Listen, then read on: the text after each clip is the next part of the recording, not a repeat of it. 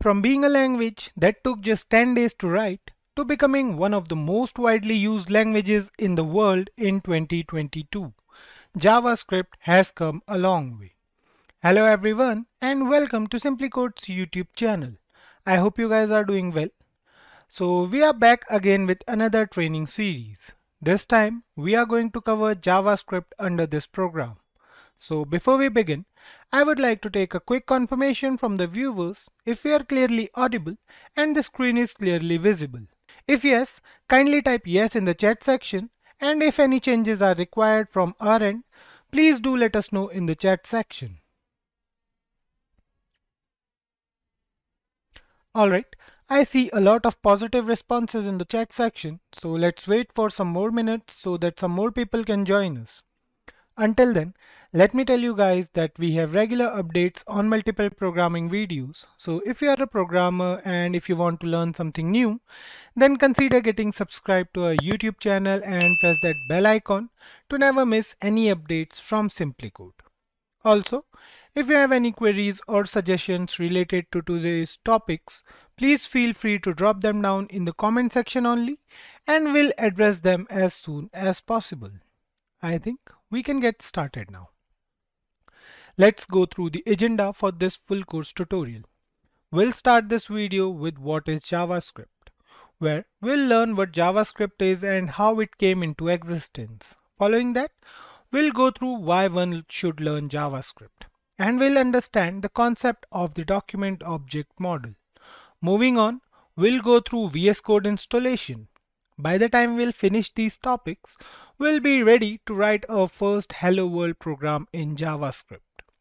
Then we'll go through basic JavaScript topics like JavaScript statements, JavaScript comments, JavaScript variables, data types, operators, control statements, and loops in JavaScript. Loops play a vital role in every programming language. We'll then move on and cover several important topics like functions, strings in JavaScript, arrays in JavaScript, and objects in JavaScript. We'll finish this video by going through the date object present in JavaScript. This program is designed by industry experts to take you from basics to advanced in a very simple and exciting way. So, I hope you guys are ready to learn something new. So without any further delay, let's get started. Over to our training experts. JavaScript was developed in the year 1995 by a person named Brendan Eich. Brendan was working for Netscape Communications while he developed JavaScript in 10 days. There were a few changes in the name of JavaScript. Initially it was Mocha, which was later changed to LiveScript, and then it finally became JavaScript. The start of JavaScript wasn't that good, as so many developers who were using Java at that time.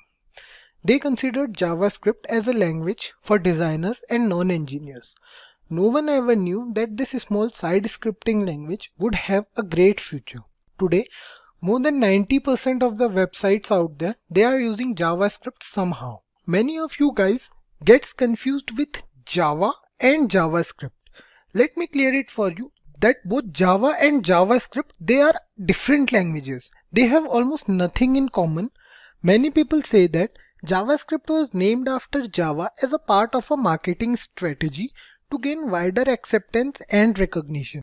In 1995, Java was a buzzword when JavaScript was developed. That's why they renamed JavaScript after Java. Let's move on to what is JavaScript. Have you guys ever been through a website where you can see images that slides automatically? One such website is Amazon. The home page of Amazon, where we can see different types of ongoing sales, is an example of JavaScript. In layman language, JavaScript is a lightweight scripting language used to make web pages more interactive and more lively. Earlier, when JavaScript was developed, it was only a side scripting language to do basic tasks like you can add pop-ups in your web page or you can make your web page more interactive. Nothing more than that. But now, the whole scenario has changed. With the help of JavaScript, we can create applications as well. If we talk about applications, let's take an example. Let's suppose we want to create an app. We can create it in Android or in iOS. But we have to learn few different languages to create those apps. For Android, we have to learn Java and XML, and Swift we have to learn for iOS. But with the help of JavaScript, you can create hybrid applications which can work on any platform without any problem. Tech giants like Google, PayPal, Amazon and YouTube, they are using JavaScript these days. The evolution of JavaScript in the past few years was unbelievable. Suppose you want to create a single page website. Every one of us is familiar with Gmail, let's suppose. So Gmail is a single page website which looks more like a desktop software than a website. So Gmail is based on Angular.js. It is a popular framework by Google which is free of cost, and it is totally based on JavaScript. Now let's go over some of the features of JavaScript. These features are actually why it is considered that using JavaScript is advantageous over other languages. So let's start with some of these points. JavaScript is not a proper programming language. Indeed, it is a scripting language which works in the runtime environment just like Python. So there are few other languages like C++ and Java. They need a compiler to work. But with JavaScript, you don't need a compiler. Once you are done with the script, it will interpret and show you the output in the browser directly. Next up is lightweighted. JavaScript can provide programming facility to some extent. In JavaScript, you don't need to specify any data type or return type, which helps in making development more quicker. That's why it is known as lightweighted. JavaScript is both client-side as well as server-side technology.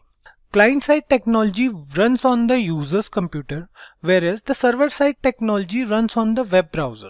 Initially, when JavaScript was introduced, it was introduced as a client-side technology. But with the introduction of Node.js in 2009, one can now work in the backend as well. There is a way to validate the user's data before sending it to the web server, and we can do that with the help of JavaScript. The data will be checked for correct form and value. All we have to do is start a loop, give it the condition to check the data. JavaScript is also platform independent, although originally designed to work on browsers only, but now it is a platform independent language, which means once you are done with the script, you can use it on any browser or platform without any problem. JavaScript is an object-based scripting language, although many programmers do not consider JavaScript as a true object-oriented programming language due to its lack of class concept.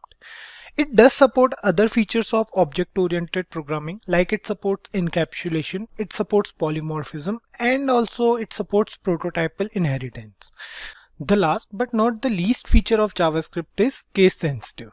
So when it comes to keywords, identifiers, names and functions, JavaScript differentiates between capital and lowercase letters. We have to keep this in mind while programming. Now I will quickly go over some of the JavaScript applications where JavaScript is currently being implemented. First one that comes to every person's mind is web development. It was also the main motive behind developing JavaScript. We have technologies like Angular, we have Node.js, we can create beautiful web pages.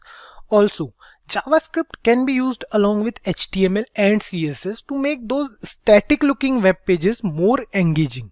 If we talk about other applications of JavaScript, we can use it in app development, either mobile app or web app. Like we took the example before that how hybrid apps made with the help of JavaScript can take over traditional Android and iOS app. One of the most important and unique application of JavaScript is in smartwatches. The Bangle.js is an open sourced smartwatch powered by JavaScript. Gordon Williams, the man who is currently working on this project, it is said that this new open sourced stack built around JavaScript will replace the onboard firmware soon. The next application of JavaScript is client-side validation. As we discussed earlier, JavaScript is used to validate the user data, whether the user's input is correct or not, by cross-checking it with the given condition. Like the user wants to enter in your website and you want it to be a user with @gmail.com in his email ID. So you will give that condition to JavaScript and it will cross-check it with the user's information. Like when the user will try to enter in your website, it will check that if @gmail.com is there or not in the user's email ID. So it can validate the user also. Apart from that, one more application of JavaScript is game development. JavaScript can be used to make fully-fledged 2D or 3D games using different libraries. Although most JavaScript game development focuses on creating games used in browsers only. Till now, we have an idea about what JavaScript is, its features and its applications. So if you want to learn JavaScript, you need to do some basic things to make your learning experience more smoother. Let's take a look at the prerequisites to use JavaScript. The first one is the basic knowledge of HTML and CSS. To use JavaScript along with HTML and CSS, you first need to know how HTML and CSS works. See, HTML is used to create the structure of a web page, while CSS is used to style that web page. In order to use these two with JavaScript, you need to have the basic knowledge of HTML and CSS, because if you want to learn a new language, first of all, you need to know why to use that technology. And to learn JavaScript more efficiently, you need to have the basic knowledge of HTML and CSS. It's better to have a web browser that supports JavaScript like Google Chrome or Mozilla Firefox. Or you can use Safari as well if you are using a MacBook. You will need an operating system like Windows, Linux or Mac operating system to learn JavaScript. A computer with minimum 512 MB of RAM would be enough for you to start learning JavaScript. But I will recommend you a computer with 1 GB of RAM or 4 GB of RAM for a better experience. You can use any text editor. You have Notepad, which is free and is already available for Windows. If you don't want to use Notepad, you can use other free softwares like Sublime, or you can use Visual Code. In this particular course, we will be using Visual Code, and I'll tell you how to install Visual Code and what are the features of Visual Code. Also, suppose you do not have any prior knowledge about JavaScript, don't worry about it. We will take you through the whole course and we will ensure that you can understand JavaScript.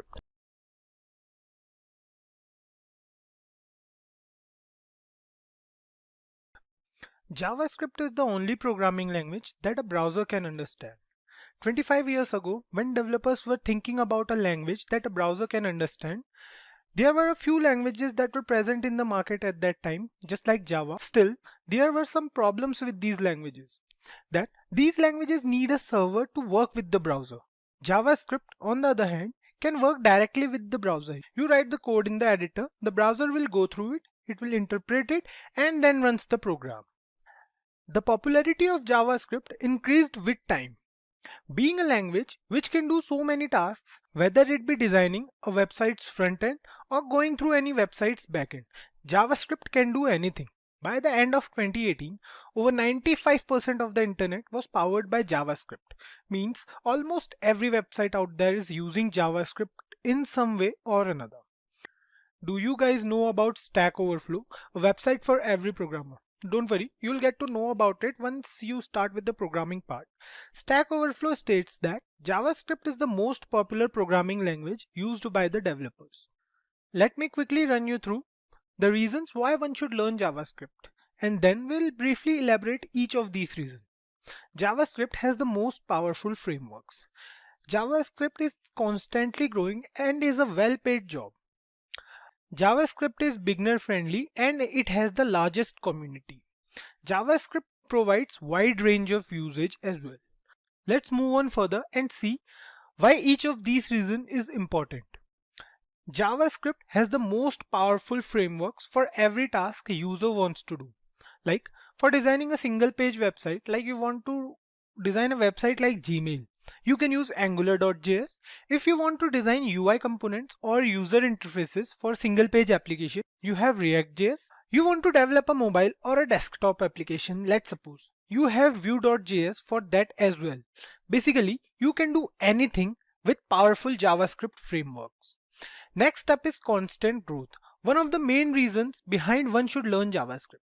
JavaScript is one of the fastest growing languages and stands among the top 10 languages used by the developers. With so much increase in mobile market, mobile web development has seen an immense rise in need of interactivity, which is possible only with the help of JavaScript. That's why JavaScript is continuously growing and there is no way that JavaScript will go down shortly. The developers working in JavaScript are well paid across the world. Anyone who wants to be a web designer or a web developer needs to learn JavaScript. It is a must-have skill for being a good web developer. We will discuss it in JavaScript jobs section. JavaScript is an easy to learn language compared to many other programming languages like Java, Python and PHP. JavaScript provides easy entry points to the world of programming. The best thing about JavaScript is that it comes pre-installed on almost every web browser. So you don't need to set up any environment to start development in JavaScript, which means you can start coding right away. JavaScript has the largest community among all the programming languages out there. Community size does matter when it comes to programming language because the larger the community size is, the more help you would be likely to get. Currently, JavaScript has the biggest Stack Overflow community. It has overtaken Java in terms of community size and is still growing at a rapid pace. Wide range of usage. In my opinion, one of the most important reasons why one should learn JavaScript, by knowing JavaScript, you can build an entire website from its backend to the front end. Apart from that, you can also build a full-fledged mobile application. For the backend, you don't need to learn other programming languages. Node.js is enough with a bit of knowledge about database and APIs. There is nothing you can't do with JavaScript when it comes to website development. Let's move on and discuss few jobs you can take up after learning JavaScript, and we'll also discuss their average salaries in USA and in India. So the first one is a full stack developer. A full stack developer is one of the highest paid jobs in web development sector. A full stack developer is equally proficient in client side as well as server side development. A full stack developer earns around 9 lakh per annum, which is quite a decent amount of money for a person living in India. But if you are a full stack developer in US, you can earn up to $100,000 per annum, which is a huge amount. A front-end developer is the one who deals with the front end of any website or application. It's obvious that a front-end developer will not earn as much as a full-stack developer, but the amount of money a front-end developer earns in a year is decent. A JavaScript developer works on the front end and sometimes back end also. A JavaScript developer may be responsible for the whole website or just a few aspects or pages of different websites. They earn quite well when it comes to salary. A JS developer in US earns around $75,000 per annum, which when converted to Indian rupees sums around 55 lakhs approx, which is a huge amount. Designing a UI is an interesting job as it needs creativity along with skills. It's always fun to design interfaces to attract users. One should need a lot of creativity for this job. The amount of money a UI UX designer earns in India is around 7 lakh per annum, but it can go up as much as 20 lakh per annum, depends upon the skills possessed and creativity of the designer. So choose your career wisely.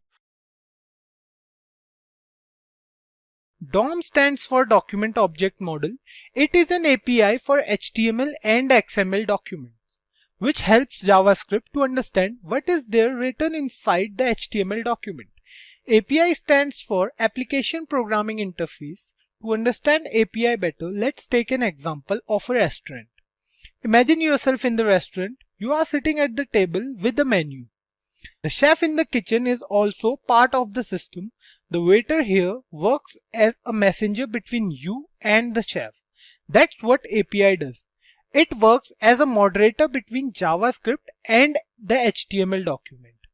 DOM defines the whole HTML document in a hierarchical form to make it understandable for JavaScript so that other JavaScript functions can work over it.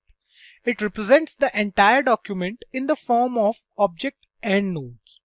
Whether it be elements or text or anything stored in the document, the entire page content can be accessed or manipulated by JavaScript. DOM is not used with JavaScript only. Other languages like Python also uses DOM. DOM was designed to be used independently. To begin with DOM, there is nothing special you have to do. Different browsers have different implementation of the document object model. Every browser uses DOM to make the web page of the document accessible by JavaScript. Let's move on and see what is document object model with the help of an example. I believe you guys have the basic knowledge of HTML and CSS, a prerequisite for this course. Let's start things off with a basic HTML example. Here we have a code that consists tags like HTML, head, body, heading tag, etc. We have the HTML tag here, the opening HTML tag and the closing HTML tag. Inside the HTML tag, we have the head tag, which contains the document's header part. Inside the head tag, there is a title tag that contains the title of the web page. Then comes the body tag, which contains a heading tag and two div tags with IDs as div1 and div2. A div tag defines a particular section in the HTML document. The ID used within the div tag, it is an attribute basically that has to be unique within the document to make the element unique from other elements. Next up, we have a paragraph tag with a class attribute within it.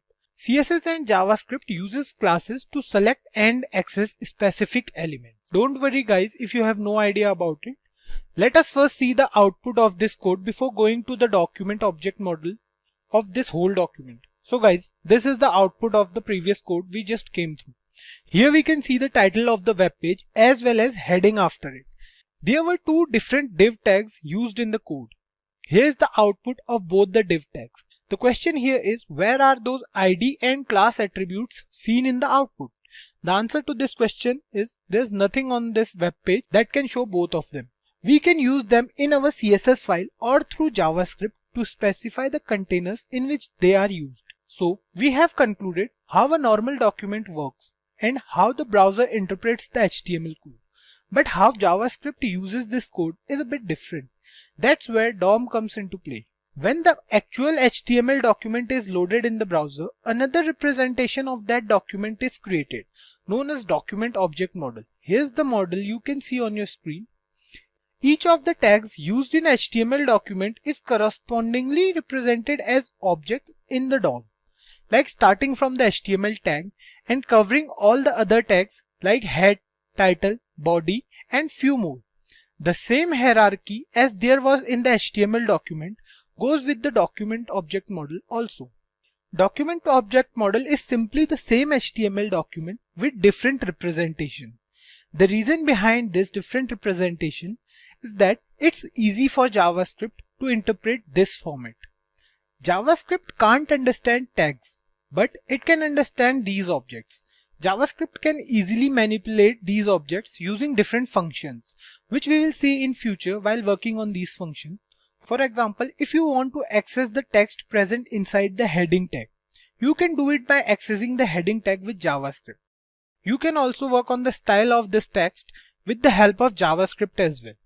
JavaScript uses the concept of nodes. It can access nodes of the document object model. There are many types of nodes present in the DOM. The basic three types are element node, attribute node, and text node. The element node consists of all the tags used in HTML document, like the head tag and the body tag. The attribute node contains the attributes used in HTML document. By now, I hope you have understood the concept of attributes. So JavaScript can access these attributes as well, and the user can work upon them as per requirements. The text here in the HTML document, that is simply. It can also be accessed with the help of JavaScript. It is the value of that particular element. Before installing VS Code, let's discuss a few things about what is an IDE.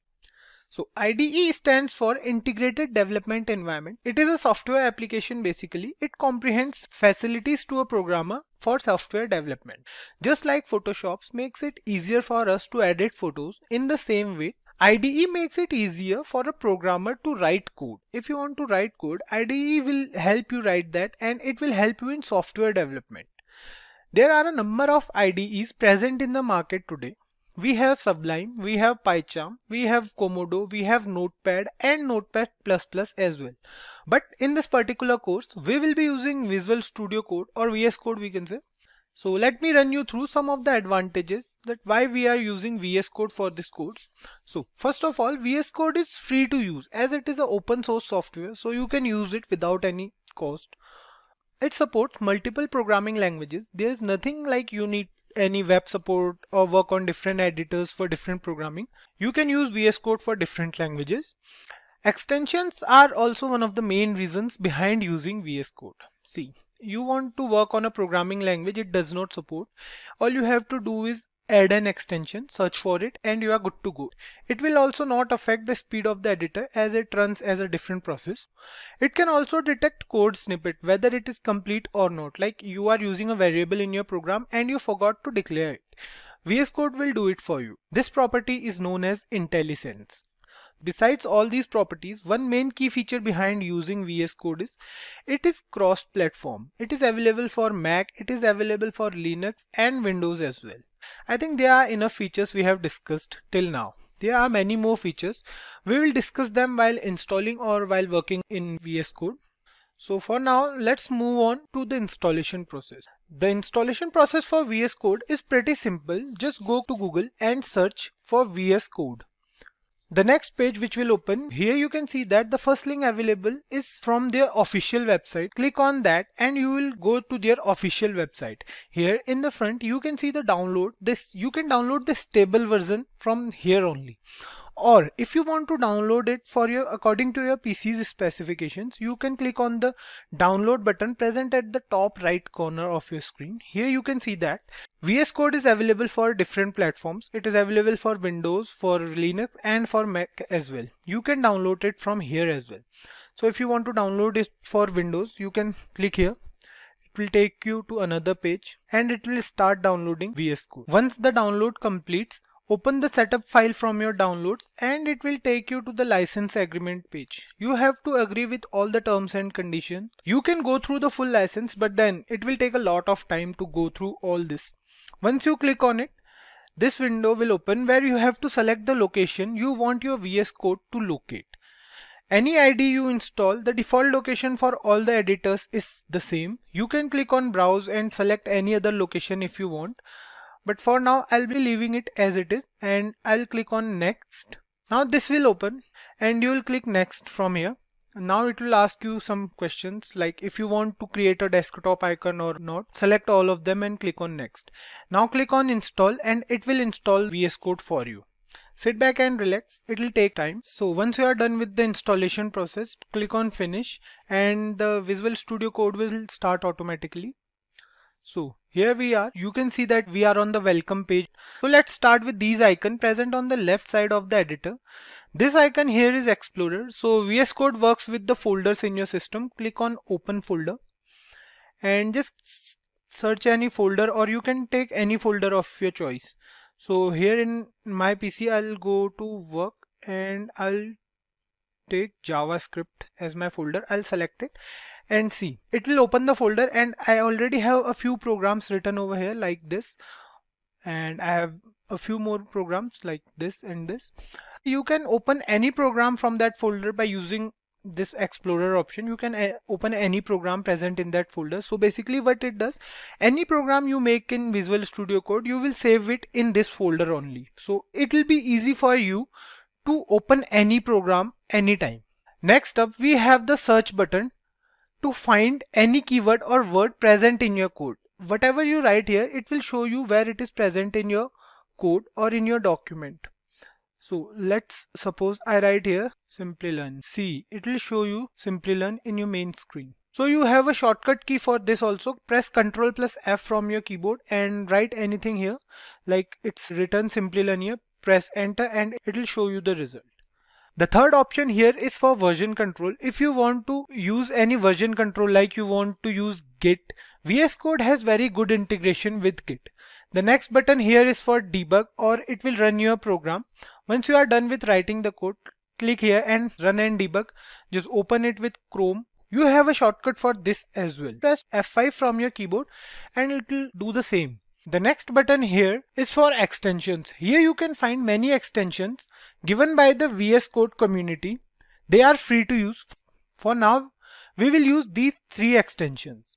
The first one is HTML CSS support. Just click on the search button, write HTML CSS support. The first option, click on that and install that extension. Similarly, you have to install few more. You have to install JavaScript and TypeScript nightly. And you have to install live server in the same way. I'll tell you the use of live server in the next video when we will be writing our first Hello World program. Let me end this video by giving you a shortcut. Let's create a new file here. click here, create a new file. Just close it. Create a new file. We will name it as new.html.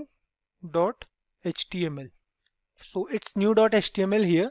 One thing you have to keep in mind, while saving a file, make sure to save that file with .html extension. Here we are about to start writing our first program. So just write exclamation mark and press enter. It will do this. See, it will write the basic HTML code which you will need in almost every program from now on. So you don't have to write this code every time. Just do it this way and start writing main program. We'll see it in another video. We are using VS Code Studio as our text editor to write the script here. We have already discussed the benefits as well as the features of VS Code in the previous video. So as I have already mentioned, you must have a web browser with JavaScript enabled in it. So if you are using Google Chrome, it's quite easy to enable JavaScript. Let me take you through it. Open Google Chrome, go to settings and just write JavaScript in the search option. Go to site settings and scroll down. You will find here JavaScript. Allow it if it's not allowed. In my case, it's already allowed, so I'm good to go. Once you have downloaded the editor and you are done with the environment setup and all, you can start writing the program. So let's go to VS Code. We will open a new file here and save it with a name. Let's open a new file and we will save it with name first.html. Make sure to save your file with .html extension, as it will make it easy for the computer to understand that this particular file is an HTML file. So in the last video, we installed an extension named Live Server. Let me tell you how to use it and what are the benefits of using Live Server.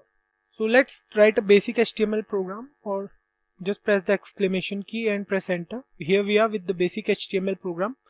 We have not done anything yet, just edit it a little bit. We'll add a heading tag and inside the heading tag we will write a heading. Let's suppose we are writing hello. So now right click on your desktop and click on open with Live Server. What this will do, it will open your program in the browser. See, it's the basic thing. So let me tell you what its benefits are. It will open your program in the browser and whatever changes you are making in the programs will be directly shown in the browser the moment you save them. See, just use Google Chrome or whatever browser you are using and in the VS Code side by side. We'll be using it side by side now. Let's suppose we'll change something here. Let's add a word here, hello world. And the moment we save it, it will be reflected in your browser as well. So that's the benefit of using Live Server. We will be using it during our whole code. So now we are done with that. Let's start with the program. So here we are with our basic HTML code which has only tags in it. It will print nothing if I remove this heading tag. Let me remove it, and the moment I save it, it will print nothing. So guys, let me give you a brief introduction to these tags. These HTML tags are used to render HTML files properties so that the browser can differentiate between simple text and HTML tags. You can use as many tags according to your requirements. In our first program, we will write a single line statement over the browser. For that, we will need the script tag. Don't worry if you don't know much about script tag. Let me tell you briefly about this tag's functionality. It is used to embed a client-side script language. Remember guys, script tag is used to embed JavaScript with HTML. This is where HTML and JavaScript comes together. It may contain the scripting statements or point towards the external script through the src attribute. We will see the src attribute as well. We'll use the script tag inside the body tag, or we can use it wherever we want to use it. Like, it's not necessary to use it inside the body tag only. We can use it anywhere in a program. So let's start with this. First, let's start the script tag. We are done with it. Now the script tag, we have to type an attribute. The attribute is, the type is, it's a text file. We are done with our script tag. To write on the web page, we use a very basic command, the document.write. It is a JavaScript method using which you can print anything on the browser. Let's see what document.write can do. Let's write here something, document.write, and any text you want to write inside it. Let's suppose hello world, welcome to Simplicode.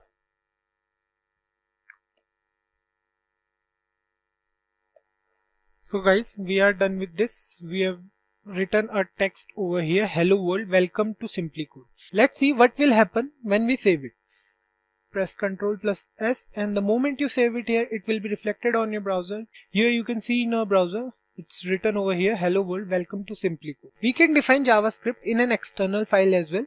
Let's see how we can do this. How this script tag will point towards an external JavaScript file. Here what you have to do, you have written script, just before type use an attribute src and give it the source of the file. But till now we don't have any JavaScript file, so let's create a file first. Name it as script.js. Remember, you have to save it with .js extension. We are done with it and we are good to go. So here we will write document.write and any text you want to write here. Hello world, welcome to Simplilearn. We will save it. The moment we will save it here, there's something wrong, I guess. Okay, we have not given the source code of that JavaScript. So here we will have to give the name of that file. It was script.js. The moment we will save it. See, the text is changed here. Initially it was hello world, welcome to Simplicode, but now it is hello world, welcome to Simplilearn. This document.write is not interpreted by the browser. That's because this script tag is now pointing towards an external JavaScript file. Anything you will write inside this script tag will not be considered now. So we are done with this script tag here. We now have an idea of how to embed JavaScript with HTML. And now let's see some of the features of document.write. So let's suppose you have written this text here. Let's erase it and see what else it can do. Let's give it a task to add two numbers. Let's suppose we have given here 9 plus 3. Let's see if it works. See, it will give you the output directly here. Document.write 9 plus 3, it will give you the output as 12. Similarly, you will do any mathematical task, any calculation you want to do. Let's suppose 7 multiplied by 8. You can see here 12, 56, 12. Let's give it another one. 9 multiply 5 minus, let's suppose 3, and save it. See, 9 into 5 is 45, and if you minus 3 from 45 you will get 42. Here is the answer for as 42. 56 is for 7 into 8, 7 multiplied by 8, and 12 is for 9 plus 3. So with that we are done with how to embed with JavaScript with HTML. Let's move on to another concept in JavaScript, that is console.log. Console log is a function in JavaScript that works the same as document.write, but it will not print anything in the browser. Let's give it a try. Let's clear this and suppose we write here console.log and give it a command. Save it and see, there is nothing printed on the browser. Let's write something in the body tag. We'll use a heading tag and write something here. Let's go again and go to body tag. We'll use a heading tag here as well and write something here. Let's suppose we write Simplicode. Save it. See, this is printed on the browser. To open your browser's console, go to browser, right click here and go to inspect element, or you can use Ctrl plus Shift plus I, which I normally do. Here you can see the console option. See, it has many options like elements, consoles, sources, network, and many more. But for now, let's focus on console. Here you can see the text printed here. So what's the point of doing this? Whenever we write a code, we usually have many variables and functions and a lot of these kinds of things. We don't always know what to expect as the output. Maybe we expect a particular result, but we might get something else. One way of debugging our code is that we can pass a value to this function here only, and we can check the result of that value out of the code. Let's add two numbers here. So if you don't understand it, basically what we are doing, for now we are writing a small piece of code, like the program is not that big, but later on when we are good with JavaScript and we'll use JavaScript as a primary language, the size of the program will go longer and longer. So not every time you are supposed to check the output of your code by doing that only. So if you are using any variables or you are using any functions, you can check the output here only if you have to use that variable in that way or you have to change something. So you will get it here only. That's the use of console.log. Let's add two numbers, remove it. A is equal to 5 and let B's value is 8, suppose. Okay, we are done with these two numbers, and what we'll do, we will write console.log. We have given it the command to add A and B. Let's see if it works here. See, the value of A plus B is 13. You can see it here in console. The value is 13. You can see it here. So here we can see that the output is 13. You can do any complex calculation here in the console. It will give you the correct answer. You can see here script.js:4. The number after the column is the line in script.js. Here in our file, we can see that the console.log command is in line number 4. So here it is written that it is line number 4 here. So if you click on this, you can see the script.js opened in a very small window, and you can edit it from here as well. So this is not a random line number. To prove this, let's go on to a program and let's move this to another line. See, now the console.log is in line 11. Save it, and here you can see this also changed to 11. So let's make this more complex. Add another variable C. We'll add another variable here. Let's suppose we add C here. We'll give it a more complex equation. Let's C equals to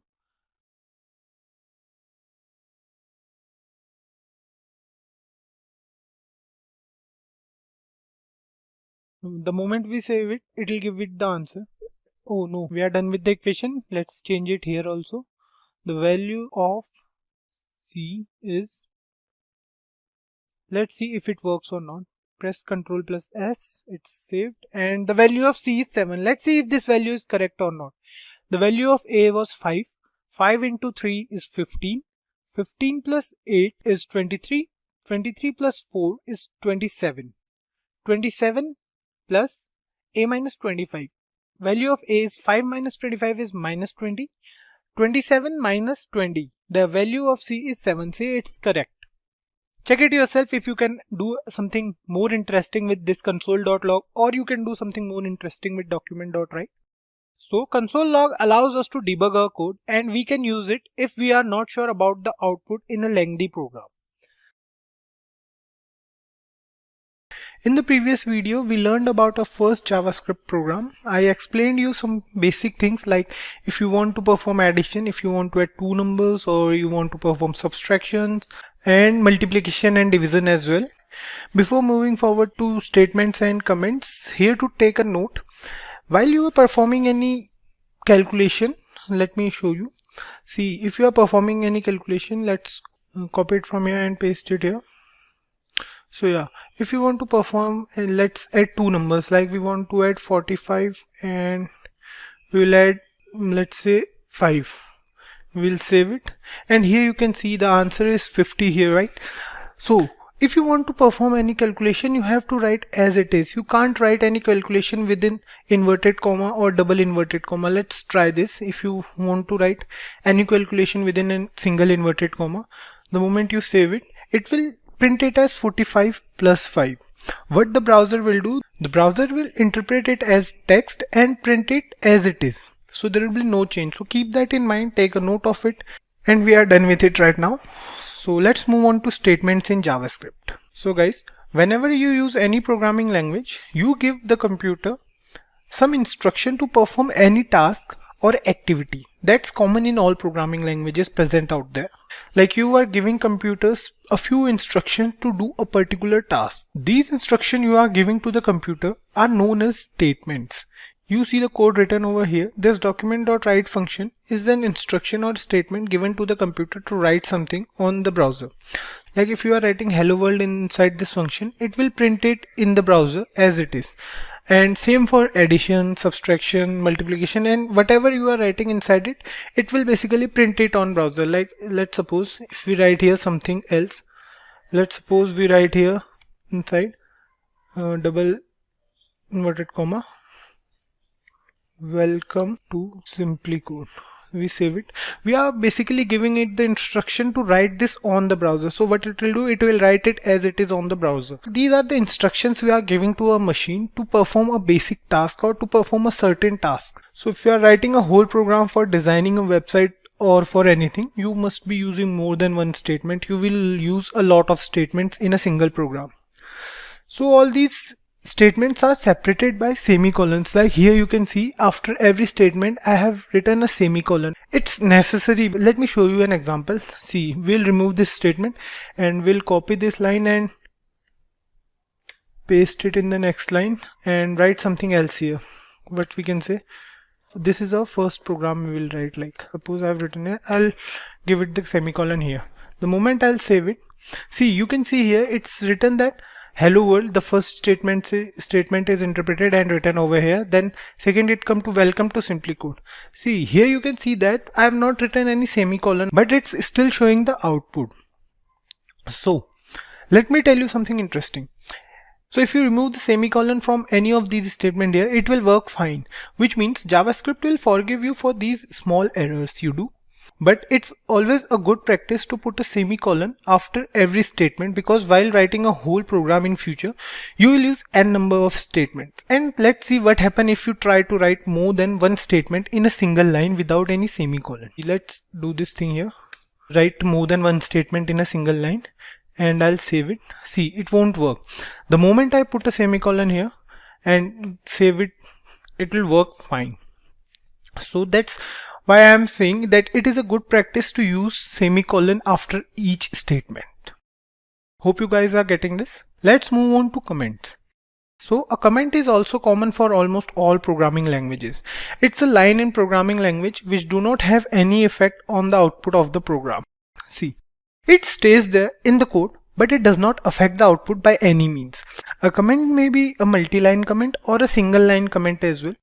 To write a single line comment, we just use double slash in front of that statement. Like here, if we see, the output is hello world, welcome to Simplicode. This is our first program.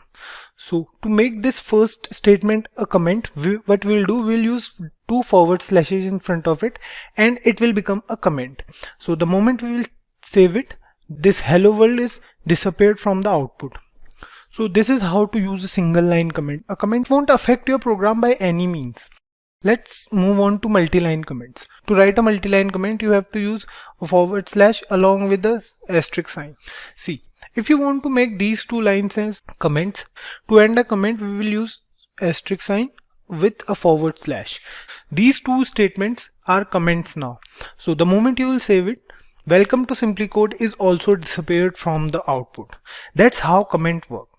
They won't affect your program's output, but comments are very useful in programming. It's just a note for the programmers to remember what they did at that particular part of the program. Suppose you write a program. See, here the programs are not that large and the coding is not that much.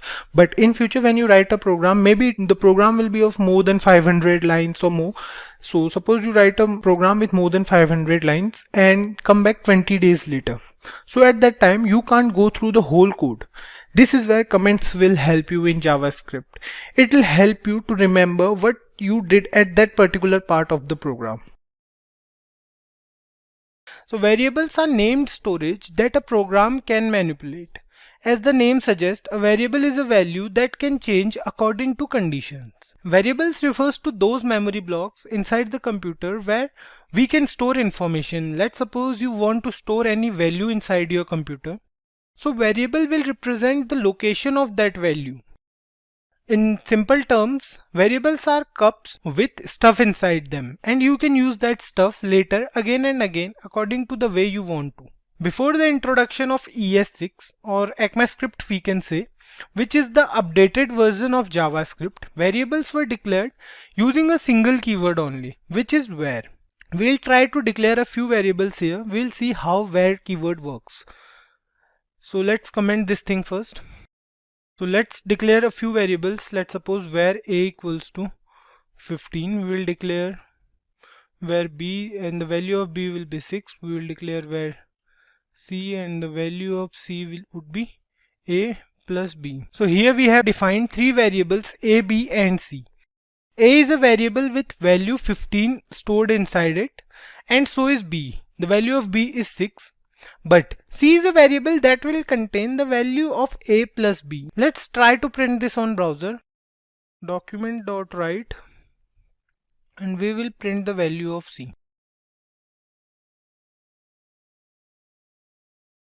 Save it, and here you can see the value of c is 21.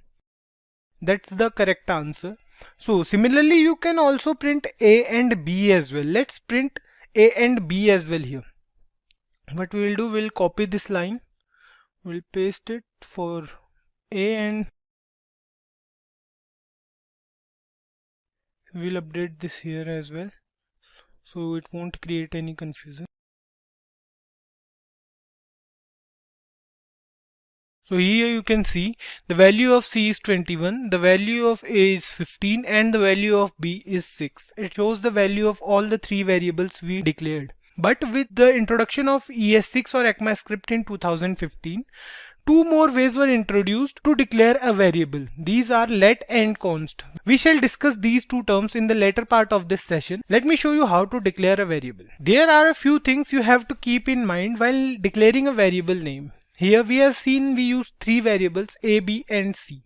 That was an easy task to do, but giving a variable any name, like something other than a single alphabet. So you have to keep a few things in mind while naming them. Start them with a letter, underscore or a dollar sign. You can't use any sign except underscore or dollar. So if you are giving a variable name, you can't use any other sign except the underscore or the dollar sign. You can use these two signs only. You can't use any other sign. You can't use a number in the starting. Apart from that, let's suppose you want to give it a name as 9BE. You can't do that in JavaScript. JavaScript won't allow you this. If you try to save it, it will throw you an error, invalid or unexpected token. So you can't do this in JavaScript. There is no limit for the length of the variable name. But you can't use reserved keywords in a variable name. Like let's try to create a variable with name as class. Class is a reserved keyword in JavaScript. We'll save it and see here it throws an error, unexpected token class. But you can use a class with capital C. Let's save it, and here it will work fine. Why it works? Because JavaScript variables are case sensitive. If we try to create a variable with same name, let's see, we try to create a variable with var girl, and the another variable will be var girl with capital G this time.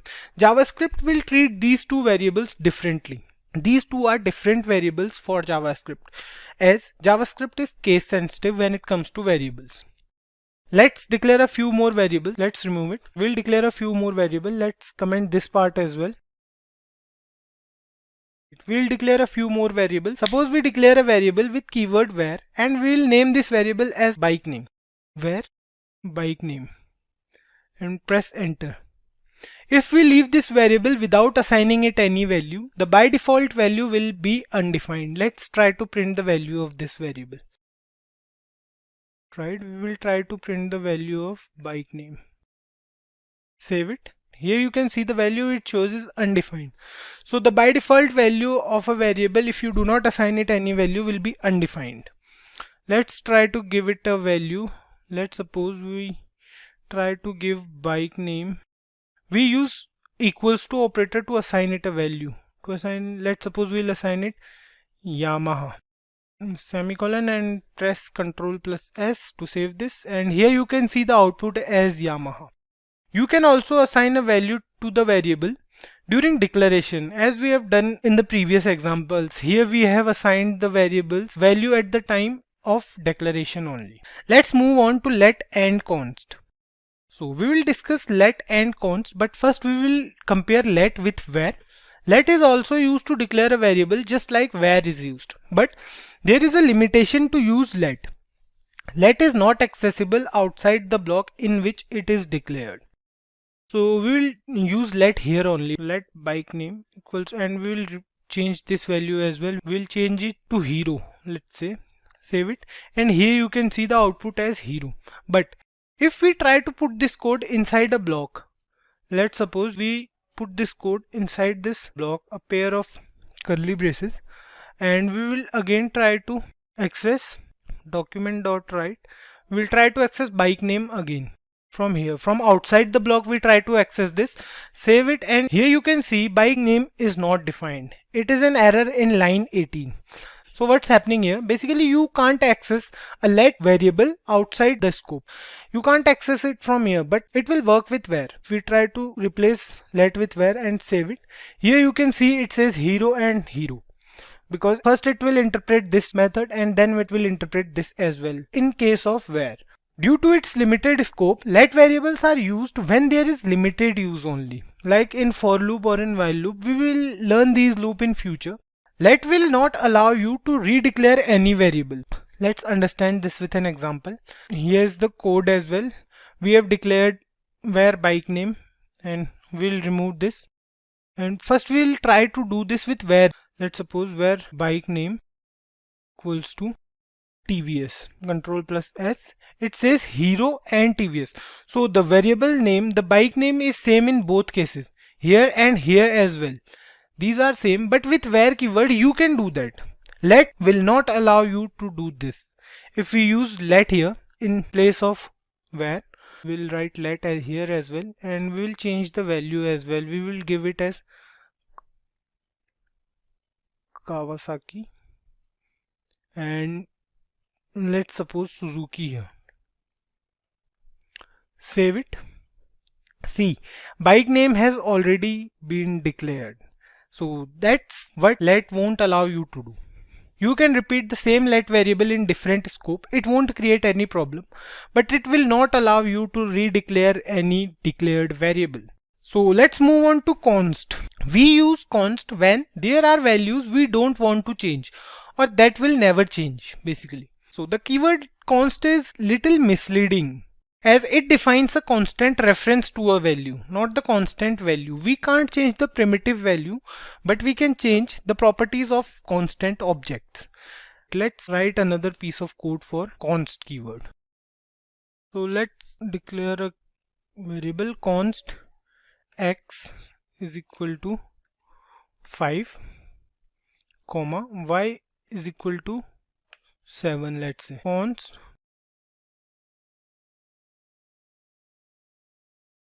So here what we have done, we declared a variable x and a variable y with value as 5 and 7. We declared this time with const keyword, and a variable z which is x plus y.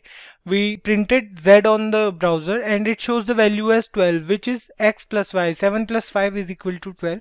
Now what we will do, const will let you do this, but if you try to update the value of x, let's suppose we try to update the value of x as x equals to x plus 10. We'll print x this time. Document.write x. Let's save this. It will throw an error, assignment to a constant variable in line 24. So here you want to update the value of x. You can't do this with const keyword. You can do this with let and where as well, but you can't do this with const. Also, const won't allow you to redeclare any variable, just like let. So if you try to use const x again is equal to 10, save it. So here it says identifier x has already been declared. This thing you can do with const. The scope of const is the same as let. It can be used within the block where it is declared. Data types is an essential concept in every programming language. To work on any variable, you should know its type. It refers to the kind of data which is being stored inside a variable. The type of variable is holding basically. Every programming language has its own set of data types, which is unique in its own way. We discussed earlier that JavaScript is a lightweight scripting language, because we don't need to specify any data type in JavaScript. After all the variables in JavaScript are loosely packed, or we can say JavaScript is a dynamically typed scripting language. We shall discuss these properties later in this video. For now, let me tell you about different data types present in JavaScript. So JavaScript data types are divided into two categories: primitive data types and non-primitive data types. Primitive data types are stored in stack, whereas non-primitive data types, they are stored in heap. I don't want you to go deep in these two terms as if you are new to programming, so we'll leave it. Just keep one thing in mind, that primitive data types are base data types, whereas non-primitive data types are objects, or we can say they are derived. Primitive data types, they are further divided into 5 categories. They are divided as numbers, strings, boolean, undefined and null. Non-primitive data types or complex data types, we can say, on the other hand, they are divided into two parts, arrays and objects. We'll have separate videos on these topics. For now, let's discuss primitive data types. To understand primitive data types much better, let's declare a few variables here. Let's say we declare var x and give it the value as 16. We'll declare var y and we'll give it value hello world. We'll declare one more. Let's say var flag and the value will be true. Here we can talk about those properties of JavaScript which I mentioned earlier. JavaScript variables are loosely packed and JavaScript is a dynamically typed scripting language. These 2 points refer to the same thing. Here you can see we have defined 3 variables. X, we have defined variable X, we have defined variable Y and flag as well. The values for all 3 variables is different from one another. See, variable X is holding a value that is 16. Variable Y is holding a value hello world, which is a string. So 16 is a number, hello world is a string, and variable flag is holding a value that refers to a boolean value. In place of true, we can also write false here. So what's happening here? Here you can see there is no data type. If you are coming from a C++ background or a Java background, this will be a little bit weird for you guys, because in C++ and Java, we used to do it like we'll define an integer. Let me show you.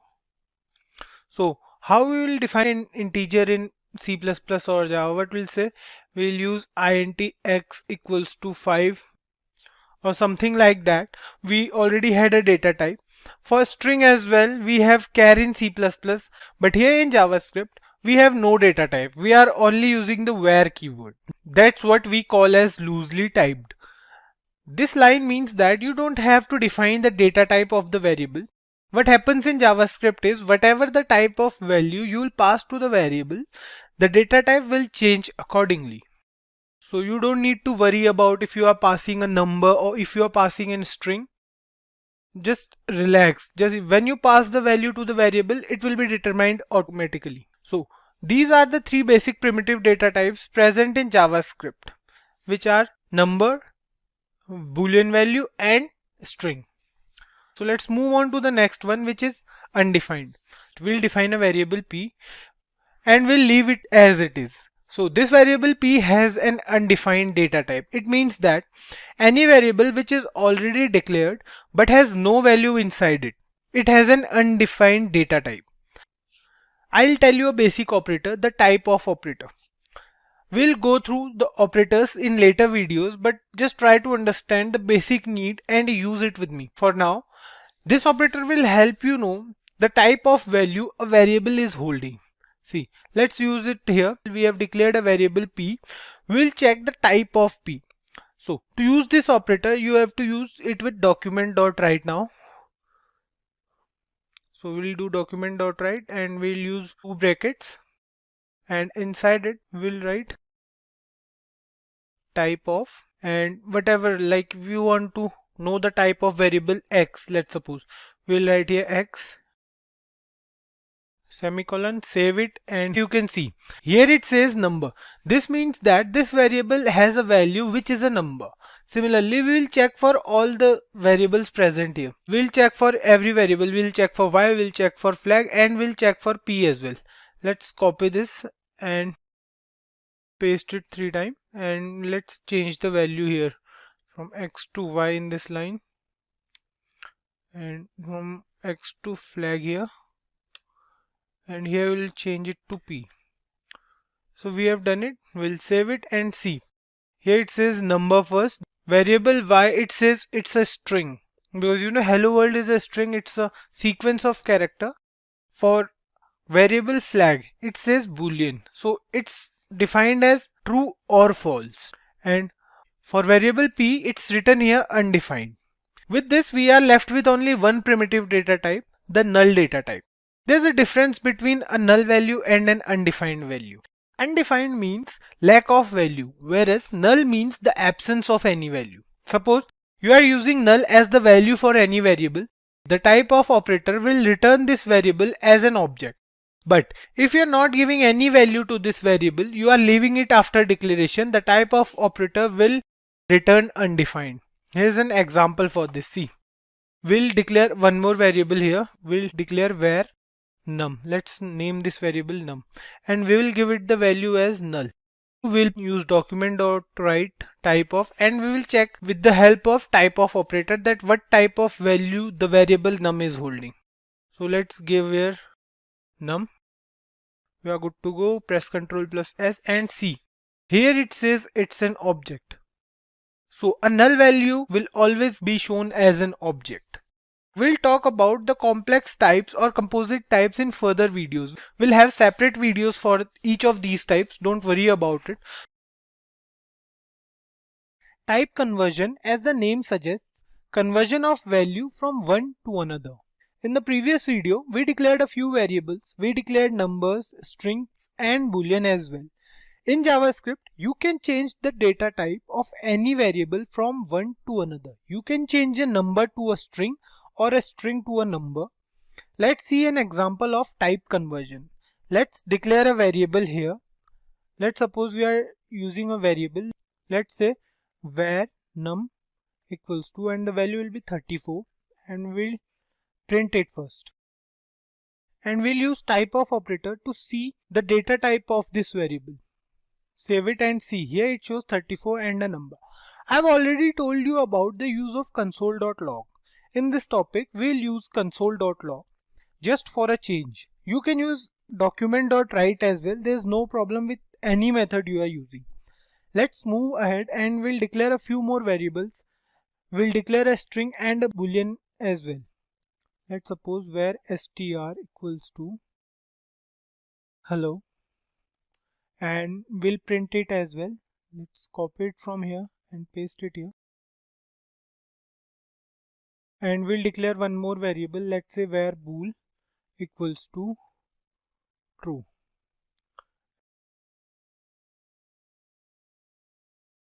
Let's print these three variables first. See, the output is pretty simple. We can see the value and data types as well.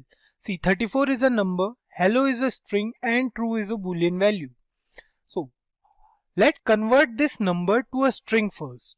This number 34, this is a number here, right?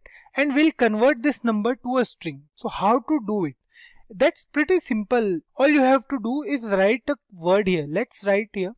Write string with a capital S and put 34 inside a bracket. So here we are done with it. Save it and see. Here you can see 34, which was a number first, and now it's changed to a string. That's how you can change the data type of any variable. Let's try to change a boolean value to a string now. Many of you guys gets confused with boolean. So boolean is nothing. If something is true, then set it to true, and if something is not true, like if it's false, then set it to false. See, if we talk about a real life example, say if you know how to drive, create a variable drive and set it to true. And if you don't know how to drive, set the variable to false. That's pretty simple. That's what boolean is. Let's change a boolean variable to a string. We have to follow the same steps as we did for numbers. What we did, we'll write here string and put true inside brackets. We are done with it. Save it and check the output. Here you can see the type changed from boolean to string. Like string function, we can also change a string value to a number. So how to do it? Let's take a variable. Let's say var str1 we will take. Let's say we are giving it a numeric value. Let's say 8968. And what we'll do, we'll write here console log and we'll print it basically str1, and we'll write here as well. Save it, and here you can see 8968 is a string. So how to change this string to a number? That's also a simple task. All you have to do is write here number with capital N and put this value inside brackets. Save it and see, here you can see 8968 changed to a number. It was a string earlier and now it's a number. So if it's a number now, let's update this number and we will see if we are adding something to 8968, the value will change or not. Let's update str1. What we'll do, we'll write str1 equals to str1 plus, let's add a number, say 2. So the output should be 8970 and the type of operator will give the value as number. Let's see what's the output now. Save it and see. Here you can see the output changed to 8970. But if you add an alphabet or a character in the value, then the output will be different. Here we will copy this whole code and we'll paste it here. We'll change the value of str1 equals to str2 and we'll use an alphabet along with this number. Let's suppose it's 8968A. So A is an alphabet, and what we'll do, we'll comment this line and we'll go here and change the value str1. Here we are done with it. Save it. Here you can see it says NaN. It means that it's not a number. It won't treat this string as a number because it consists of both numeric value as well as character. Now let's try to convert a boolean value to a number. In the case of a boolean variable, the scenario is a bit different. Let's try this. Let's declare a variable. Let's say we are using var bool2 and the value will be true. What we'll do, we'll print the value here.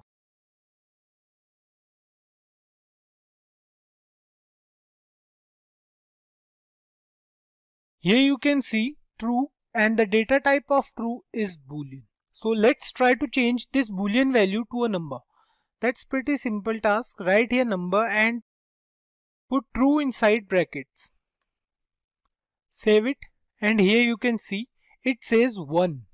In case of boolean variable, the value of true is 1 and the value of false is 0. Remember this guys, keep this thing in mind. If you are changing a boolean variable to a number, then the value of true will be changed to 1 and the value of false will be changed to 0. Now let's have a look at parseInt and parseFloat as well. After which I'll tell you one more interesting function. Let's move on to parseInt first. Here I'll declare a variable. Let's suppose I'm declaring a variable, let's say var, and we'll name this variable as number. The value will be a string. Let's suppose it's 56. We'll print it console.log. Here you can see that the output is showing 56 is a string. So the data type here is string because I have used here single inverted comma, so it will take 56 as a string. Now let's suppose I want to parse this as an integer, or say I want to change it to a number. I can use parseInt as well. Apart from number, if you want to use number, that's fine, but apart from number, if you want to use parseInt, you can use it. Let's see what happens if you use parseInt. Use parseInt and put 56 inside a bracket. Save it and see, here it changed a string to a number. 56 was a string earlier, right? And now it's a number. Just like parseInt, we have parseFloat as well. ParseFloat will do the same thing, but what if you are using a decimal number here? Let's see if you are using 56.343. Save it. What parseInt will do? It will give you, let's change 56 first. Let's suppose we are using 65 now. Save it and see. ParseInt will give you the value as 65 only. It won't show you the value, the decimal value. But if you are using here number or parseFloat, it will give you the whole numeric value. Let's see what happens if you use number here. Number and save it. Here you can see the value is 65.343. Like number, if you are using here parseFloat, let's use parseFloat here. And we'll change the value here as well. Let's suppose it's 72.543. Save it and see, here it will give you the whole numeric value of the variable. I hope this is clear for you guys. Now there is one more function you can use in numbers, which is .toFixed. So this function has by default 0 value. Let's suppose I'm using here. We have to use it here only. Let's see what happens if I'm using number dot to fixed. So inside bracket we are giving it a value. By default the value is 0. Let's suppose we are giving it the value as 2. Now save it, and what will happen? It will give you the value as 72.54. Similarly, if you are using here some other number, let's suppose 7. You can see we have only 3 digits here. After the decimal we have 3 digits only. That is 5, 4 and 3. What happens if we run this program now? Let's save it and see. Here it says 5430000. So it will show you the value up to 7 decimal points. It doesn't matter if there are available numbers after decimal point, but it will show you the value. Instead of 7, you can also give here 30. Let's save it and see. It says 6366 and so on. Hope this is clear for you guys. We learned about type conversion in JavaScript. By now you must have a clear understanding of data types, and we know enough about variables in JavaScript. So without any further delay, let's go through operators in JavaScript. In any programming language, an operator is a symbol that makes the computer understand that it needs to do some specific task. Like if we want to perform an addition between two numbers, let's say we want to perform addition between 4 and 5. So guys, if you see the plus sign here, this is known as the operator. And the two terms which are 4 and 5, these two numbers, these are known as the operands. We have different operators for different purposes. Like we have plus for addition, we have minus for subtraction, we have star or asterisk we can say for multiplication, and many more other operators as well. So there are many more operators present in almost every programming language which is present out there. Like operators are present in Java, they are present in C++, in C. Almost every programming language out there has the concept of operators. It's essential for you to know how and where to use any operator despite of the language you are working on. One needs to understand which operators are available, right? So in this particular video, I'll take you through the basic types of operator present in JavaScript. I'll let you know the types and we'll learn about how to use them, and of course I'll take you through the different categories of operators present in JavaScript.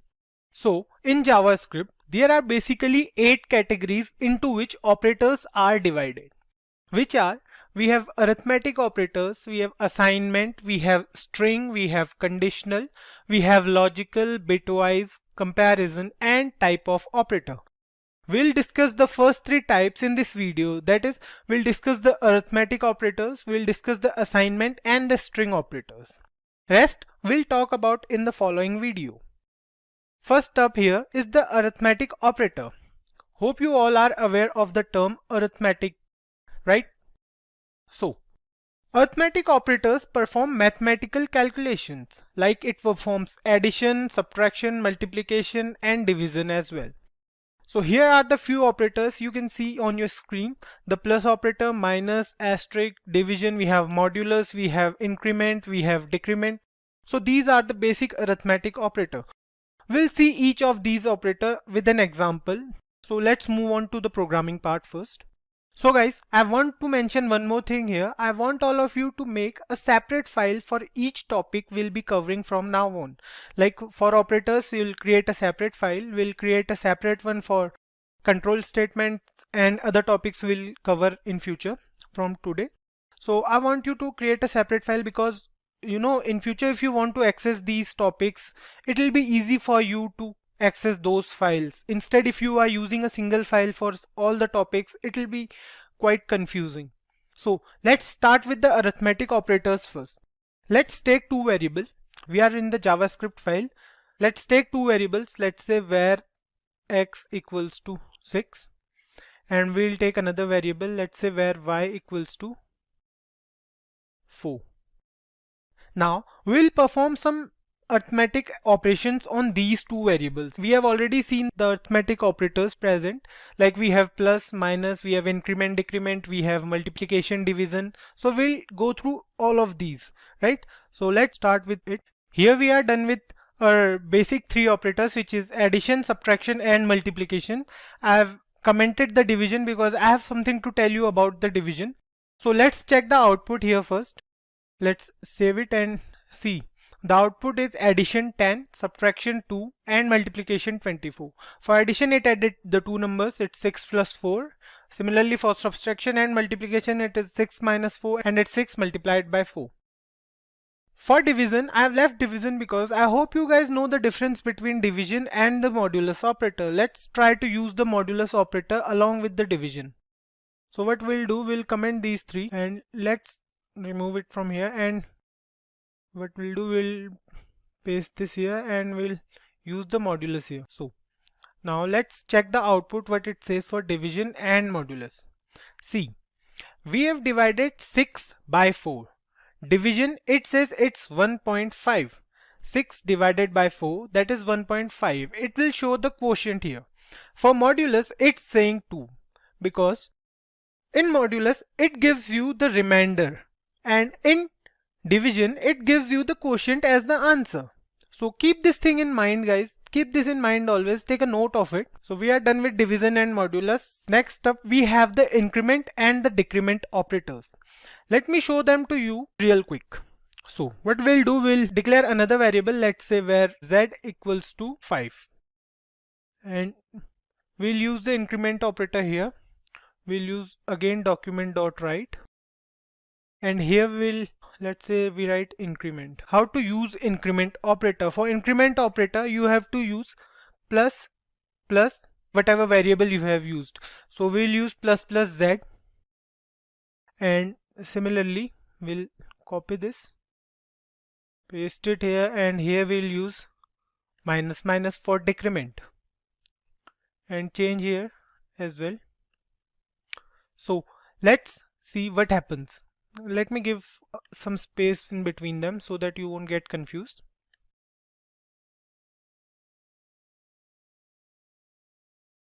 Let's save it and check the output here. Increment is, it says 6, and decrement it says 5. So you can see here the functioning of decrement and increment operator. The increment operator will increase the value of z by 1, and the decrement operator will do the opposite of this. It will decrease the value by 1. So we are done with the arithmetic operators. Next up we have the assignment operators. Assignment operators are used to assign values to different JavaScript variables. Let's see the types first and then we'll see how to use them. So we have these assignment operators here. We have equals to, plus equals to, minus equals to, and we have multiply equals to, we have divide equals to, modulus equals to, and a few more. So let's see each of them with example. Maybe not each of them, but we'll try to cover almost every single operator out there which is present in your screen. So let's move on and see. Let's move on to the programming part. So here we are, guys. Let's declare a few variables. Let's say we are declaring a variable a and we are giving it the value as 10, suppose. And we'll declare another one, let's say var b, and give it the value 5. So for assignment operators, what assignment operator means? We have used here the equal to sign, right? We have used a equals to 10. This means whatever value present on the right side of the operator, like here it is 10, it will be assigned to the variable a. I hope you guys are getting this. Keep this in mind. So we have the value 10 and we are assigning this value to the variable a. It says, let's try to check the output of a. Let's try to print a on the screen. Okay, document.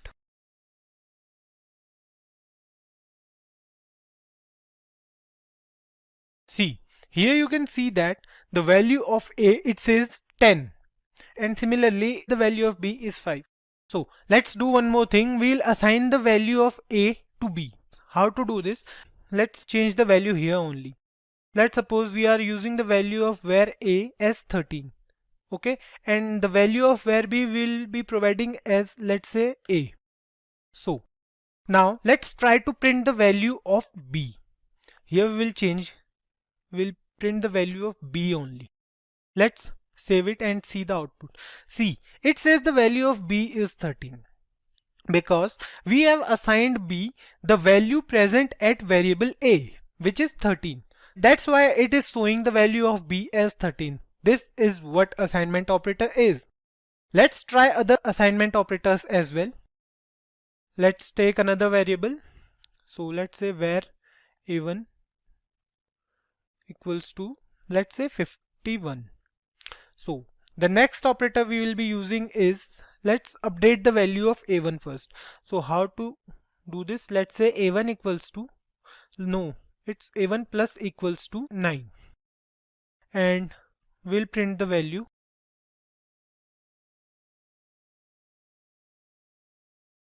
Let's check the output now.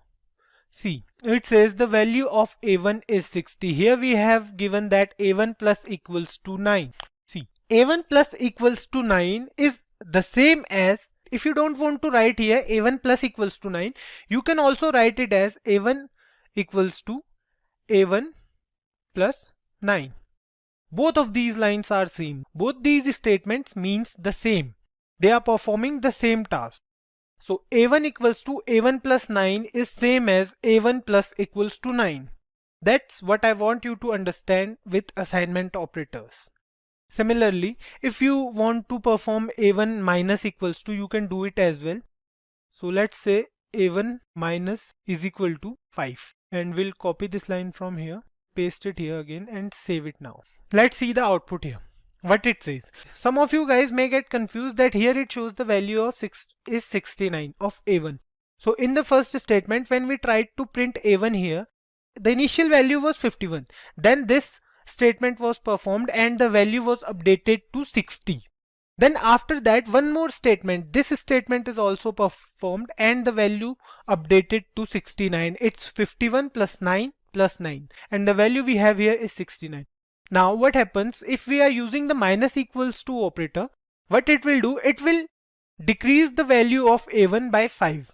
It means that a1 equals to a1 minus 5. The value of a1 is 69 and it will subtract 5 from 69. So here it says the value of a1 is 64. Hope you guys are getting this. So we have so many operators. We have so many of them. Like, let's try a few more. So we have multiply equals to, we have division equals to, we have modulus equals to. So I'll write these and then we'll see the output.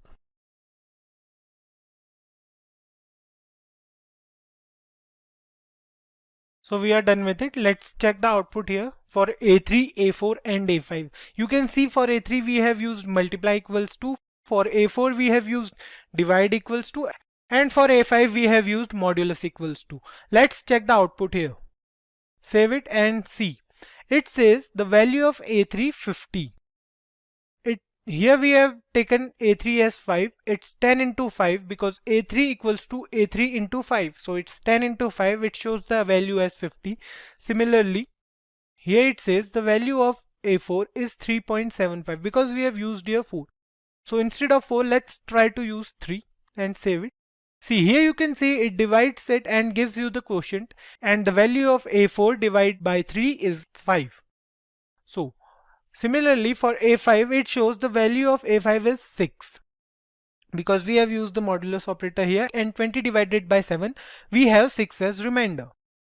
So I hope you guys are pretty clear with assignment operators now. Next up, we have string operators.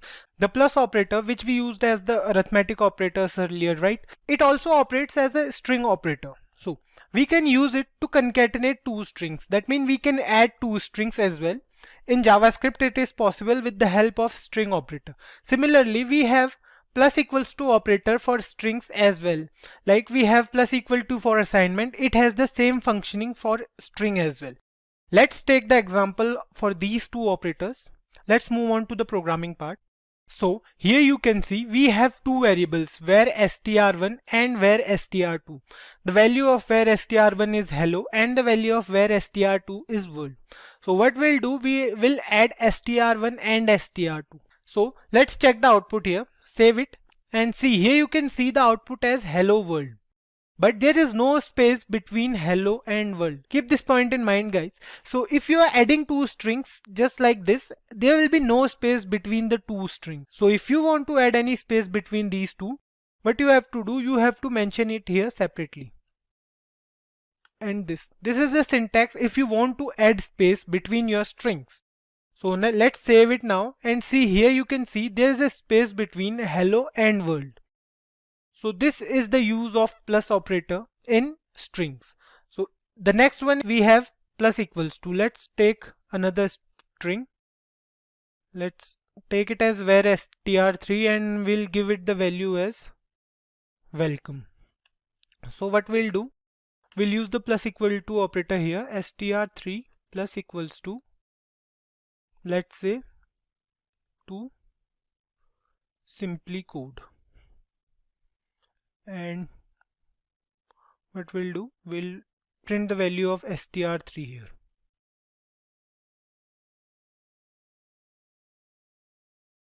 So save it now. So here you can see the value of str3. If we remove this line, let's see what happens now. And we'll give it a space here. Save it now. See, here you can see it says hello world. For the first str1 plus str2 it says hello world. For str3 it says welcome to Simplicode. See, here the space is already given, so it will show this in the output. But between welcome and to, if you want to add space, you have to do the same what you have done for str1 and str2. So let's do it here on as well. Plus sign, yes. Save it now and see, here you can see it says welcome to Simplicode with proper space. So guys, with this we are done with the video. See you in the next part where I'll take you through the remaining operators. We have 5 more operators remaining. And I'll also tell you about the associativity as well. Till then, please go through these 3 operators once again. So in this particular video, we will cover the rest of the operators. Now we are left with 5 more. These are the first 3 operators which we covered in the previous video. Now we are left with conditional operators, logical operators, we have bitwise operator, and we have comparison, and finally we have the type of operator. So these are the 5 operators we are going to cover today. Before we start with the operators, let us first discuss associativity. Talking about associativity, it refers to the direction in which the entire expression is evaluated. For example, if you have any expression, let's say you have a plus b. So the direction in which this expression will be evaluated, either it will be from left to right or from right to left. So this is known as associativity. Let's understand it with the help of an example. So here you can see I have taken 3 variables. I have taken variable a and I have assigned it value as 12. I have taken variable b and the value assigned to b is 8. And finally I have a variable result which stores the value of a plus b. Lastly, what I am doing is I am printing out the result variable inside the h1 tag. Here you can see I have used the h1 tags and I have used the plus operator to concatenate the strings, right? I have concatenated these 2 strings along with the result, along with the answer of result. So the plus operator here is doing 2 different tasks, right? Here you can see it is performing the addition of 2 numbers, right? And here you can see it is used to concatenate 2 strings. So now let's talk about associativity, because I guess you guys are clear with string operator till now. We have discussed them in the previous video, right? So let's talk about associativity now. So certain operators have right to left associativity and certain operators have left to right associativity. So when I say right to left associativity, in this case the value present at the right side of the operator. See, if you are using any operator, for example here we have used the assignment operator, right? We have discussed the assignment operator earlier. So here you can see the value present at the right hand side of the operator will be assigned to the variable which is present at the left hand side of the operator. So it's going this way, like first the computer will check for the value present at the right. It's going from right towards the left. This is what we are known as right to left associativity, and assignment operators like equals to this have right to left associativity. Let's add here one more variable. Let's say we are adding a variable C, and we are giving it the value as 5. And what we'll do, we'll update result as well. Let me first show you the output of this particular program. See, the output will be value of result is 20 and hi there. Hi there is concatenated with the string value of result is, and 20 is the actual answer. The 20 is the value of result. So let's add one more variable here. Let's say we are adding a variable C, and the value of C will be 5. What we'll do now, we will update result as well. Here you can see I have done A plus B plus C. So save it, and here you can see the value updated to 25. The value of result is updated, right? So the plus operator has associativity from left to right. Till now we have talked about right to left as for assignment operators, but for plus operators the associativity is from left to right. It means it will first perform A plus B, and then the value of C will be added to that of A plus B. First it will perform 12 plus 8, and then finally it will add 5 to that value. So it will be 20 plus 5, and that's why the output here is 25. We know that JavaScript is a loosely typed programming language, right? Which means that we don't have to specify data types every time. Like if we are using any data type, we don't need to specify it every time. Like let's do one thing, let's add a string here. So what we'll do, we'll add a string. Let's suppose I'm adding hello. So practically the answer would be hello plus 25 or hello 25. It should be the answer. But let's check the output now. Save it. And here you can see the output is hello 1285. What happened here is the associativity of the plus operator is from left to right. We know this. So it will start from the left, and it will see that okay, the first thing to add is a string. So it will assume that everything ahead of this will be a string. That's why we have the output as hello 12, 8 and 5. So 12, 8 and 5 all are acting as string here. Let me clear this one for you with a little bit of modification. Now what we'll do, we'll remove this string from here and we'll add it somewhere else. Let's say we are adding it here. So let's add one more variable to make it more clear. Let's say we are using variable D, and the value will be 10. And what we'll do, we'll perform A plus B before the string, and then we'll perform C plus D, right? So here you can see when you save it, it says 20 hello 510. So when it reached out the first variable, it finds out that the first variable is a number. So it added the first two numbers, right? It added 12 and 8. The answer is 20. Then it came across this string hello, and then finally it assumed that everything ahead of this will be a string. So that's the output. 20 is the addition of A plus B, and then the string hello, and finally we have the value of C and D as string. So we have the value 5 and 10, not 15, right? I hope you guys get this. So let's move on to conditional operators.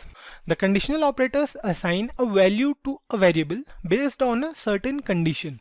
Like it contains a condition, and you know, for every condition, like there exists only two possibilities. Either it can be true or it can be false. There is nothing else you can do with a conditional operator. So it works the same as if-else statements, which we'll cover in further videos. The only difference between if-else and conditional operators that it takes less time, or we can say its usage is pretty easy. So here is the syntax for conditional operators. So it seems pretty straightforward, right? So here you can see we have a variable name, we have a condition. Depending upon the condition, we have two values. Here's the example as well. See, you can see we have a variable voter. Next up we have a condition, if age is less than 18. So it will check for the condition that if the value of age is actually less than 18, let's suppose the value of age is 15. So it will check if 15 is less than 18, it's true. Then it will print too young. Or if the value of age is greater than 18, then it will print false, or you can say it will print old enough here. So let's move on to the programming part. So here you can see I have taken a variable x and the value assigned to x is 30. What we'll do, in variable y I have given it a condition.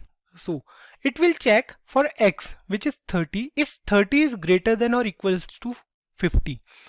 So if it's true, if 30 is actually greater than 50, then it will print true, else it will print false. So we'll check the output once. Let's save it and see. Here you can see the output as false. So if we update the value of x here, let's suppose we are updating the value of x, let's suppose it's 60. Save it now and see the output has changed to true because 60 is greater than 50, right? Also, if you want to write a message here only, you can do it. Write it here as, so we'll copy it from here, we'll copy document.write and we'll paste it here. Let's remove this document.write and what we'll do, we'll use this bracket here. And if any message you want to write, like you want to write value of, so, and now what we'll do, we'll save it. See, it says value of true. So, or you can write any other message here as well. You can write value of x is greater than, or you can write whatever. So if you want to update it like value is, and here we will update true with greater, and here we will use smaller.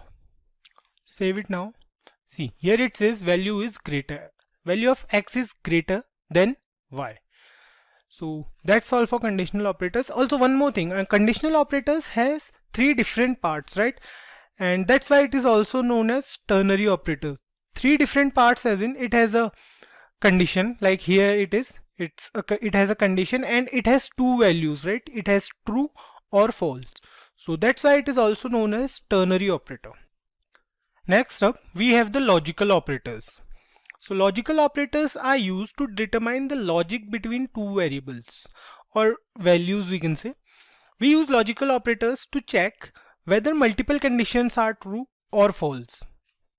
Here on your screen you can see the 3 different types of logical operators present in JavaScript along with their syntax and example. So the AND or NOT are the 3 operators present in JavaScript. The AND operator, here you can see it is holding 2 values, right? It has x less than 10 and y greater than 1. So the AND operator will return true only if both the conditions are true, like x has to be less than 10 and y has to be greater than 1. So here you can see we have taken x equals to 7 and y equals to 4. So both the conditions are satisfying here. So that's why the output of the AND operator will be true. For OR operator, the case is a bit different. So if any one of these 2 conditions, like we have 2 conditions, if any one of these 2 is true, then the output will be true. And if both are false, then only the output will be false. The NOT operator, on the other hand, will check if x is equals to y. If the value x is holding is equals to that of y. If the value is not equal, then it will return true.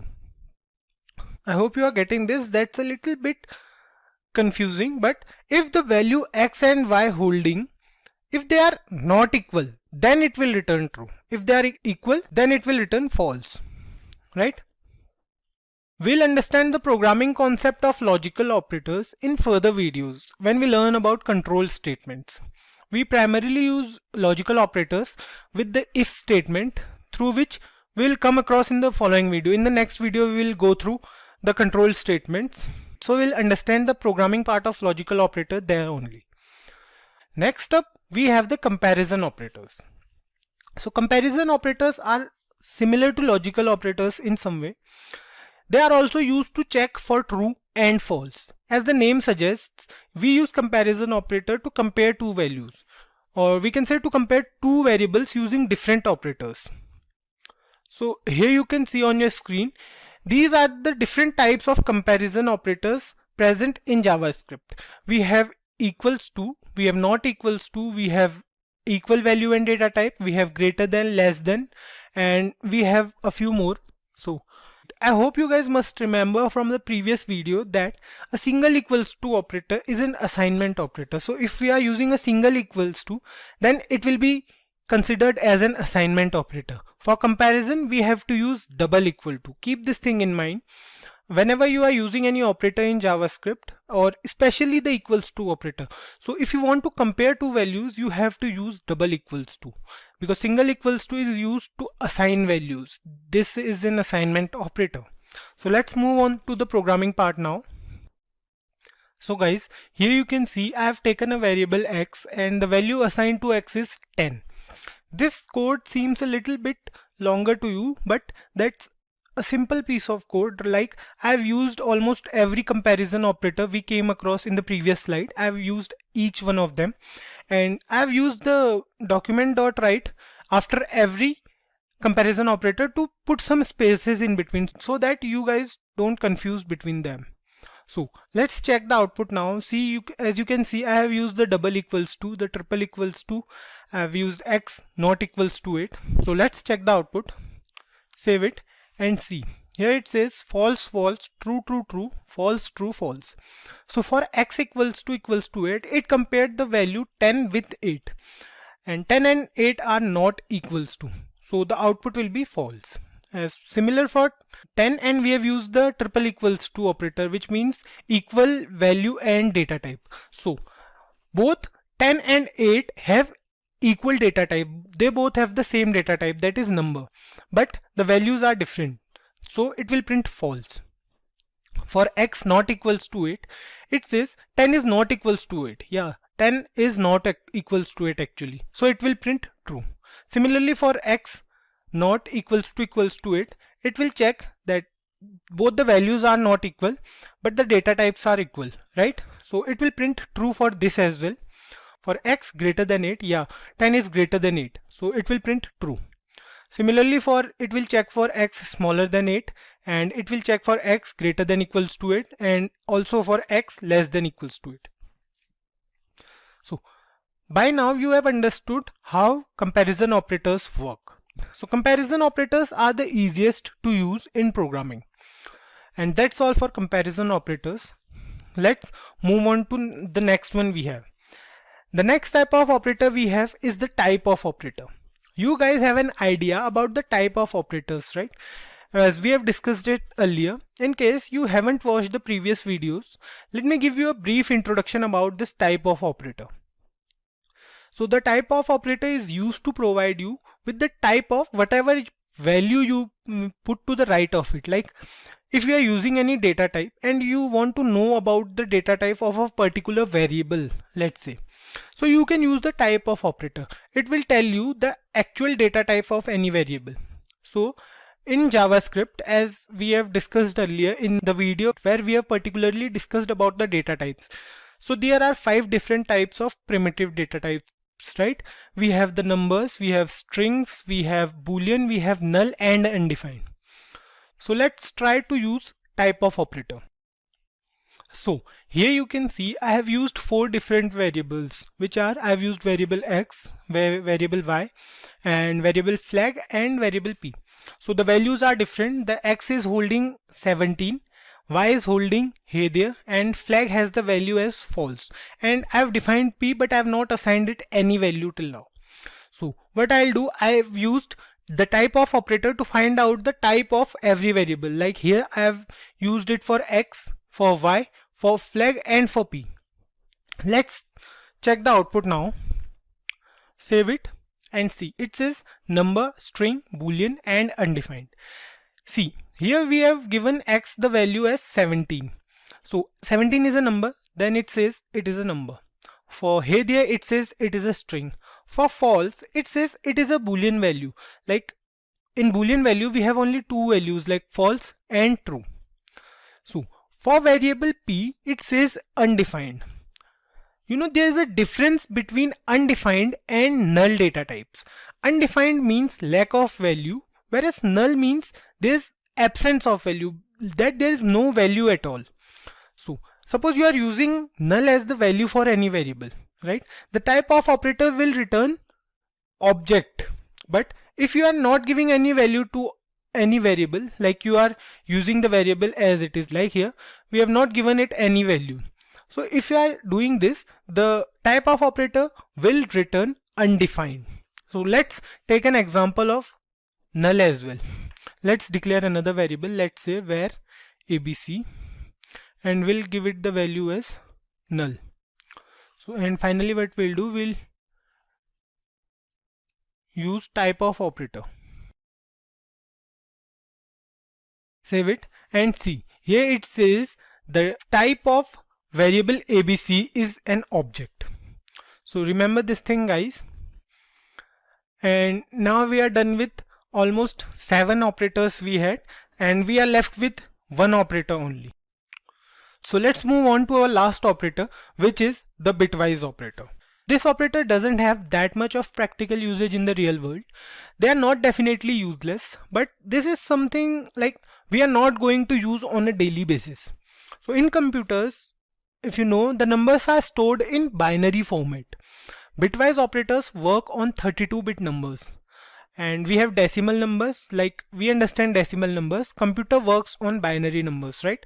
So when bitwise operators are used, any operand present in the operation is first converted to a binary number and then converted back to a JavaScript number. So here you can see on your screen, we have 4 different bitwise operators. We have the AND operator, we have OR, we have NOT, and we have XOR, or we can say exclusive OR. The result and the answers are also here. It's pretty simple. See, we have used the AND operator before as well while we were in logical operators, but the syntax was different, and here you can see we have a single ampersand sign to use bitwise AND operator. So here you can see how the decimal number first changes to a binary number. Suppose we have x as 5. Here you can see x is first changed to a binary number. This is the binary equivalent of 5, and 1 is also changed to a binary number, and finally the result, whatever result we get, it is changed to a decimal number. So that's how bitwise operators work. Let's take an example of bitwise operators. So here you can see I have taken 2 variables. I have taken variable x, and the value of variable x is 5, and another variable is y, and the value of y is 1. And then I have used all the 4 bitwise operators, like I have used x and y, I have used x or y, I have used not x, and I have used the XOR operator between x and y. So let's check the output now. Here you can see, if we talk about the output, see, here it says 1, 5, minus 6 and 4. So for x and y, see, the value of x is 0, 1, 0, 1, and for AND operators, it will return 1 if both the values are 1. If any one of the two values are 0, then it will return 0. So what it will return here, it will return 0 for 0, 0. For 1, 0, it will also return 0. Similarly for 0, 0, it will also return 0. And for 1, 1, it will return 1, which is the binary equivalent of 1. So the answer here is 1. For x or y, it will return 1 if any one of the two values are 1. See, if both are 0, it will return 0. If any one of the two values is 1, it will return 1. It will return 0 again, and finally it has two ones, so it will return 1. And 0, 1, 0, 1 is the binary equivalent of 5. That's why the output here is 5. For NOT operator, it works a little bit different. It gives you the output which is same as minus x minus 1. So minus x minus 1 will be, see, minus x minus 1 will be minus 5 minus 1, which is minus 6. So this is a bit different here. The NOT operator here is a bit different. For XOR operator, or we can say exclusive OR, it will return 4. Why it will return 4? It will return 1 when any one of the two values is 1. If both are 1, then also it will return false. It will return 1 only in one condition. If any one of the two values is 1, then only it will return 1. That's why the output here will be 0, 1, 0, 0. That's why it's written as 4, which is the binary equivalent of 0, 1, 0, 0. JavaScript statements are the instructions that tells the browser to perform specific actions. Control statements are also instructions and they govern the flow of control in a program. So let's take a look at control statements with the help of an example. Let's suppose we have a piece of code that has n number of statements. Here, let's say we have this code, and so the conventional workflow will be it will first execute the first statement, then second, then third, and so on till statement n, right? So this is the basic flow, right? From statement 1 till statement n, and it will execute each statement in between. However, in real world, the scenario is different. Like we don't write the code in same manner every time. For example, let's suppose you are in line 5 and you want to print this line 10 times. So what should you do? You can write this line 10 times or you can copy paste it, right? Okay, let's forget about 10 times. Let's suppose you have to use this code, or we can say let's suppose you have to print this statement 100 times. Doing this, like copy pasting it for 100 times or writing this statement for 100 times, that's useless and unnecessary, right? So that's where control statements comes into picture. We'll discuss them in a while. Let's assume another situation. This time you want to make a choice based on certain conditions. You can use conditional operators, but then it has limitations, right? To tackle this problem, we have control statements in JavaScript.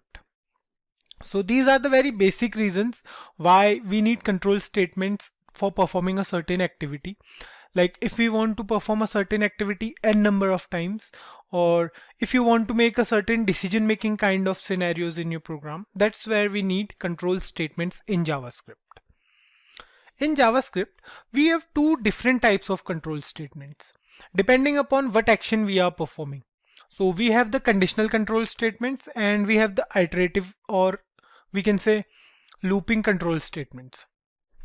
Talking about conditional statements, as the name suggests, we use conditional statements when we have to make decisions based on conditions.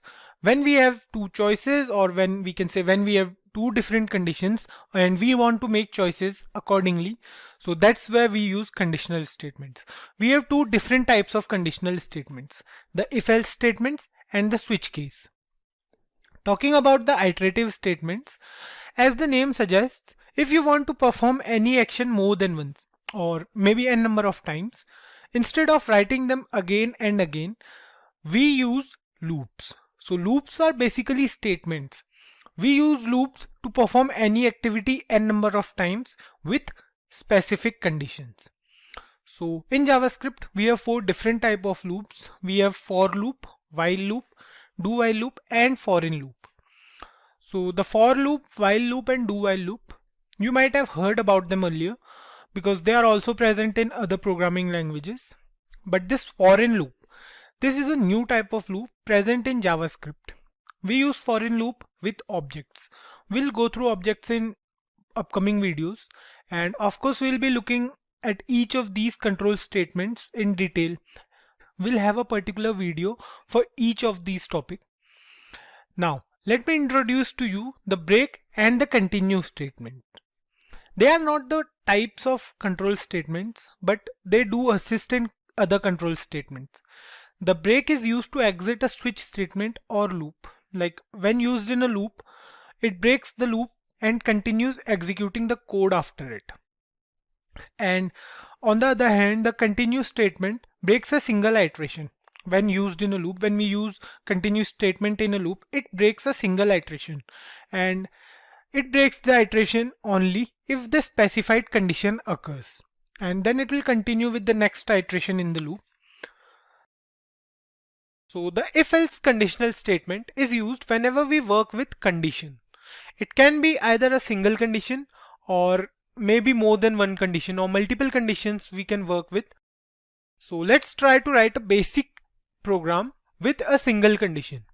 So then we'll move on to multiple conditions using the else if statement. So we'll create a new file today.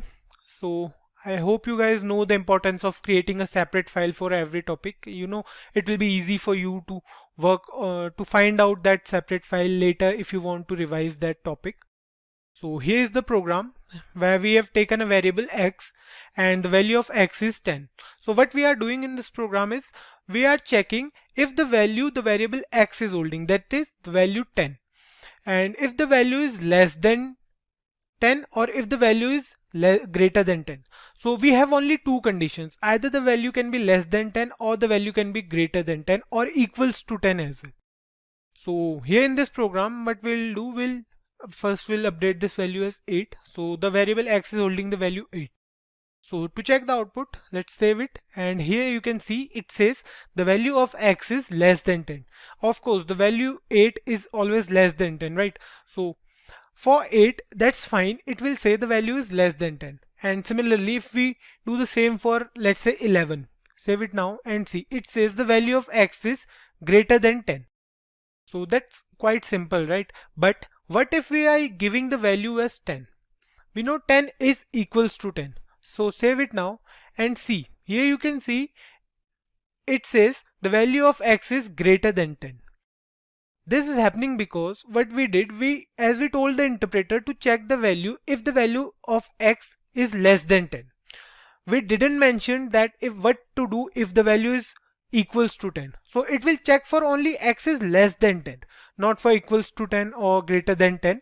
So here what it is doing, it is checking if the value is less than 10. So that it says okay, let's print this statement if the value is less than 10, or if the value is not less than 10, or if the value is equals to or greater than 10, it will print the value of x is greater than 10. To avoid this type of misunderstanding, we use an else if statement.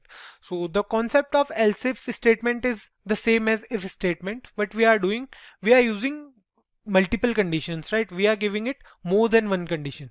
So how to use else if? It's quite easy, and the syntax is also similar to the if statement. The only difference is that it contains an else before if. So it's an else if.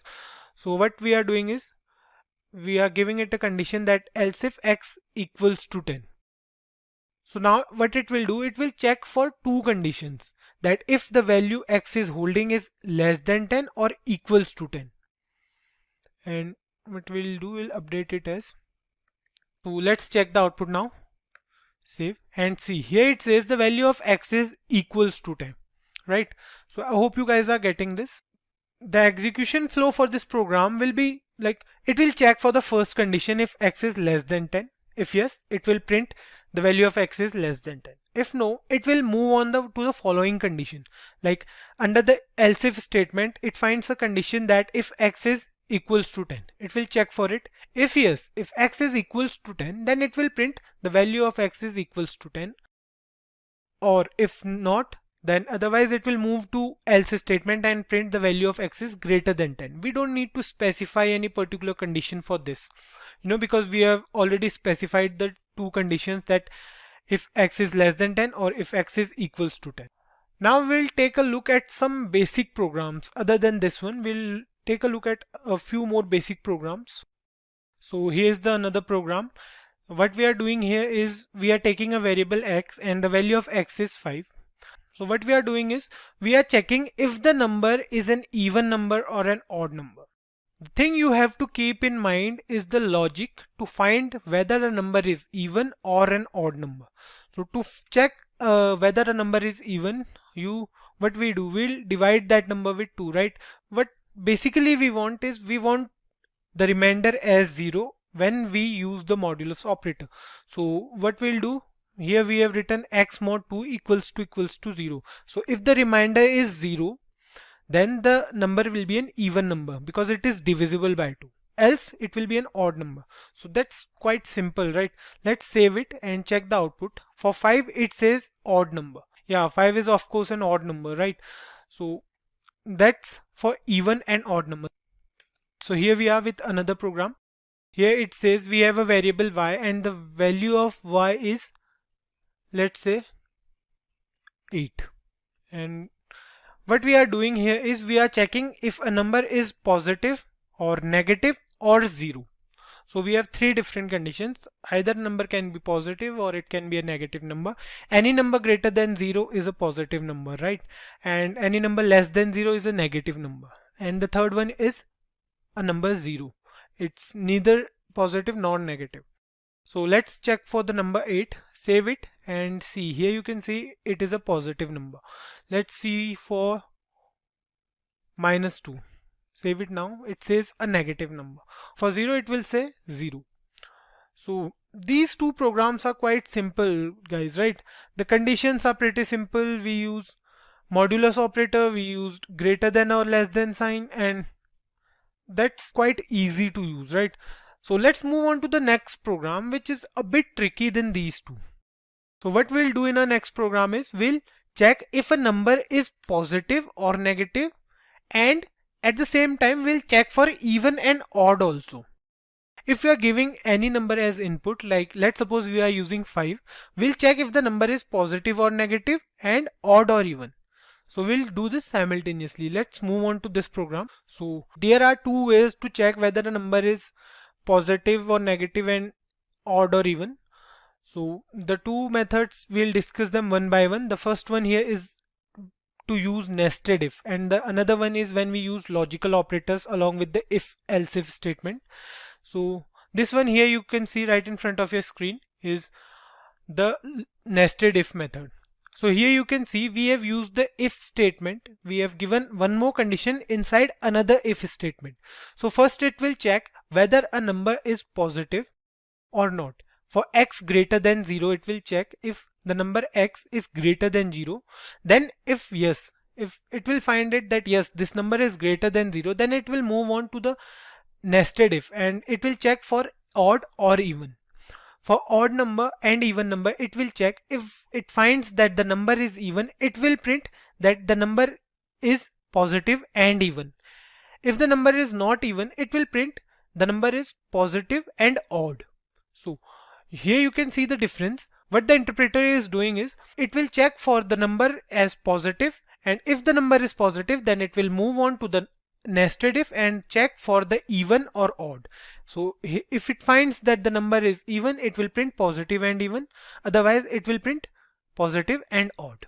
Then it will move on to the next condition, which is for negative number. If x is less than 0, then it will again move to the nested if and it will check for even and odd. So if it finds that the number is even, it will print negative and even, otherwise it will print negative and odd. And the last condition is for the number 0. Let's try to find out the output of this, and what we'll do, we'll update the value of x as 8.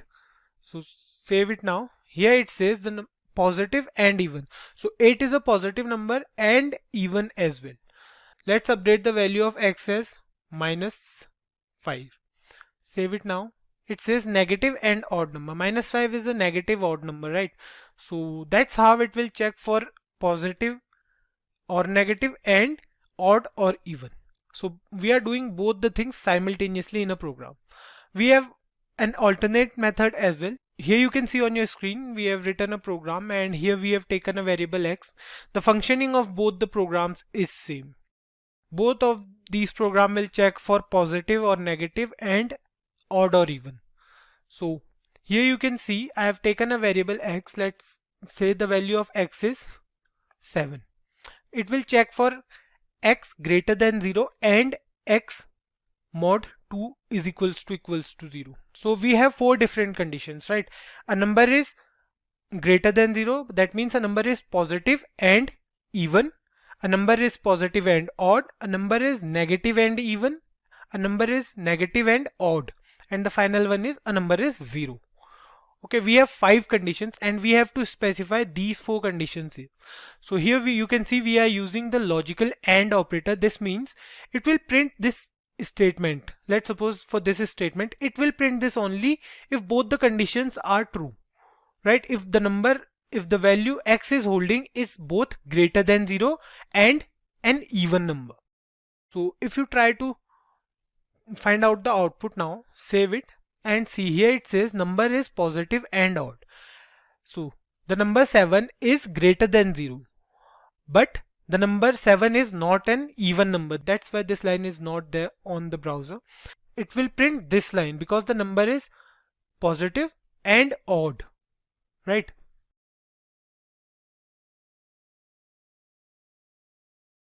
The switch case is another conditional control statement, and just like the if-else control statement.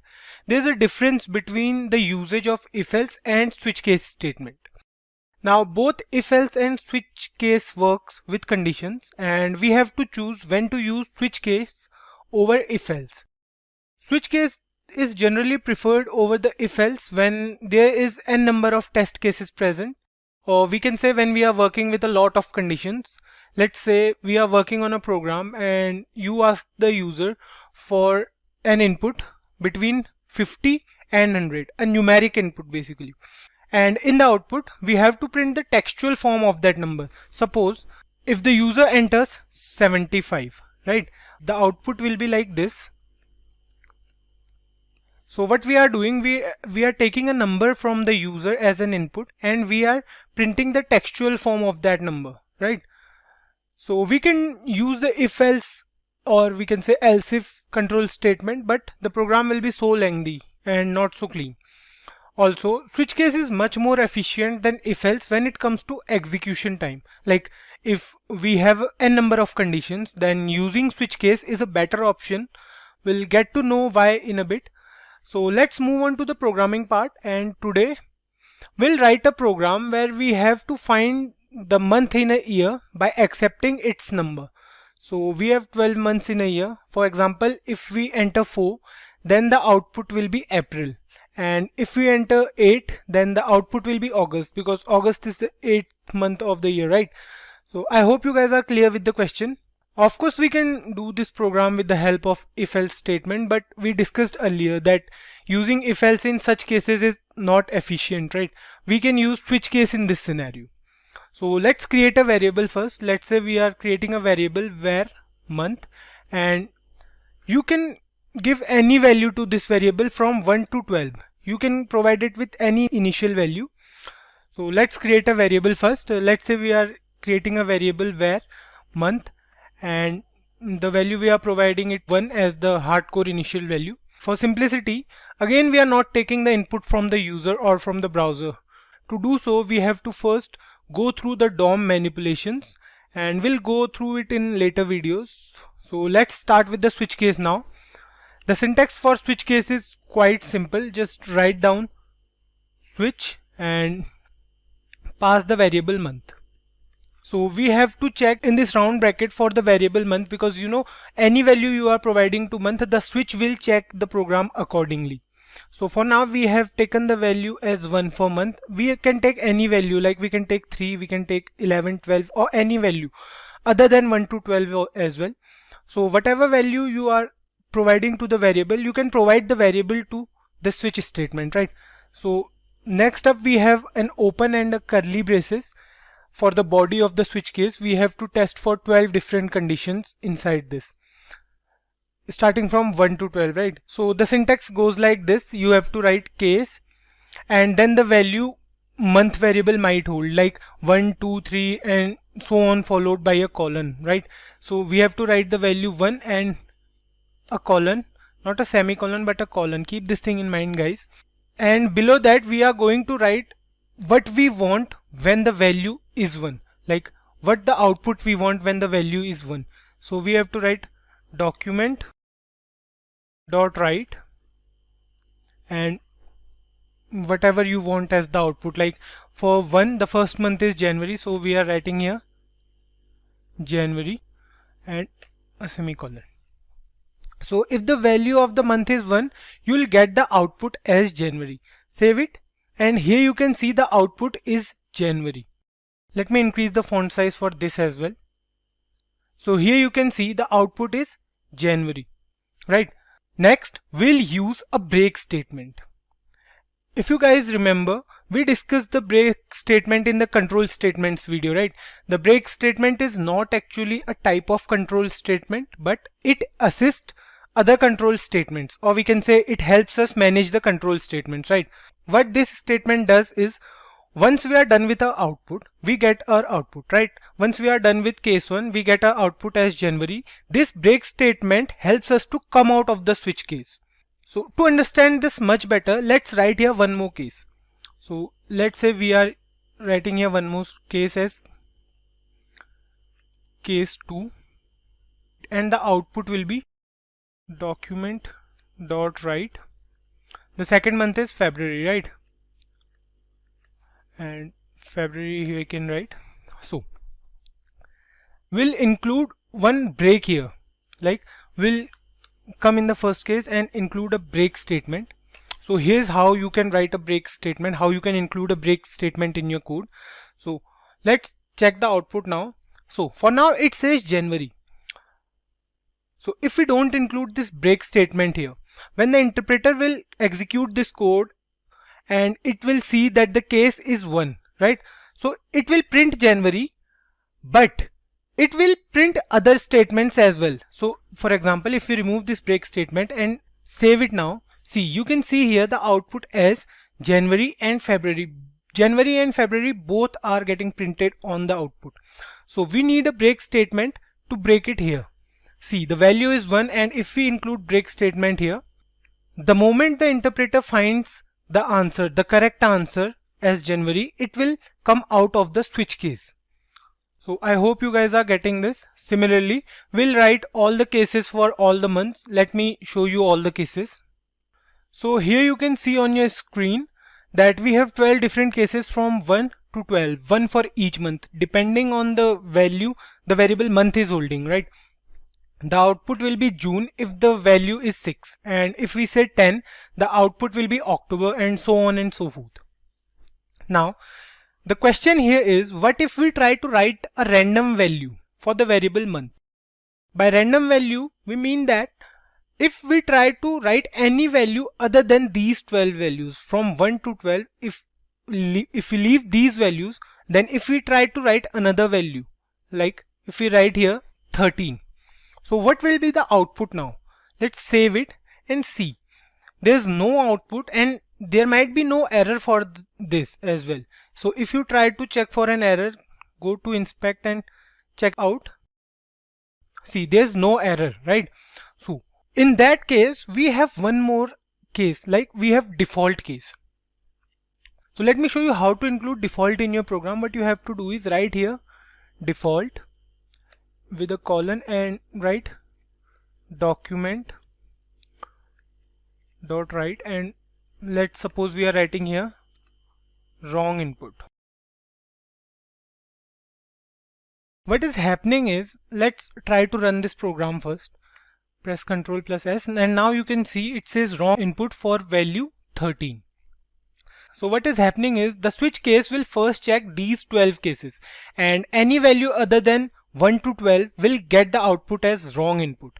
It works the same as the else statement, right? In else statement we don't need to specify any particular condition. Any condition other than the if condition or else if condition will fall inside the else statement. It's not necessary to add default in your program. It's just if you want to give the user a prompt that he has entered a wrong value.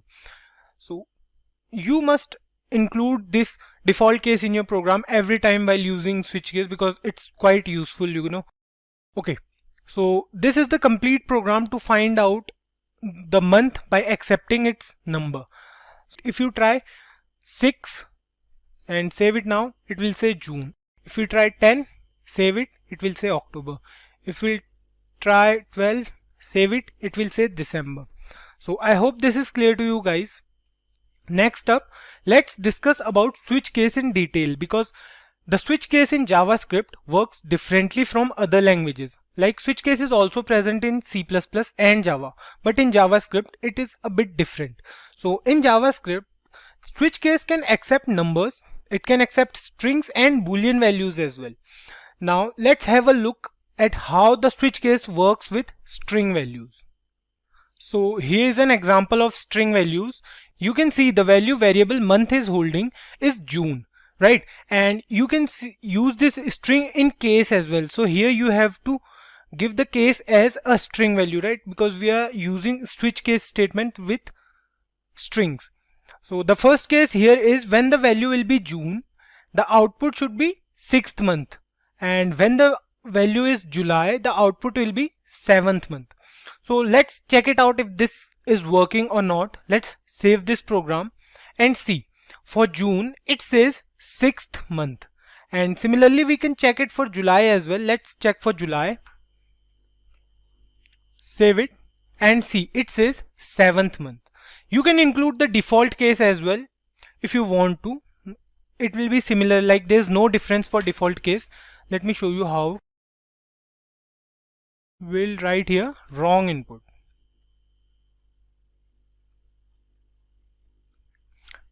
And save it, and now let's try to change the value here. Let's say we are using May. Save it and see it says wrong input. What if we use a numerical value here? Let's try to use 2. Save it now. It says wrong input for 2 as well. It will give you the output when the value is either June or July. So any other value you try to use here, it will give the output as wrong input. In the same way, it works for Boolean values as well. Let me show you how it works for Boolean values. So what you have to do, instead of 2, you have to give here a Boolean value. Let's suppose you are writing here true. And for true, you have to change the case as well. For true, you have to change the output as, let's say for true, the output will be 1. Okay, and similarly for false, the output should be 0. And the output should be wrong input for any other case, right? So save it now and see here for true it says 1. The output you can see here is 1. And if you try to do the same for false, like let's write here false, and now try to check the output. See here it says 0. You can see the output is correct, right?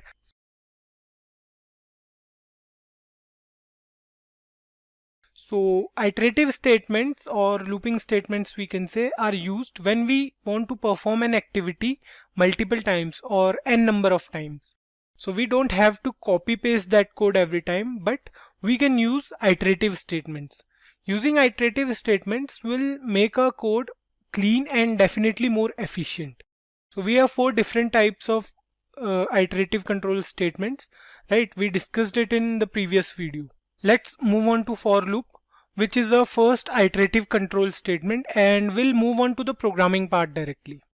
So before we start, one thing to keep in mind guys is that we use for loop when we are clear with the number of iterations in advance.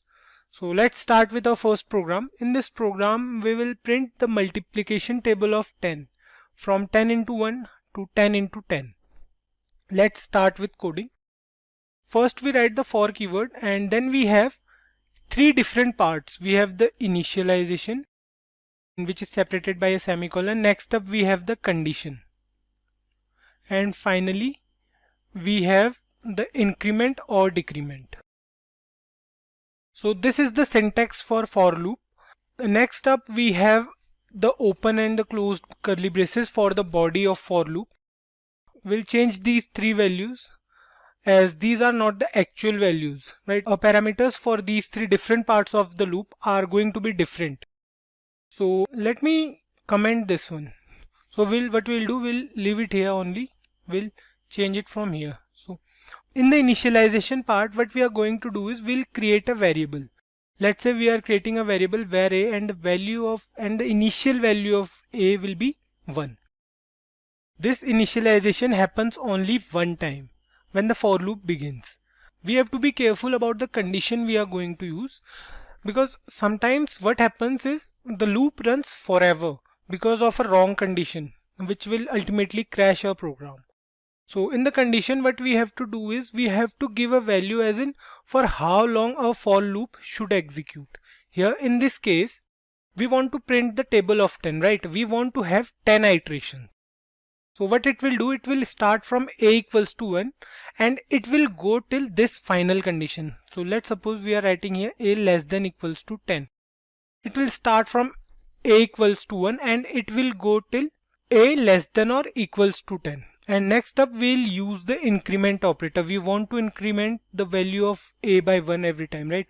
So we'll use increment operator, a plus plus, or we can say a equals to a plus 1. Both are the same things, right? So here the condition will be like this: for variable a equals to 1, a less than equals to 10 and a plus plus.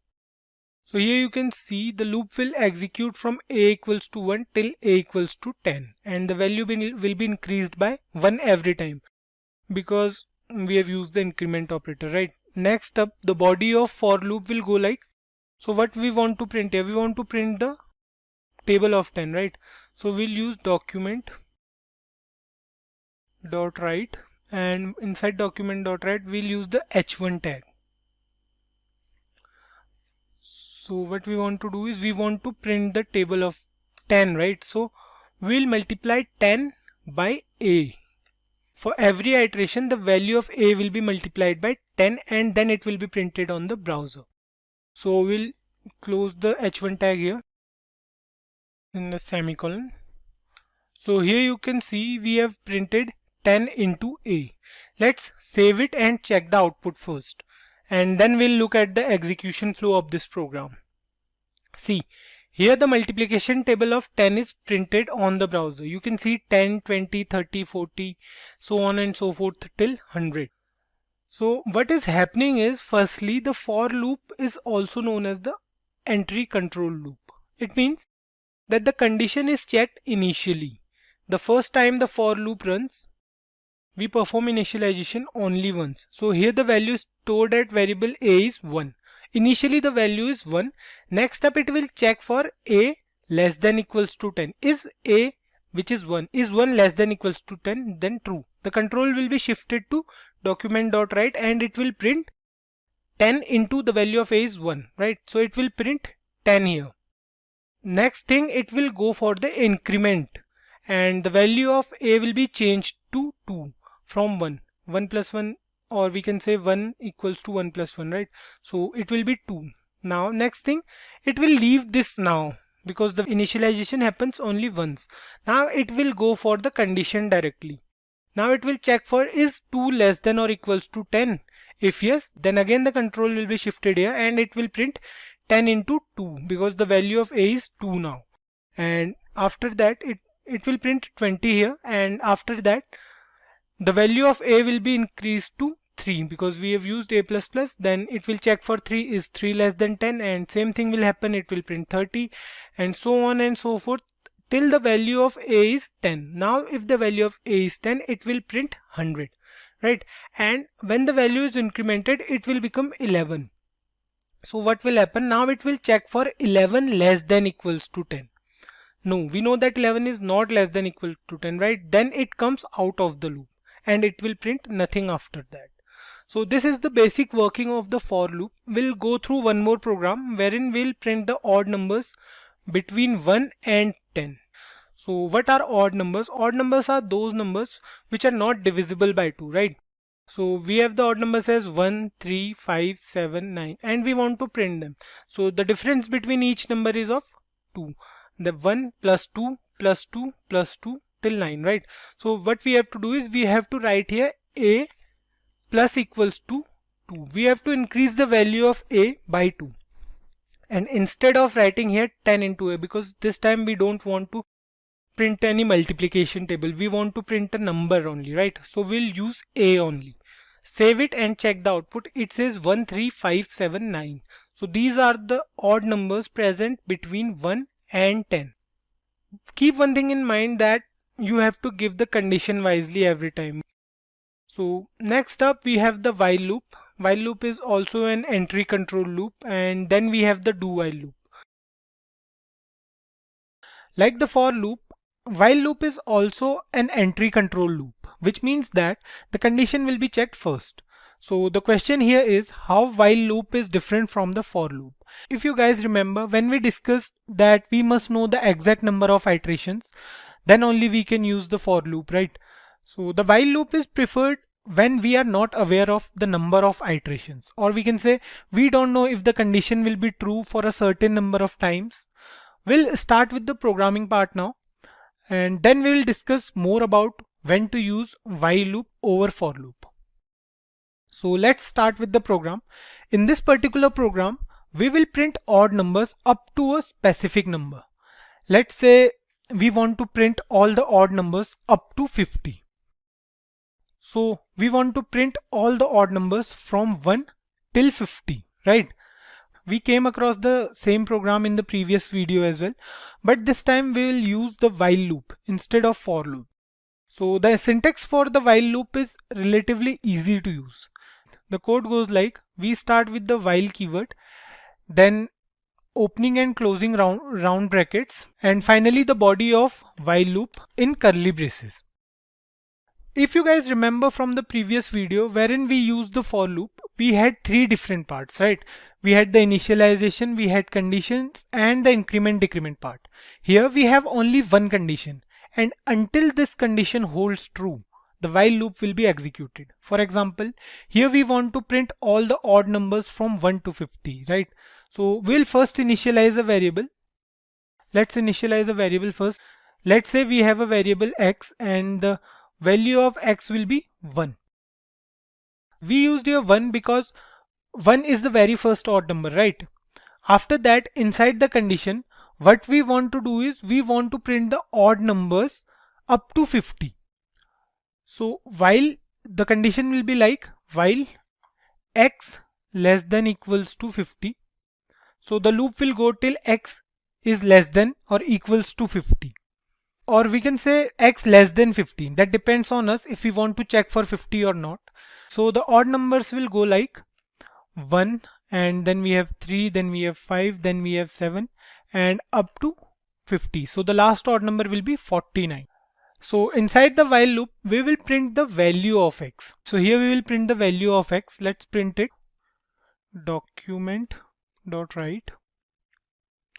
And inside this we will print the value of x inside the h1 tag. Suppose we try to run this program now. It will go on an infinite loop, and the reason for this is we are not doing anything to increment the value of x. Just like in for loop, if you remember, we had the initialization first. We had the initialization here as well. Then we had the condition. We have a condition here as well, and then finally it has an increment or decrement part, right? So here we don't have that same increment or decrement part. We have to do it separately. So we'll increment the value of x here only. So here we will write x plus equals to 2, or we can say it is same as x equals to x plus 2. You guys are aware of it, right? So the reason is simple, because we want to go from 1 to 3 to 5 and so on. That's why we use x plus equals to 2. We incremented the value of x by 2. Save it here and let's check the output. So here you can see it says 1, 3, 5, 7, 9 and so on and so forth till 49. So 49 is the last odd number before 50, because we are checking between 1 and 50, right? So 49 is the last odd number. Let me show you how the program goes into an infinite loop. So for that, what we have to do, we will comment this whole line here. Let's check the output now, save it, and here you can see it is refreshing forever. And this is basically how a program in an infinite loop looks like. The output of this program is the program will ultimately crash. So what we have to do, we have to open a new tab and then again we have to run the program with correct increment part. So here you can see, you can wait for it to become responsive or exit the page. So here you can see we have all the odd numbers from 1 up to 50 and the last one is 49. Coming back to the difference between the while loop and the for loop. We did the same program previously, right? Using the for loop. So where to use while loop over for loop? So consider a scenario where we are taking input from the user and the input from the user is y. We want to do something. Let's say we want to print something on the screen. Or if the input from the user is n, we want the process to be stopped. We can give the condition in the while loop, which will go like when the character y becomes n, the process will be stopped. We'll go through one such program once we are done with the DOM manipulation part, wherein we take the input from the user. In the previous videos, we have already discussed that both for loop and the while loop are entry control loop. That means the conditions are checked first, right? But the do while loop is a bit different, or we can say it is an exit control loop, wherein the condition is checked after the execution of the loop's body. Thus, an exit control loop executes at least once. Even if the test condition fails, or we can say the condition is wrong, the loop will execute once. Using the do while loop is relatively easy. It seems like we are giving the system a command to do something while the condition is something. So let's start with the syntax now. The syntax goes like this. We write the keyword do and we have a pair of curly braces for the body of the loop. And after that we have the while keyword, and here we will write the condition. Make sure you are using the semicolon after the while loop. It's necessary while using do while loop. Keep this thing in mind. So we have two parts in the do while loop, the do part and the while part, or we can say the condition part. While part is the part where we write the condition. So let's define a variable first. Let's say we are using a variable. We are using a variable x and the value of x will be 5. So here we have taken 5 as a random value. You can take 1 as well. Now inside the condition part of the do while loop, this is the condition part where we are using the while keyword. So we'll give a condition. Let's say we are using while x greater than 5. It will check for the condition that if the value of x is greater than 5, or if the value of x is smaller than or equal to 5, it will come out of the loop. In the do part, we will write what we want to do. Let's say we want to print a single sentence here. We write document.write and whatever sentence we want to write. Let's say we are using welcome to Simplicode. So here you might be thinking that the condition is false, but the condition will be checked after the first iteration in the do while loop. So no matter what the condition is, the first iteration will happen always. So if we try to save this program and let's try to run this, here you can see the output is welcome to Simplicode. A single line is printed. What is happening here is, although the condition we used was wrong, but the condition will be checked only after the first iteration. When the do while loop will perform this particular statement, when the document.write will be performed, after that it will check for the condition if x is greater than 5 or not. If we use here 6 instead of 5, let's try to write here 6 instead of 5, and if we run this program now, it will go into an infinite loop because we are not performing the increment decrement operator here, right? As we have discussed in the previous videos, the importance of increment decrement part. So we need to do it here after the document.write part. So what we'll do here, we'll write x minus minus. Today we are using x minus minus, and for the other two loops we use the plus increment operator, right? So the x minus minus is the same as x equals to x minus 1. Let's check the output now. Save it. Here you can see the output is still welcome to Simplicode. The execution flow of this program will be like, it will first perform the iteration before checking the condition, and it will print here welcome to Simplicode for the first time. When the loop will start executing, it will first perform this statement and it will write here welcome to Simplicode. So then it will perform x minus minus, means the value of x is now 5 because we are decrementing the value by 1. So when the value of x is 5, then it will check for the condition if x is greater than 5 or not. So here we can see clearly x is not greater than 5 because x equals to 5 and it is equals to 5, right? So it will come out of the loop. Let's make few changes in the code here. Suppose we use here 10 instead of 6 now. And let's print the value of x as well. It will be easy for you to understand. So we'll print here x and we'll use a space so that it will be clear for you. We'll use here the br tag, and now let's try to run this program. Here you can see the output goes from 10 to 6 and it prints welcome to Simplicode every time, right? If you guys are wondering where we use the do while loop, sometimes it may happen that even though the condition is false, but we have to execute that command. We use the do while loop when we want the code to output some sort of menu to the user or to generate the menu at least once. So today we have 3 different problems for 3 separate loops, right? We'll go through each of the problems and we'll discuss the execution flow for each loop we'll go through. So let's start this session with the first problem statement. So the first problem statement goes like this.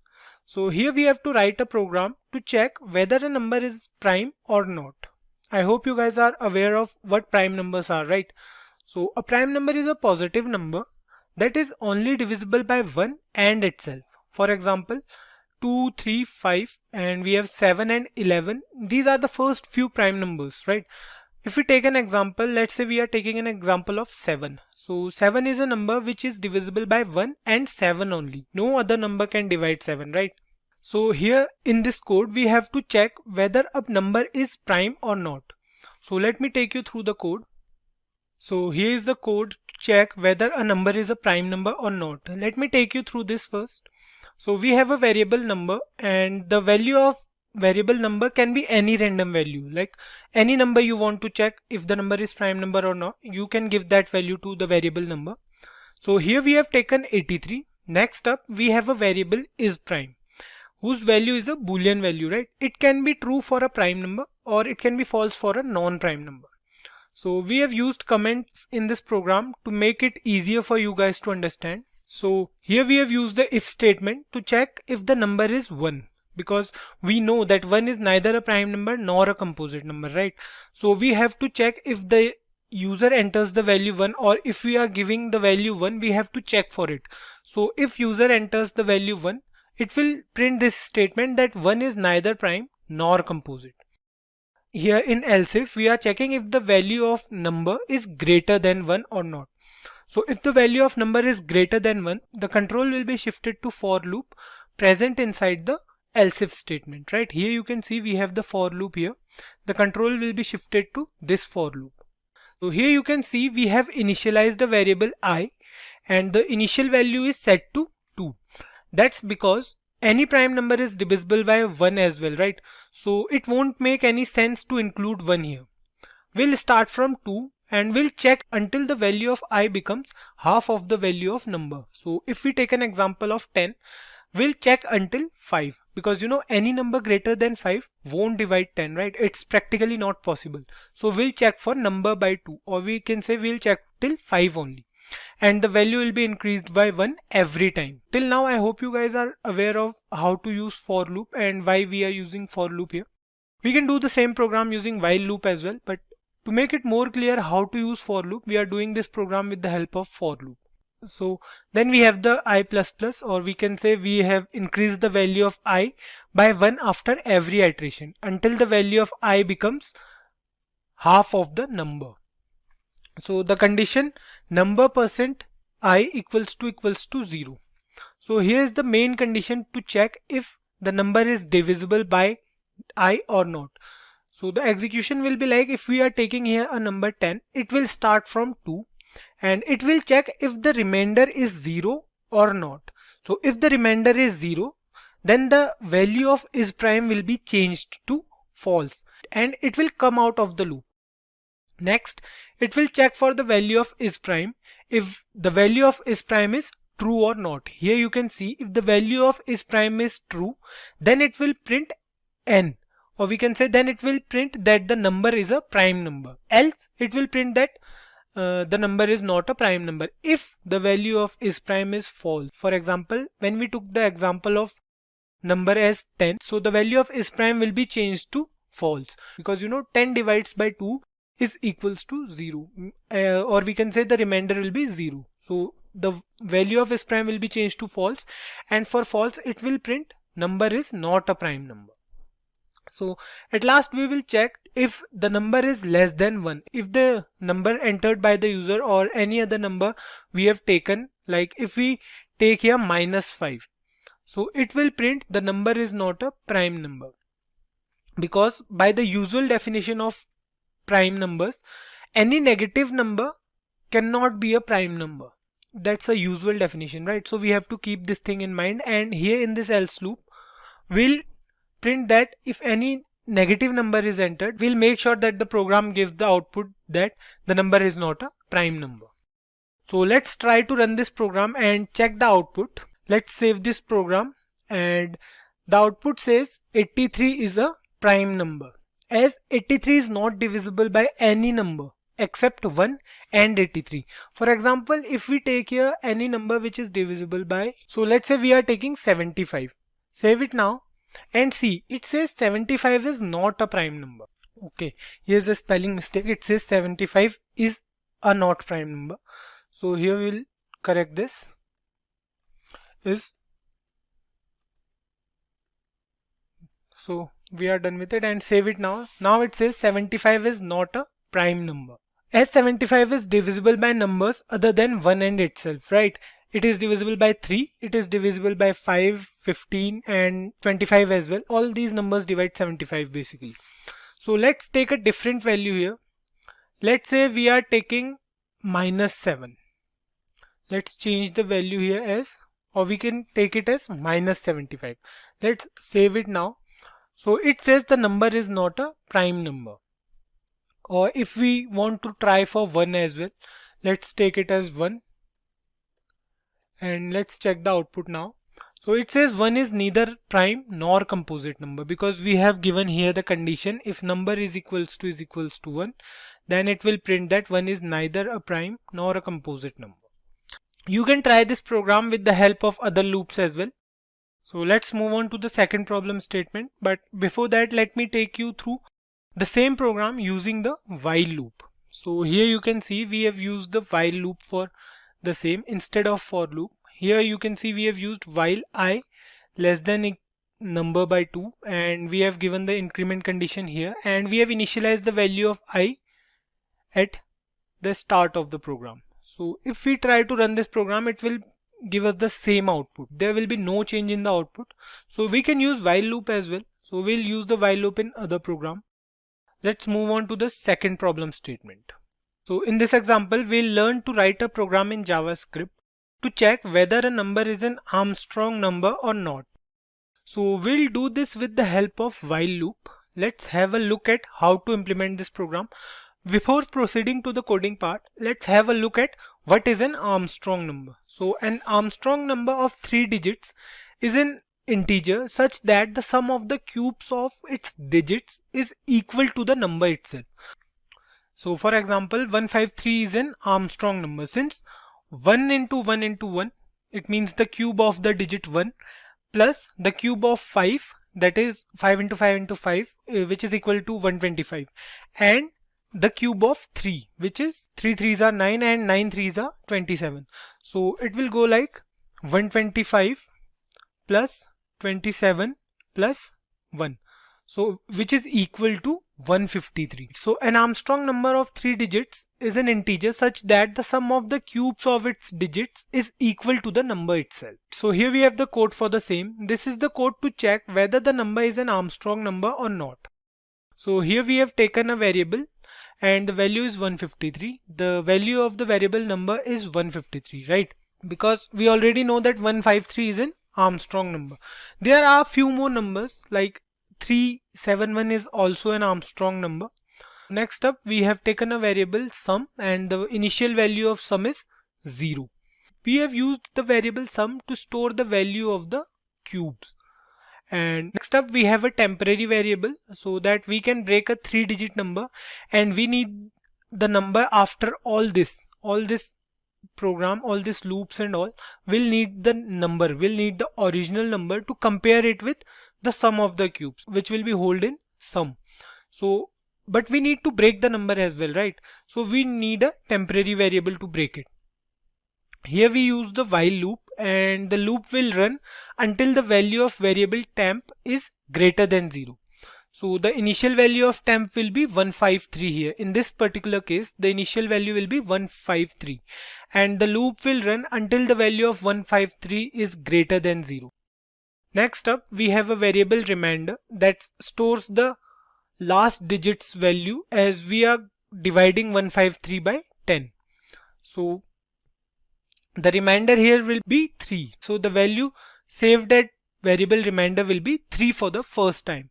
Then what will happen will we are updating the value of sum, and the new value of sum will be 0 plus 3 into 3 into 3.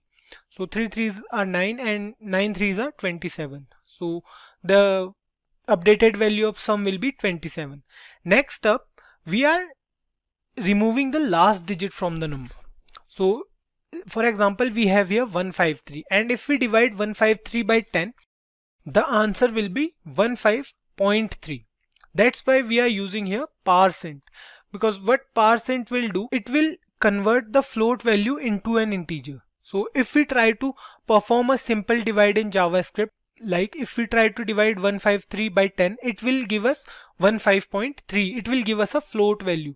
But we want an integer value, right? So parseInt will change this value to the nearest integer. So 15.3, the nearest integer will be 15. So the new value of temp will be 15. Then again this loop will be executed, and for this time the variable reminder will hold the value of 15 modulus 10, and the remainder will be 5, right? So the new value of remainder is 5, and the value of sum is 27 plus 5 into 5 into 5, which is 27 plus 125, right? So the new value of sum will be 152. And then again it will go to the temp and it will divide 15 by 10, and it will change the value to an integer. So 1.5 will be changed to 1. And next up, the final value of temp is 1, which is greater than 0, right? So it will divide 10 by 1 and the remainder will be 1. So next up, it will add 152 plus 1 into 1 into 1, that is 153, right? And then it will divide 1 by 10 using the parseInt, but this time the value will be 0 because there's no remainder, right? Next up, we'll compare the value of the sum and the number variable. So the sum variable here, it is holding the value as 153. We break this number into 3 different parts. Then we took the cube of these 3 numbers and added them. So the final value of the variable sum is 153, and the initial value of number, or we can say the value we gave to the variable number, is 153. So right, it will print here that 153 is an Armstrong number. Or if we use any other number instead of 153, let's suppose we are using 121. So it will print 121 is not an Armstrong number. Let's check out the output once. Let's save it and see the output here is 153 is an Armstrong number. So if we change the value of 153 to 121. So let's check the output now. It says 121 is not an Armstrong number. Why? Because if we take the cube of each of the digit and we'll add them, suppose the answer here will be 10, because the cube of 1 is 1 and the cube of 2 is 8 and the cube of the final one is 1. So 8 plus 1 plus 1 is equals to 10. So that's why 121 is not an Armstrong number. Let's move on to our last problem statement, where we'll use the do while loop to find the factorial of a number. So here's the problem statement where we'll have to write a program to find the factorial of a number. So factorial of an integer is the product of an integer and all the integers below it, or we can say before it till 1. So if we take an example of 5, so the factorial of 5 will be, it will multiply each number before it. If we take 5, the factorial will be 5 into 4 into 3 into 2 into 1, or if we don't include 1, that's totally fine. So this program is pretty simple as compared to the previous two we did. So this is a small one too. Let me take you through this. So here we have the program, and here we have 3 variables, right? We have a variable I, which is initialized as 1, then we have a variable n, which is 5, and then we have a variable f, whose value is 1. F is for factorial and n is for number we want to check the factorial of, and I is for checking the condition. So here what we will do, we'll use a loop where if we, for example, if we are taking 5, then the loop will go from 1 into 2 into 3 into 4 into 5, from 1 to that number. It's not like if we are using from 5 towards 1, but we are going from 1 towards 5. The answer will be same, right? Because we are multiplying all the numbers in both the cases. So here we took 5 as the number. Next up we have a variable f, and the value of f is also 1, as you know. So here we are using the do while loop. For the first iteration it will perform this. So the value of f for the first iteration will be f equals to f into I, which means f equals to 1 into 1, which is 1. So the value of I will be increased and it will become 2, and now it will check for while 2 is less than equals to n. Yes, 2 is less than n. So it will again go up and it will update the value of f, and the new value of f will be 1 into 2, that is 2. Then again the value will be increased and it will become 3, and then it will change the value of f as well. If it will become 6 and the value of I will become 4, then it will check if 4 is less than 5. Yes, 4 is less than 5. And then it will multiply 4 with 6 because the value of f was 6, right? So 4 into 6, it will become 24. And then finally the value of I will be 5. And it will check if the value of I is less than or equals to 5, right? While I is less than equals to 5, yes, that's true, because now 5 is equals to 5. And it will again execute the loop, and the value of f will be 24 into 5, which is 120. And then again the value of I will be increased. Now it will become 6, which is greater than 5. So it will come out of the loop and it will print the factorial of a number. So let's save this program. So the factorial of 5 is 120, because see, here we have used the factorial of n. N is 5 and the factorial is 120. So if we try to give any other number here other than 5, let's say we are using here 10. Save it.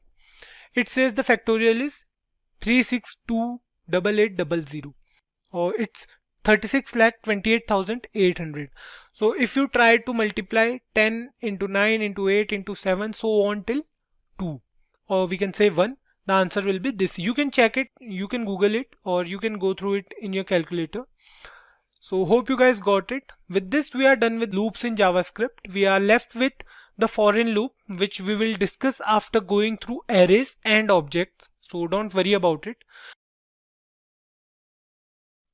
The typical definition of function states that to work in a proper or in a particular way. Similarly, functions in JavaScript are a block of code that is used to perform a specific task. In this particular video, we will go through the syntax and usage of functions. So a function has a particular name and we can reuse that block of code again and again in an entire program. For example, let's suppose that we have to add two numbers in a program. That's a basic program, right? Sum of two numbers. So let's write the code first. So we are going to take a variable x and the value of x will be 10. Then again we are going to take a variable y and the value of y will be 5. Lastly, we are going to take a variable total and the value of total will be x plus y. So the last thing we are going to do is we are going to print this on a browser. So here we are done with our program. We are done with adding two numbers. So let's save it and check the output. See, the output here says 15. So what is happening is the value of x plus y, which is 10 plus 5, is stored in the variable total, and we are displaying total on a browser. So that's a very basic program, right? Now consider a scenario where we have to do this addition for n number of times at different intervals. So we have to perform the same task of addition at different intervals. So in that case, what we can do is we can copy paste this same code repeatedly, but the length of the program will increase because of that, right? And it doesn't make any sense to copy paste the same code again and again. So this is where functions come into play. With the help of functions, we can create a separate function to do this particular task, and we can call that function again and again. I'll take you through it. So basically a function has three parts. We'll go through each of them. A function has function declaration, then it has function definition, and then finally it has function calling. So we'll perform this same program of adding two numbers. We'll add two numbers, but this time we'll use the concept of functions. So we'll use this whole code. We are going to use it inside the function. So let's move on and see how the function looks like, how the syntax of function looks like. So we use the keyword function, and then we have the function name. So let's suppose here we are naming the function as sum. Then we have the opening and closing round brackets, which denotes that this is a function. This is the way to write a function. Next up, we have a pair of curly braces for the body of the function. So this is the basic syntax of how a function looks like. The naming convention for functions is the same as we had for variables in JavaScript. If you guys remember, we have already discussed this naming convention of variables. So this is the basic structure of a function. So now we'll cut this whole code and we'll paste it here inside the function. Right? So we are done with it. We are done with our functions. First part. First we declared a function with name sum. Then we are done with the definition of function. Now, what if we try to run this program? Let's save this program and see. It is not printing anything on screen. But if you try to check out for any errors, it won't show any errors. See, there is no error in this program. This is happening because we haven't called the function yet, right? So to call the function, we have to write a single word. Just write sum with opening and closing round brackets and save it now. Now you can see the output here is 15. So this is known as function calling. The program already knows that there is a function by the name sum. It will go and check for the same if the function is there or not. If the program finds it, it will execute the function. Next up, a function can also have parameters. What do I mean by parameters is we don't have to declare these variables, variable x and variable y here. Instead of declaring them here, we can pass these values to the function. Let's say we are passing x and y here, or we can pass a and b, any variable you want to pass, you can pass it here. Now we can remove these variable x and variable y. We have to write here where, because we still need the variable total. And next up, we have to pass the value for these variables when we call the function. So we have to pass the values here. Let's say we are passing the values as 4 and 3. So let's try to run this program now and see if it works. Let's save it and see. You can see here the output as 7. We can also pass strings over here. So instead of 4, if we try to pass any string, let's say we are passing welcome to, and instead of 3, we'll pass Simplicode. Right? Now let's save this program and see the output. It says welcome to Simplicode. We don't have to worry about the data type we'll use here because JavaScript is a loosely typed language, right? So the function will automatically adapt to the data type according to the value we will pass during the function call. Here in this code, variable x holds the value welcome to and the variable y is having Simplicode allocated to them dynamically. So this is what is known as parameter passing in functions. Let's move on and discuss the return types in functions. So a function can also return a value. Right now, we can see that a function is doing the printing task. What if we remove this document.write from here and we'll paste it somewhere else on the program outside the function. So we'll paste it here, right? Now the function will perform addition only. It won't print anything. It will just perform the addition. Let's save this and see there's nothing. So if we try to check for error, it says total is not defined because total is defined inside the function. This is because of the concept of local and global variable. We'll discuss this concept in upcoming video. So here you can see it says total is not defined, right? So now what we have to do is we have to write here return total. So now the function will return the value of total outside. What this return statement does is whenever we call the function, as you can see here, we are calling the function from outside and we are passing the parameters as welcome to and Simplicode, right? So these parameters will go as x and y and we are getting the concatenation of welcome to Simplicode, right? So when this return statement comes into function, the value of this total variable will be given out of the function. So there has to be a particular variable to hold the value returned by the function. We'll use a variable here. Let's say we are using the variable output. And in the RHS, we are calling the function. So we have an equals to between the LHS and RHS. That's because when we are calling the function, it will return a value.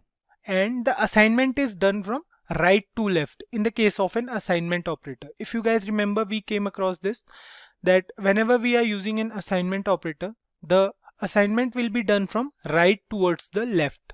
So whatever value the function will return upon calling will be assigned to the variable output.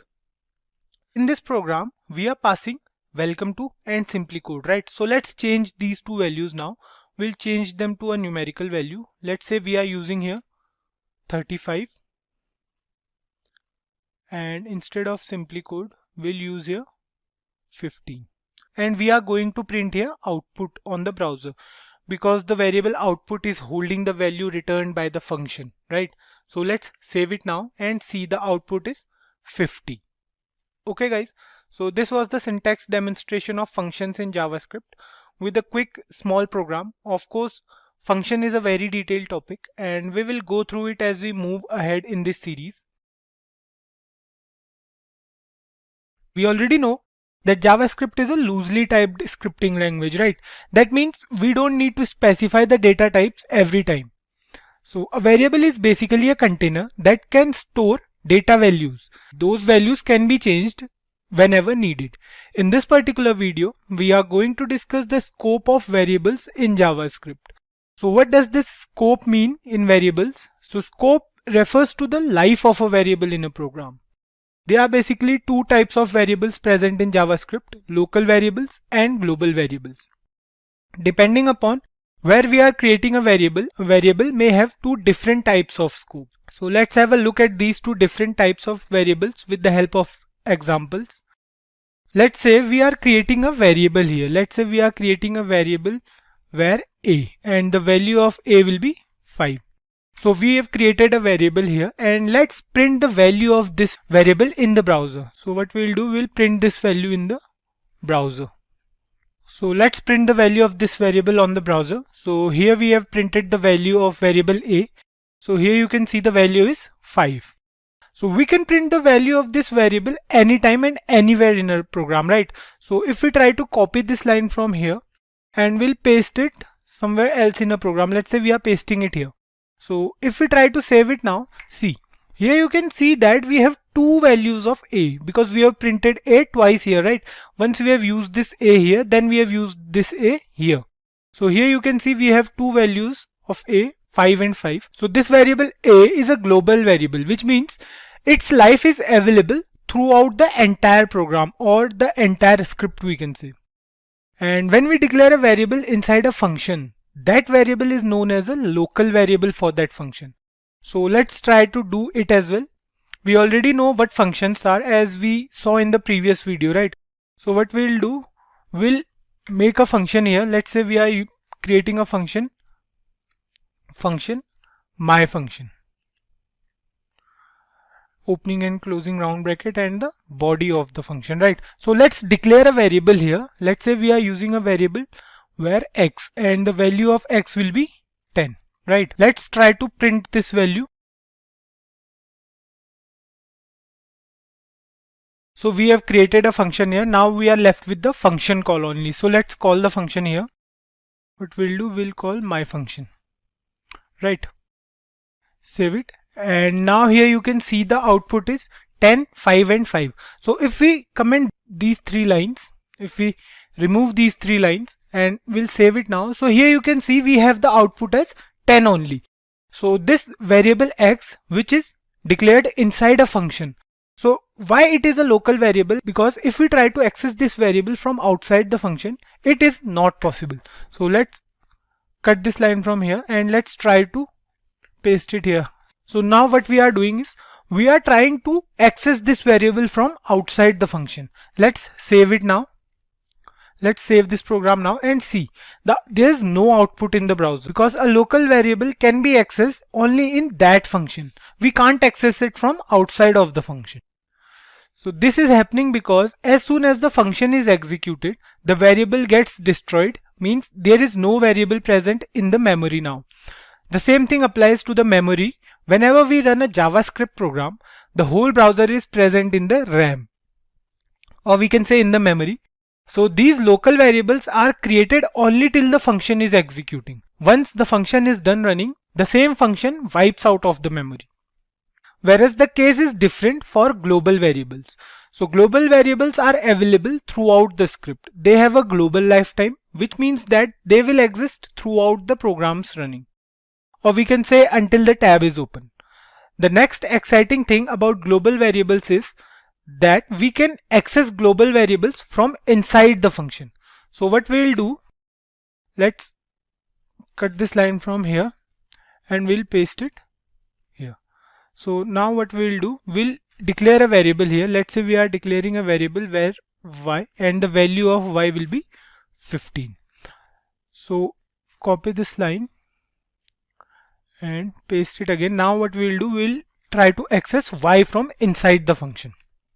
So let's save the program and see the output here is 10 and 15. 10 is the value of x, and x is a local variable for function my function, because we have declared x inside the function. Whereas variable y is a global variable. We have declared it outside the function and we tried to access it from inside of the function, right? So we tried to access y here, and we can see the value of y is 15, which is printed on the browser.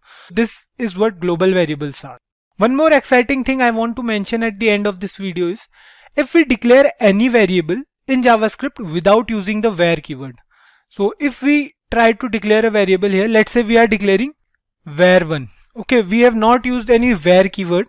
So what we are doing is we are declaring a variable and the value of var1 is 15. So we don't need the where keyword separately when we are declaring a variable. However, some of the newer versions of web browser have some sort of issue if we try to declare a variable inside this function without using the where keyword. So let's try to access this variable.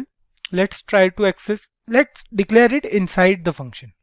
Okay, what we'll do is we'll declare this variable inside the function and we'll comment this line, and what we'll do is we'll try to access it from outside the function, right? What we'll do is we'll write here var1.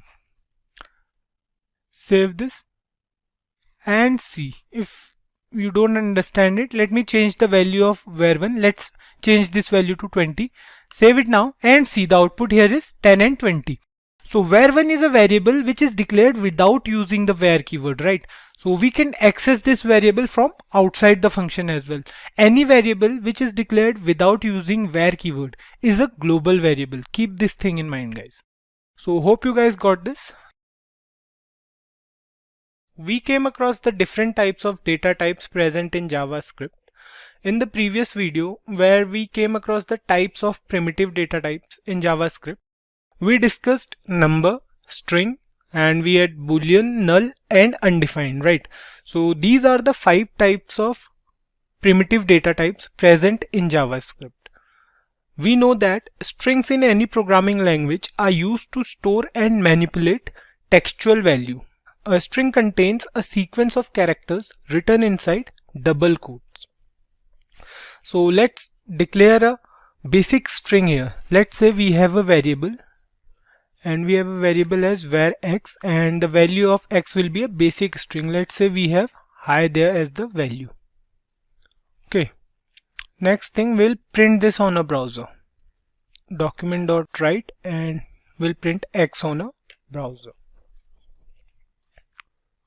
So this here is a string that holds a textual value, right? Suppose we try to find the type of the variable x. So I hope you guys are aware of that. If you're not, then please go through the previous video on data types in JavaScript. Let's print this value on browser first. So here you can see it says hi there. So this is a string, and let's try to determine the type of variable x, and we'll see if it returns a string or something else. We'll do it with the help of type of operator, right? I hope you guys remember that. So let's try to use type of operator here, and here we'll use type of x. So let's save it and see. Here you can see we have a string as the type of variable x. So strings are helpful for holding data that can be represented in textual form. So let's move on to our first topic for today, and that is escape sequence in JavaScript. So if you guys ever noticed that in the previous few videos, we use a lot of HTML tags in JavaScript, right? For example, we use the heading tag so often. Like when we are using the document.write to print anything on the browser, we use heading tag quite a lot, right? So the thing to notice here is that these tags behaves as HTML tags, right? We use them inside the double inverted commas, just like strings, but they still act like HTML tags. So let's understand this with the help of an example. What we'll do is we'll remove this code. We'll print a simple statement in a browser. So we'll use document.write and we'll write here hi there, and we'll use a tag, right? So a basic HTML tag we are going to use. Let's say we are using the break tag. I hope you all are aware of the break tag. So the next sentence will be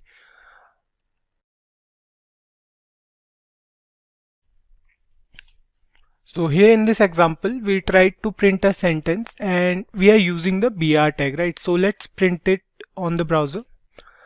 So we are using the break tag in between the sentences. We have hi there and we have welcome to Simplicode. So we use this break tag in a string, right? So the output what we were expecting was hi there and the BR should be written in string, but there's a difference in the output, right? The BR tag is actually functioning as an HTML tag. So here the break tag works the same as it did for HTML. So with this we can conclude that if we try to infuse any HTML tag inside the JavaScript statement, it will act as that tag only. So let's move on and we'll look at some other types of escape characters present in JavaScript. So let's say we want to print this line. Okay, we'll edit this one only. So what we will do is we'll remove this break tag and suppose we want to print this on a screen. So we want this on our screen and we want the welcome to be inside the double inverted comma in output as well. So if we try to run this program now, there will be nothing in the browser. Let's try to check if it gets any error. So here it says uncaught syntax error. It says missing after the argument list. So how to print this on the browser? We want to highlight the word welcome. So if we try to run this program as it is, it's not working, right? To do this type of task, we have the \escape character. To print the double quotes inside a string, we use a single backslash with a double inverted comma. The syntax is we have to use this backslash before the double inverted comma. So now if we try to print this on browser, here you can see it says hi there and welcome is written within double inverted commas, right? So that's how you can print this on a screen. Next up, if we want to use a single inverted comma, we have to use a single backslash with a single inverted comma. So just like we did here with the double inverted comma, similarly we can do it for single inverted comma as well. What we'll do is we'll copy this document.write and we'll print it here. So here what we will print is we'll print here it's alright. Okay, so we are using here a backslash with a single inverted comma. Now we'll write a S. The output will be it's alright. So we have to use them because we need them in a program at times, right? So to avoid any confusion, one must know how to use this sequence character in JavaScript. Let's save this and see. If we try to comment this line, let me comment this to make it more easier for you to understand. Let's save it now and see. It says it's alright. You can't print it's in similar way without using the \escape character. Lastly, if we want to put a backslash in our string, if we want to put a backslash, we want to show it in the browser. So the syntax for that will go like, we have the document.write, right? So here we will write the character and we'll use two backslashes is called backslash. So let's try to print this. So here one thing you can note is only a single backslash is printed on the browser. The first one is used as a backslash escape character, and the second one which we have used will be printed on the browser. We have a few more escape sequence present in JavaScript, like the backslash n, or we can say new line. We don't use them quite often. I'll let you know if we use them in future. So for now it's enough for escape sequences present in JavaScript. So let's move on, and now we'll go through the different string methods present in JavaScript. So there are several string methods present in JavaScript. We are going to discuss a few in this particular video, and we have a property as well. So here you can see it on your screen now. These are the string methods present in JavaScript. The first one here, that is length, it is a property, and the rest are string methods. So let's start this video with the length property. You can pause the video to note down all the string methods and property, or you can just take a screenshot of it. So let's move on to the programming part. Now the length property is used to find the actual length of a string. So to find the length of a string, let's declare a string first, and then we'll find out the length of that string. So the statement will go like this. We have a variable str, and the value of str will be, let's say, welcome to Simplicode. Okay, so here we have a string and we have a variable a which holds the length of this string, right? So this str.length is a property of string, and it will return the actual length of this string. So what we'll do is we'll print document.write, and we'll print the value of a, because the variable a is holding the actual length of string str. So let's try to print this, and here you can see the output is 21. So if you count the total number of characters present in this particular string, it will come out as 19. 7 for welcome, 2 for and 10 for Simplicode, right? So the total number of characters are 19. So the remaining 2 are the spaces present between welcome and to, this one space, and the other space is this. So the total comes out to be 21. So this is how the length property of string works. If we want to find out the number of characters present in a string, we can simply use the str.length property, and it will give us the exact number of characters including spaces as well. So next up we have the two methods which are two lowercase and the two uppercase methods. So this two lowercase method is quite simple to use. The functionality of this method is it can change the whole string to lowercase characters irrespective of what is already written in the string. So let's try this method and you can understand it much better. So here what we'll do is we'll replace this str.length with dot to lowercase, and we'll see if the output is changed here. So let's try to run this, and here you can see each of the characters present in the string is changed to lowercase alphabets. So you can see we have W and S as uppercase. So what we'll do is we'll write welcome in uppercase here. Let's say we have welcome in uppercase, and now we'll save it. So here you can see the welcome is also in lowercase. So every character present in the string is converted to lowercase.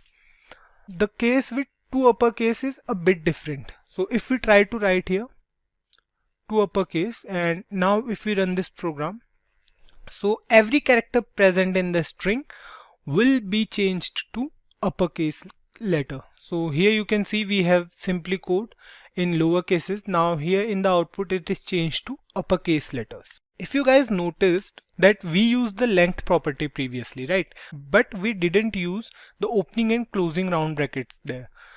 But we are using them with uppercase and lowercase methods, right? That's the difference between property and methods. Next up, we have the includes method. So this function or method is used to find something particular in our program. So this function either returns true or false. If we want to check if a particular word is available in a string or not, we can use the includes method. So this is a case sensitive method, which means that it differentiates between uppercase and lowercase letters. So let's try this function here and we will search for a word here. Let's say we are searching for 2, right? So instead of uppercase, we are writing here includes and we are looking for 2. So 2 here exists in a sentence, right? It exists in a string. So it will return true for this case. Let's save it and check the output. See, it says true. But if we try to find something like, let's try to find here from, and we'll save it. See, it says false. If we try to find here something else, like we try to find here code, save it, and it says true because code exists in a string.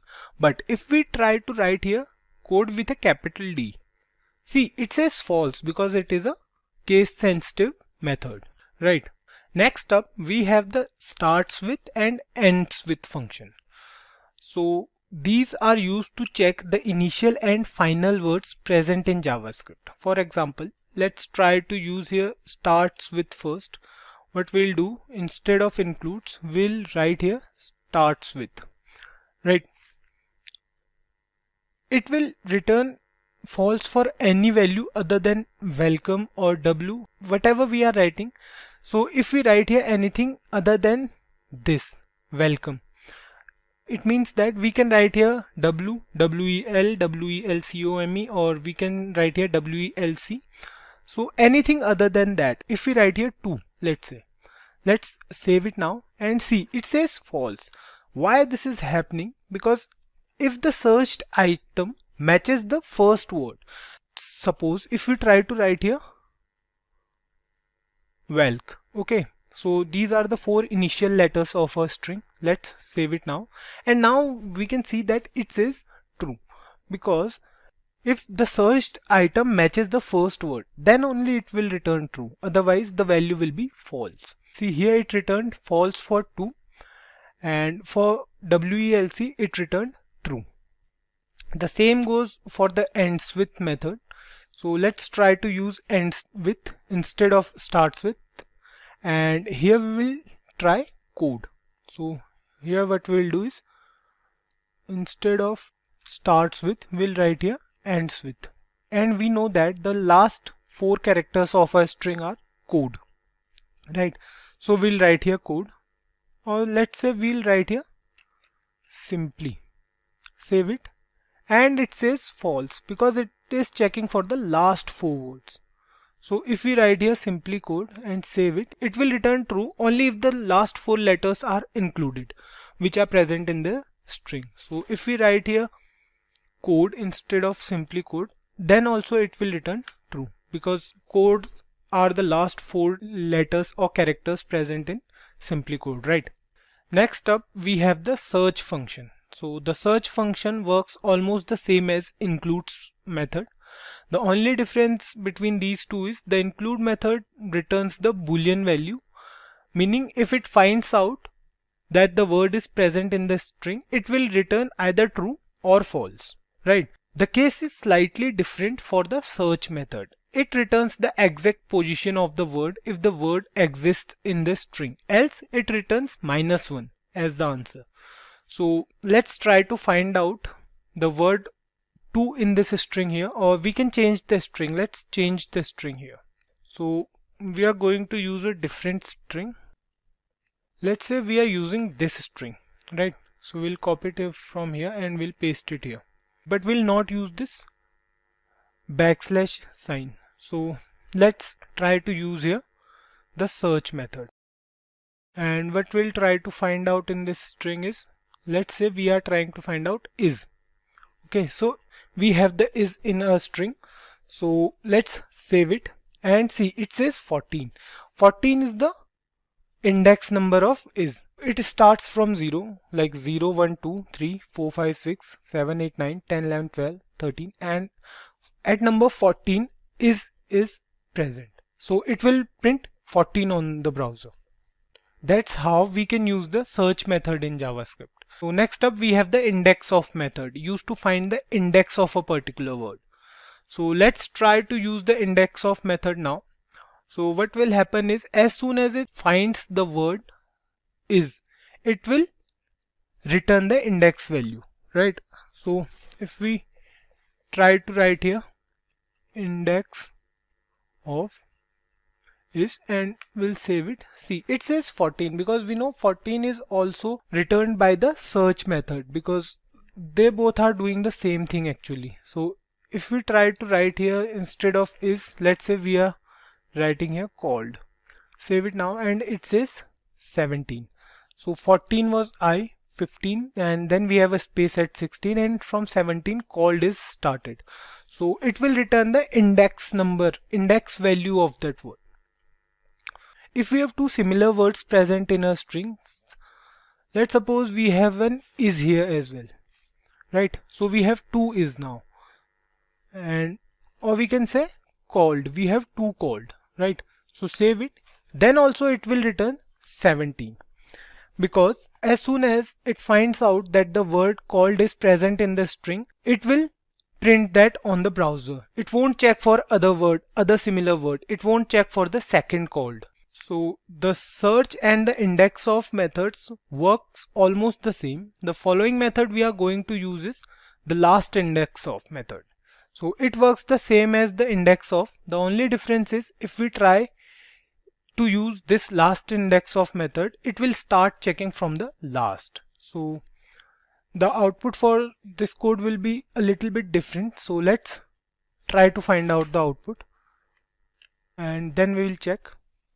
It says 17 because if we try to check it from here 1 2 3 4 5 6 7 8 9 10 11 12 13 14 15 16 17.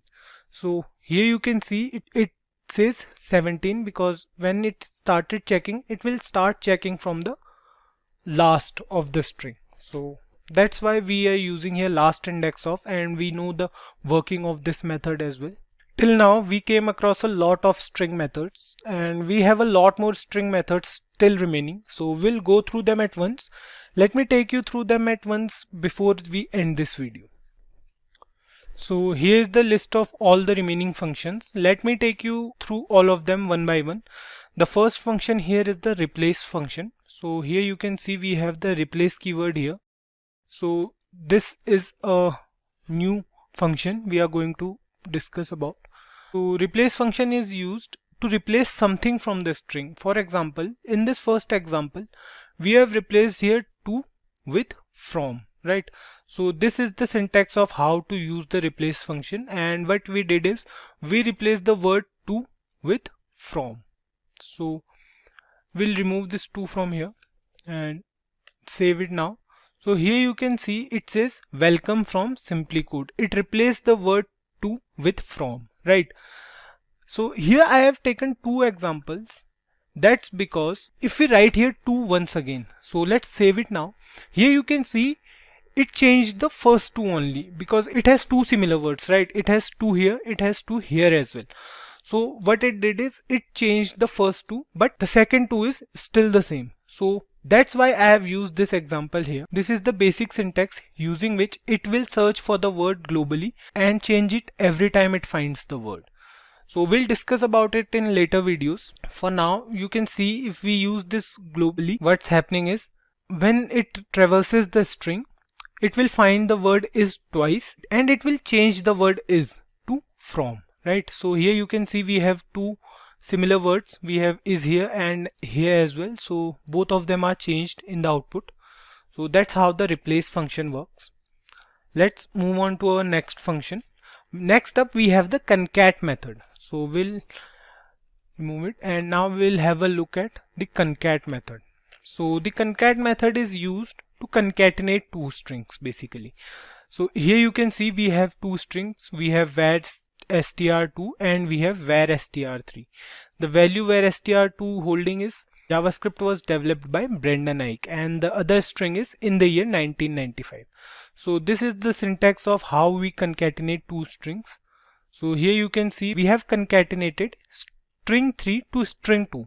So string 2 dot concat, and in bracket whatever string we want to concat. If we want to concatenate more than one string, then also we can use it here. We can write here comma and the other string as well. So the output will be like this. It says JavaScript was developed by Brendan Eich in the year 1995. So that's how the concatenation method works. Let's move on to our following string method, which is the split method. So as the name suggests, split means to break the string into pieces. So let's remove it from here, and now what we'll do is we'll comment it from here. Now we'll go through the split method. So the split method is used to break a string into pieces. The syntax is quite simple. We have to write the string name dot split, and what it will do is it will put a comma in place of every space, because if we want to split something, let's say we want to write here I instead of space, right? So it will traverse the string, and every time it finds an I, it will put a comma instead of that I. So let's save it now and see. Here it says JavaScript. Here in place of I, a comma is inserted, right? So similarly from Brendan Eich, I is replaced with a comma. So that's how the split function works. So if we use here space instead of I or anything else, let's save it now. See, instead of every space, a comma is inserted. JavaScript comma was comma developed. So that's how the split function works. Next up, we have the repeat method, right? So we'll remove it and we'll go through the repeat method. So repeat, as the name suggests, it will repeat the string. So the syntax is as usual, similar like the other syntaxes. So we have a string here str5, and the value is similar. JavaScript was developed by Brendan Eich. So the repeat method is used if we want to repeat a string n number of times. Like here we have written here 5. It's printed 5 times, Brendan Eich, and then the second, then again it's printed, so on and so forth till 5, right? So the repeat function is used if we want to print a string for n number of times basically. Next up, we have the slice method in string.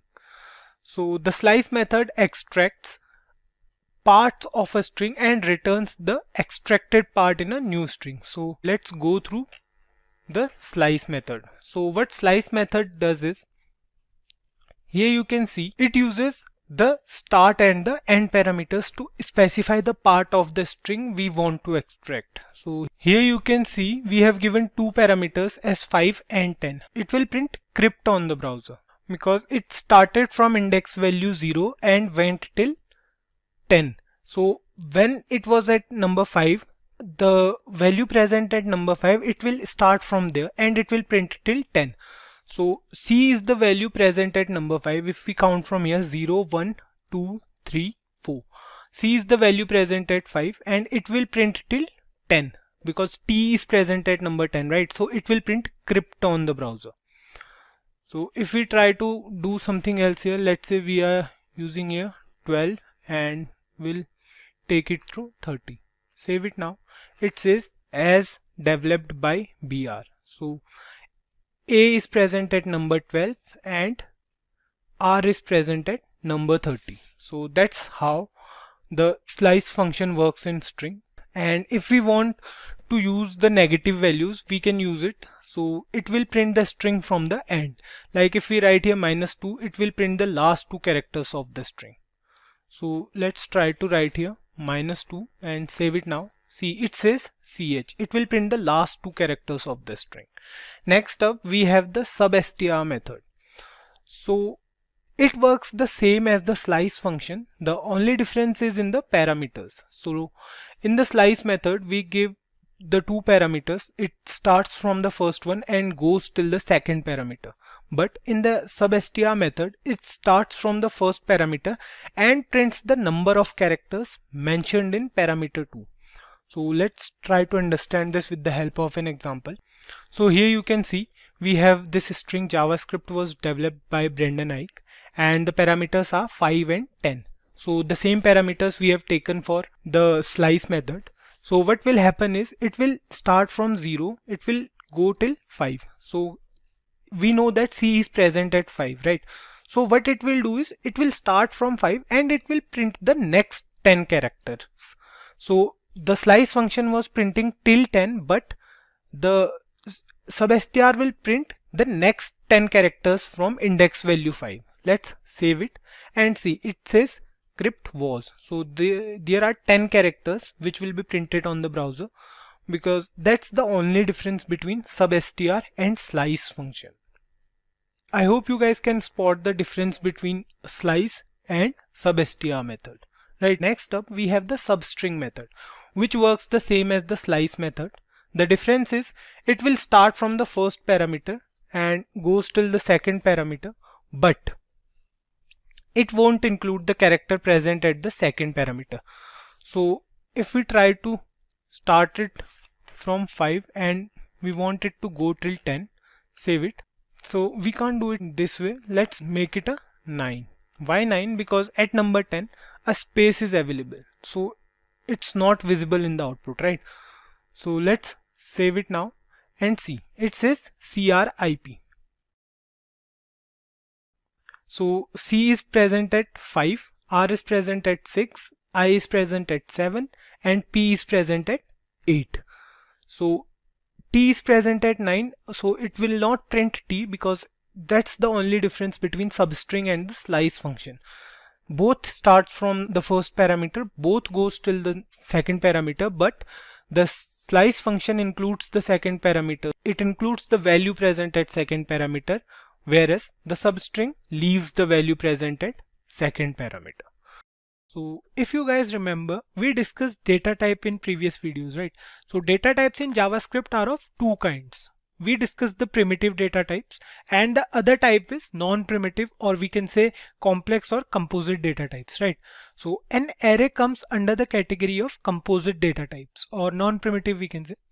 So the basic definition of array states that an array is a collection of elements stored in contiguous memory locations.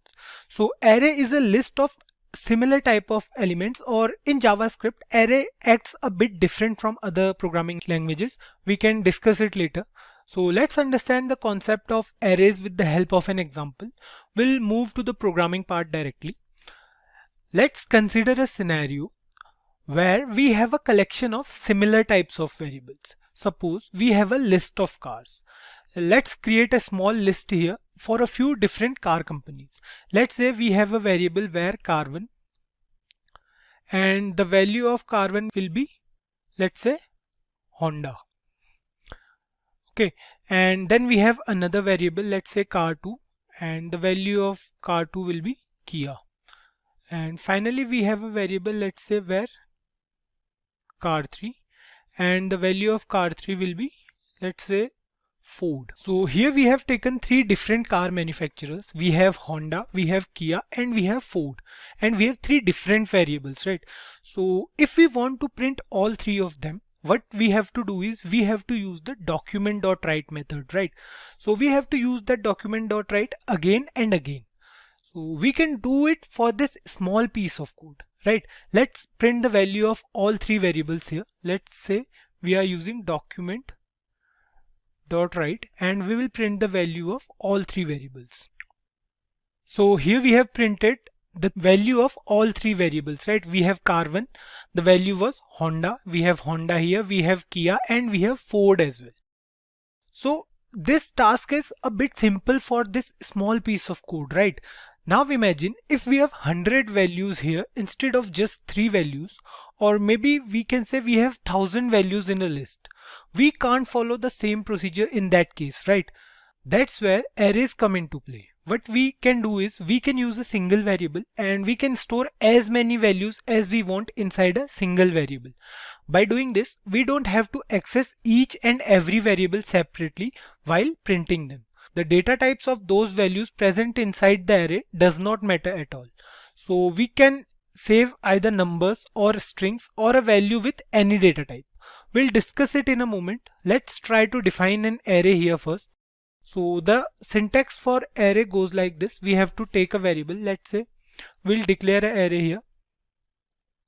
let's say we are taking a variable where car, and these opening and closing square brackets represent the array. It means that it is an array if we are using them in a variable.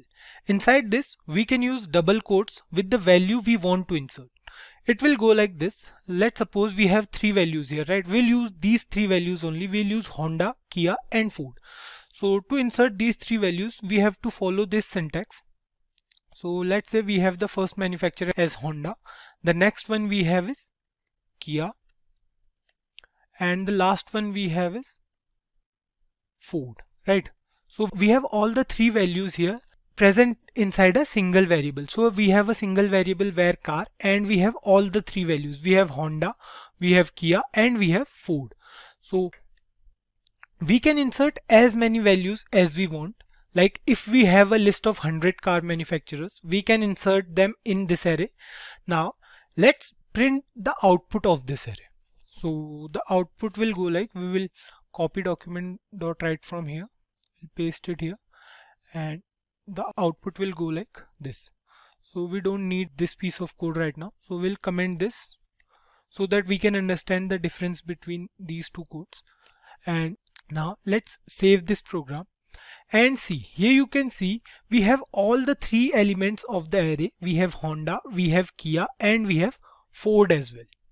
So an array is a non-primitive data type or composite data type with one single name and can hold multiple values. Here the array name is car and it stores three similar values, right? Here we have three string values. We have Honda, Kia and Ford. So this array can store any number of values we want to store in that array. So what if we want to print a single value from these three values we have? We have Honda, Kia and Ford, right? So if we want to print Kia, let's suppose.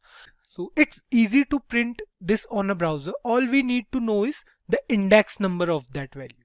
So the index number in the case of arrays starts from 0 and goes further. So we have three values here as we can see. So the index value for these variables will be, so for Honda the index value will be 0, and for Kia the index value will be 1, and for Ford the index value will be 2.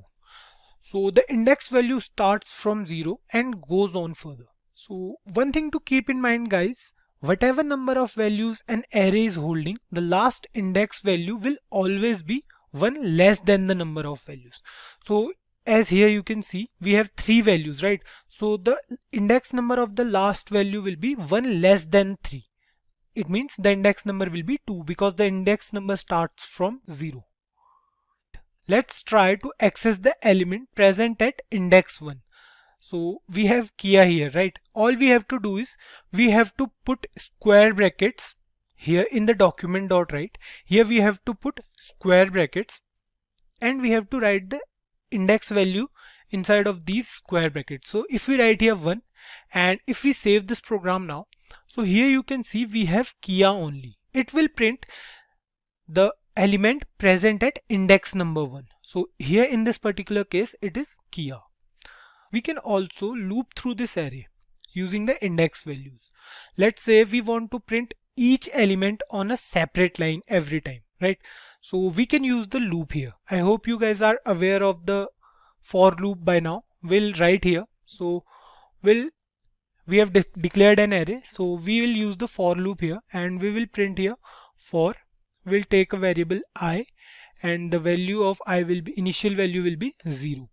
And then we'll give the condition. The condition will be I less than 3 because we know there are 3 values only and it will go till 2 only because it's going for the index value. And the final condition will be I plus plus. So here we'll use the curly braces because this is the syntax for loop, and the I value will iterate through the array and print all the values present at indexes till the index 2. So the same thing goes for 100 elements as well. We can use the for loop to access all the 100 elements in separate lines. So guys, if we save this and here you can see, okay, it is printing Kia, Kia and Kia because we have particularly mentioned here cars present at index 1. So we have to remove 1 here and we'll save it now. So the document.write syntax will be changed a bit. We will write here I, and if we save it now, so we have all the three values. Here you can see guys, the I value here will iterate through the array and print all the values present at indexes till the index 2. So the same thing goes for 100 elements as well. We can use the for loop to access all the 100 elements present in the array. We can use the same iteration concept for doing so. So guys, there's another way to represent an array in JavaScript. It goes like this. We have a, let's say we have a variable. This time we'll take the variable as fruits. So the syntax will be like new. We have to use the new keyword, and then we will use new array, and we have to give a space here, and the elements we want to store inside the array. So we'll use a apple, then we have, let's say, banana, and finally we have, let's say, mango. Okay, and we can access the elements of these array with the help of a for loop. We can use the similar for loop here. So if we copy this for loop from here and we'll paste it here, instead of cars we'll use a fruits, right? And we'll give the value as I, because we want to iterate the variable I through each index. So we have once again the index value as 0 for apple, 1 for banana, and 2 for mango. Let's comment this program as well so that it will be easy for you guys to understand. Let's save this program now and see, we have the list of all the elements present at array fruits. So we have apple, we have banana, and we have mango printed on our browser. So this way of array representation or declaration is less recommended, because the other way which we discussed earlier, like when we discussed the car manufacturers, so that way is a bit easier to use. So I'll recommend that way only, because this way is a bit tricky as well.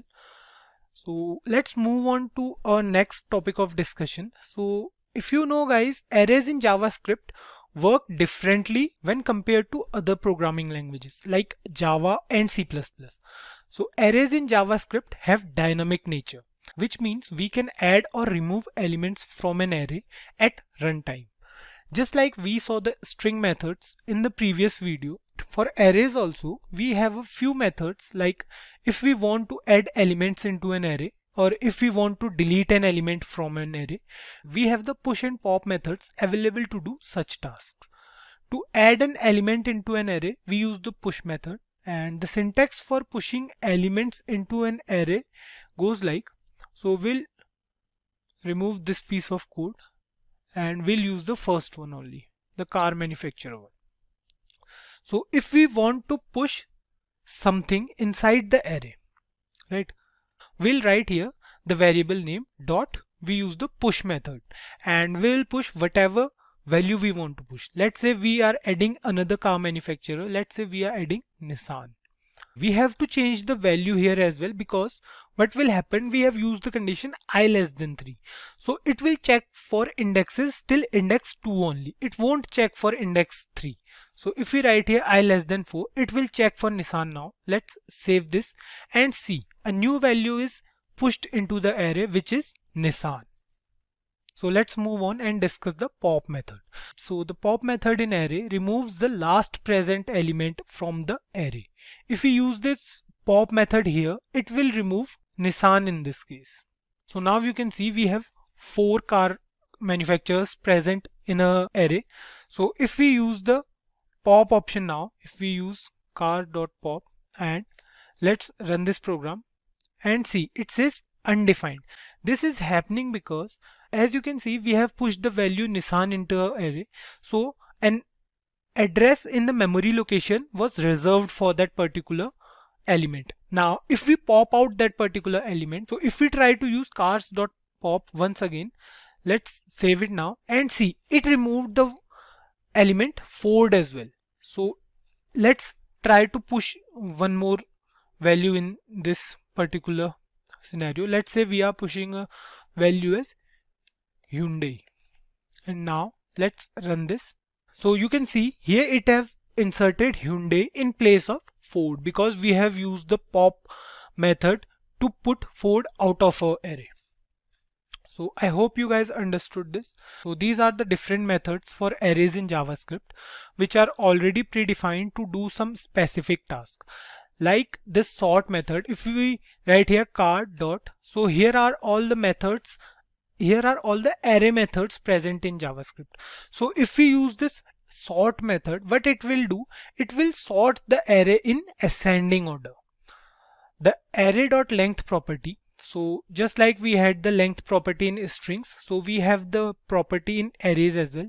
The array.length property is used to find the length of the array. So if we use it in the for loop in place of this I less than 4, so here you can see we have used I less than 4. Now if we write here array.length, so if we write here car.length, so now we don't have to change this value again and again. So if we are inserting any value or if we are removing any value from this for loop, so if we are removing any value from this array, so we don't have to write here 3 or we don't have to change it to 4 every time we insert an element. We don't have to change that value basically. What will happen? It will check for the length of the array. So the length here is, let's say we have the length here 3, right? So it will check for the length and it will be 1 less than the length of the array. So if we run this program now, it will work fine. I hope you guys understood the concept of array methods present in JavaScript. The other main difference array has in JavaScript, which makes it different from C++ or Java, is we can add elements with other data types in JavaScript. We try to use the push method to insert a numeric value here in this cars array.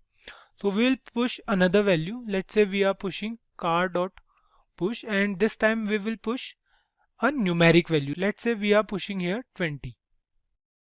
So let's save it. And here you can see the value 20 is inserted inside the array car. So we can use any data type inside an array in JavaScript. Arrays fall under the category of complex data types, right? Today we are going to discuss another kind of complex data type, that is objects in JavaScript.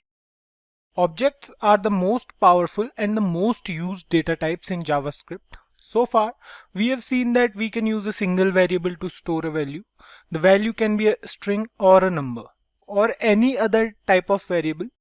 After that, we have seen arrays in which we can store multiple values. Like we can store lists in arrays. So let's take a scenario here. And let's say we have a piece of code. We are taking a variable, let's say where car manufacturer. And the value of this car manufacturer will be Audi, a string, right?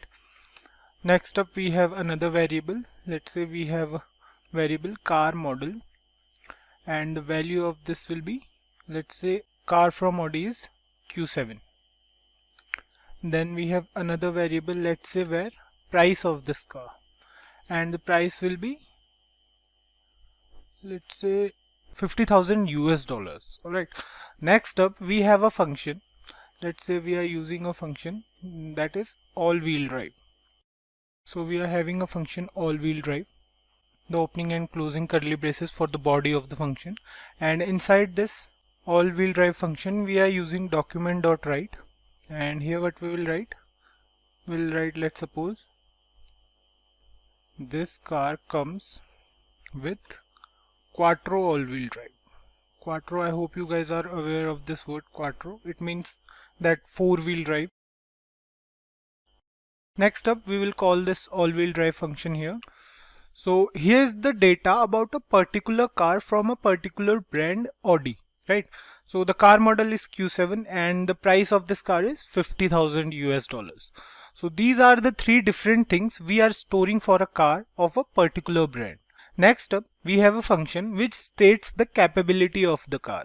The function here is the all-wheel drive, which means that this car comes with four-wheel drive instead of general front-wheel drive or rear-wheel drive. So this function is the behavior of the car, right? It shows that the car is four-wheel drive. Things are pretty sorted here, right?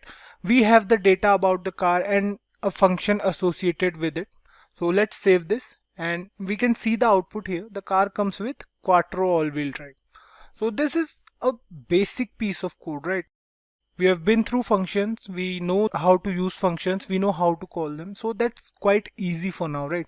The problem occurs when we have a list of cars. Let's say that we have to maintain 100 different cars with all the data of car manufacturer.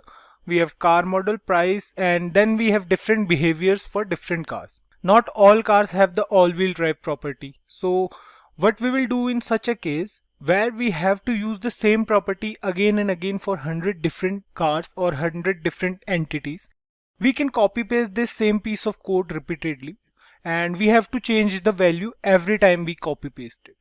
So we have to change the variable name, the car manufacturer, the car model, and the price as well. Imagine we are doing this for a list of cars. Then it goes on and on. So this is the most inefficient way of tackling this problem, right? This is where the concept of objects come into play. These objects help us to bundle all these properties and attributes about one particular entity.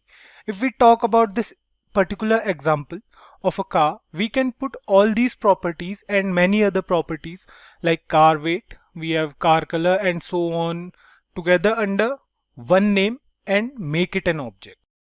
Let's move on to the syntax for objects in JavaScript. We'll do it for this same program. We'll use objects. Now let's go ahead and have a look at the syntax for objects. So before we start, there are few ways in which we can create objects in JavaScript. We are going to discuss two different ways of doing so. The first one is the literal way, also known as the literal object way. So the syntax for literal object way goes like this. Let's say we are declaring a variable varchar and curly braces. So these curly braces represent that this car variable is actually an object. Inside this, we will define all the car's properties, that is whatever data we want to store about the car, like car manufacturer, car model, and price in this particular scenario. So let's use them here. So we have car manufacturer, and the car manufacturer is Audi, right? Next up we have car model. Car model is Q7. Finally we have the price, which is $50,000. So you can identify the difference here inside the object, right? When we declare a variable, we usually use the equals to sign for assignment, but here in objects we use the colon, and we are using commas here because we have some more properties. So these three are the properties. For this object car, we have three properties associated with it. We can also add this all-wheel drive function inside the object, and when we use this function inside the object, it will be called a method. Whenever we use a function inside a class or an object, so it is known as a method. Keep this thing in mind, guys. So that syntax is also a bit different when it comes to methods inside an object. The syntax for that will be, we have to write here all-wheel drive, and we'll use the colon. Then it is a function, so we'll write here function with opening and closing round brackets and the body of the function. So what we want to write here is, we want this function to return the value, right? We want this function to return this value. So we'll copy it from here and we'll paste it here. So we want this function to return this value. So we'll write here return instead of document.write. Now this function will return this string that this car comes with a quattro all-wheel drive. So if you want to change this string a little bit, you can change, because we have already used this string in the previous program we did. So let's suppose we'll write here four-wheel drive. Now this will be easier for you to understand this. So this is what an object looks like. Our object is entirely ready. What we did here is we bundled all these things and coupled them. We bundled all these things. We bundled all the three variables. We bundled this function. We bundled all of them together inside a single variable. And now this particular variable car is an object. Now if we want to access these properties of the object like car manufacturer, car model, etc., whatever properties we have here, so what we have to do is we have to use document.write. So it is quite simple. So after this object we'll write here document.write, and to access this object what we have to do is we have to use the object name with the dot operator and the property name. So if we want to, let's suppose we'll use here car dot and the property name will be car underscore manufacturer. So here is the syntax. The syntax is quite easy. You can see here we have used the car object with the dot operator, and then we have the property name, whatever property we want to access. So let's save this program now and see. Here it says Audi. By using this dot operator we can access any property of the car. Not just a property, we can access the method as well. So if we want to access the method, like if we want to access this all-wheel drive function, we can do it simply by writing here car dot, and we'll write here instead of this we'll write here all-wheel drive, and we are good to go. So if we save this now, so here you can see it says this car comes with 4-wheel drive. So it is quite easy to access these properties of an object. So we can do it by using this. Now suppose we call this function normally with the document.write inside the function in place of return. So if we write here document.write,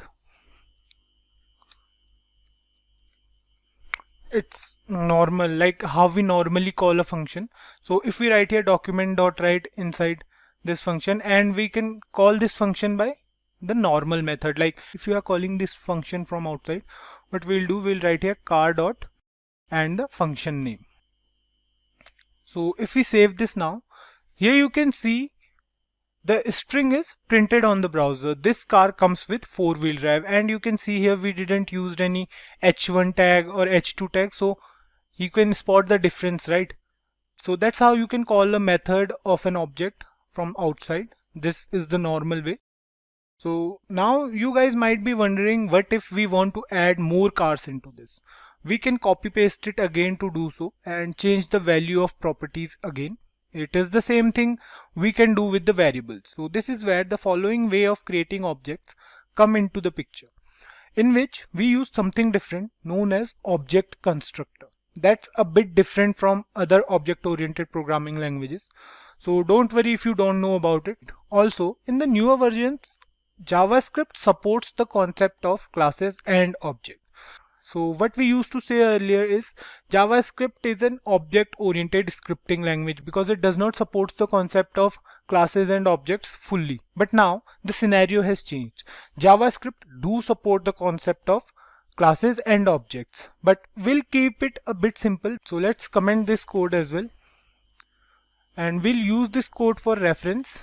So we'll comment this, that's why we are not removing it, but we can remove this piece of code. So let's remove it, and let's move on to use a second way of creating an object. Now we will create multiple objects using a single template, which is known as a constructor function. Let's have a look at the syntax for this method. So we'll write the function keyword, and we have named this function as cars, and in parentheses we will provide the properties as parameters. So these are the properties. We have car manufacturer, we have car model, and we have car price. So these are the properties which we used in the previous code as well. So here we have also used these properties, so we'll keep it that way only. Now inside a function, these parameters are known as arguments. So if we talk about the naming convention, so these parameters are known as arguments. So let's move on to the body of the function, and inside the body we will use this keyword here. This keyword refers to the object it belongs to. So here in this program, this will refer to the object basically. So what we are doing here is, whenever we are creating any object using this constructor function, we will pass specific values like the car manufacturer, car model, and the price, all of these values. So all these values will be present at the RHS. So let me write this first. Let's say we are using this dot and the property name car manufacturer, we'll write here car manufacturer. So all these values will be present at the RHS, and the actual property of the object will be this dot car manufacturer. So this is the actual property of this method. You will understand it much better when we create the object. For now, let's mention here the other two properties and method as well. So let's use the other two properties, which were this dot car model, and we'll write here car model. The last one was this dot price. We'll write here price. Let's add the method here as well inside the constructor function. We'll use this keyword again to add the method. The syntax will go like this. We'll use this dot all-wheel drive, and this is a function. So we'll write here function with the opening and closing round brackets, and then we have the body of the function. Inside the body of this function we will write whatever we have written in the previous program. So we'll copy it from here and we'll paste it here.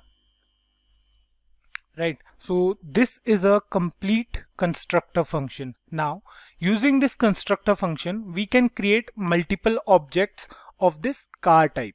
So this constructor function works like a template, or like the classes work in other languages like C++ and Java. So let's create an object here. So we'll create a variable here. Let's say we are creating a variable C1. Now we'll use the new keyword and along with the constructor function. So we'll use here cars, and we'll pass the values for all the three properties. So here you can say we have the car manufacturer as Audi, and next up we have the model as Q7 and the price as 50,000. Okay, so we have created a variable, we have passed the values for the properties, and now if we want to access this function, if we want to access this all-wheel drive function, we can access this as well. We have to write here c1 dot all-wheel drive, and this is how you can call a function. If we save this program, see here it says this car comes with 4-wheel drive. So if you change anything here, let's suppose we are using here h2 tag. If we save this program now, see you can see the change here. So we are calling this function here, and this will be printed on the browser. So this string will be printed on the browser. Let's create another variable here. Let's say we are using var c2, and the syntax will be same for this as well. We'll write here new cars and we'll pass the values here. So let's say we are using BMW, and next up we have the model as X7, and the price of this car is, let's say, 40,000. Okay, 40,000 USD. So if we want to access any particular property of any object, like if we want to access the car model, or if we want to access the car manufacturer, so we can do it the same way as we did previously, as we did in the literal object way. So to do so, we have to write here document.write, and it was quite simple. So we have to write here the object name dot and whatever we want to print. Let's say we are printing here car model. So if we save this now, you can see here X7 is printed on the browser, because X7 is the value of object C2. And let's suppose if we want to print here car manufacturer, save it, and see here you can see we have BMW as the output on a browser. Similarly, we can access the price as well. Let's save it now, and see here it says 40,000. So this is how we can create multiple objects in JavaScript. In the previous video, we came over the essential introduction to objects in JavaScript. We saw the two different ways in which we can create an object. We came across the basic definition and usage of objects in JavaScript. So in this particular video, we will talk a little bit more about objects. We'll continue with the previous program we made. So today we will use the literal object way, because this method of creating objects is a bit easier than the other one we discussed, which was the constructor function method. So this is the code we used in the last video. Here we created the car object which has three properties: car manufacturer, car model, and the price of the car. We have a method here as all-wheel drive. When we use this method here, we use this method with the dot operator, and we call that function, we call that method with the help of the object. So the output was this car comes with four-wheel drive. So this was something we did in the previous video. If we talk about objects in JavaScript, a lot of things we know about in JavaScript are basically objects, like the Boolean values, numbers, strings, and a few more. So many of these things can be objects if we define them with the new keyword. Basically, any of the data type other than the null and undefined can be converted to objects, or they have their equivalent object forms if we define them with the new keyword. So we have a few predefined objects as well. We have the math object, the date object, and the regular expression are also considered objects in JavaScript. A lot of things are objects in JavaScript. We'll use objects in DOM manipulation, which we will go through in further videos. So that's why it is pretty essential to understand the whole concept of objects, right?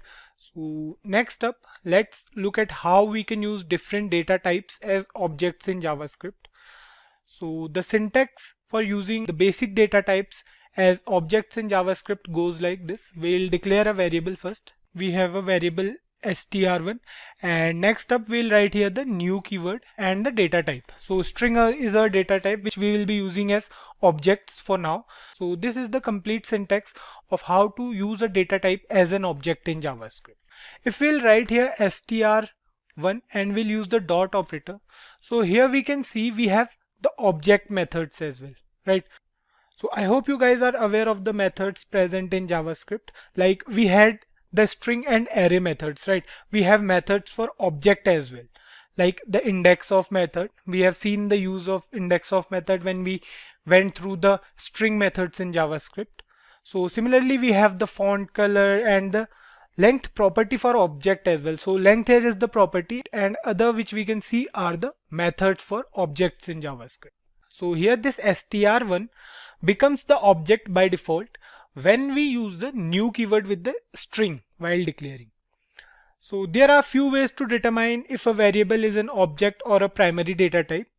So the easiest way to do so is to use the type of operator. So let's use it here and check the type of variable str1. We'll write here document.write and we'll print the type of this variable. So we'll use the type of operator and the type of variable str1. So let me put it inside the h1 tag. So here we have written our type of operator. So let's print this value on the browser. If we save it, see here you can see it says object. If we write a string here in place of this new string, so if we write here any string, let's suppose we are using a string here. Let's say we are using hello. Okay, let's save it now, and here you can see the type of this variable str1 changed from object to string. So this is the difference between a primitive data type. It was a string earlier, but when we use it with the new keyword along with the string, and this is the basic syntax of how to define a primitive data type as an object. So if we save it now, here you can see it is converted to object. Similarly, we can use the other basic data types as well, and the other predefined objects we talked about, like the date object and the math object, we'll go through each of them in separate videos. So moving on, let's go back to our car object. After we declared the whole object, we defined all the three properties and the method also. Somewhere in the program, we realized that we had missed a particular property, and we realized it after we have written 150 lines of code after this car object. So here you can say we have written here 150 line of code. So I'm not writing 150 lines, but let's do it this way. So we realized it after 150 lines. In JavaScript, we can add a particular property to an object outside the definition also. We can add a property to an object anywhere in a program. The syntax for that goes like this. We'll write the object name with the property name along with the dot operator. So we'll write here one more property. Let's say we are using car color, and the value of this property will be, let's say, black, right? What this line will do is it will add one more property inside this existing car object. So initially we had 3 properties. Now this line will add one more property to this car object. We are using the same name, that is the object's name having 3 properties over here. We are using the same object name here. You can see here the object name is car, and here we have also used the car object name. Now we have added one more property to this object car. We can check it. Let's print it out on the browser. So what we will do, we'll write here document.write. So here you can see we have used the document.write method to print this car color on our browser. So we have used here car.carColor. Let's save this program now and see. Here you can see the output is black. So this is the property of the object car now. And if we comment this line, let's say if we are commenting this line, let's save this now and see. Here you can see it says undefined. We can add more properties similarly. Like if we want to add another property here, we can go like car dot and the property name, whatever property we want to add. Let's say we want to add fuel type. So it can be a petrol car or a diesel car or an electric car. It doesn't matter. So we can add properties as well. In fact, we can add methods as well. So the syntax to add method goes like, we can add a method here. We'll see it will go like car dot. Let's say we are adding a new function. Let's say we are adding the function new fun equals to, and here we will write function. So the body of the function. Now whatever we want to write inside the function, let's say this function return function successfully added. So if we try to call this function from outside, we can do it. So let's try to check out the output for this function. Let's say we want to access this particular function. So save it now, and here you can see it says function successfully added. So the new method we added is the new fun, and we added this method to our pre-existing object, which was the car object. So I hope you guys are aware of how to add a new property or a new method to an existing object by now. What if we want to delete a particular object? So it's pretty easy to do so in JavaScript. We can use the delete keyword, object name, and the property name after the dot operator. Let's suppose we want to delete car model here. We want to delete this particular property of the object car. So what we'll do, we'll delete this car model. So the syntax for it is quite simple. So we'll remove this for now and we'll delete a property. Let's say we are using the delete keyword with the object name dot method name or the property name. So we'll delete here car model, right? Let's save it now. So this particular line will delete the car model attribute of this car object. Let's check it out, and we will print here the car model. So we'll write here car underscore model and save it now.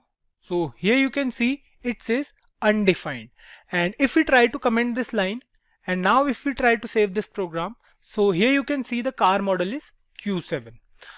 So this is how we can delete a particular property or a particular method from an object. One more thing before we wrap up this video is, as we all know, JavaScript is a loosely typed language, right? So we can change the data type of these properties on the fly. Now we will change the data type of this property.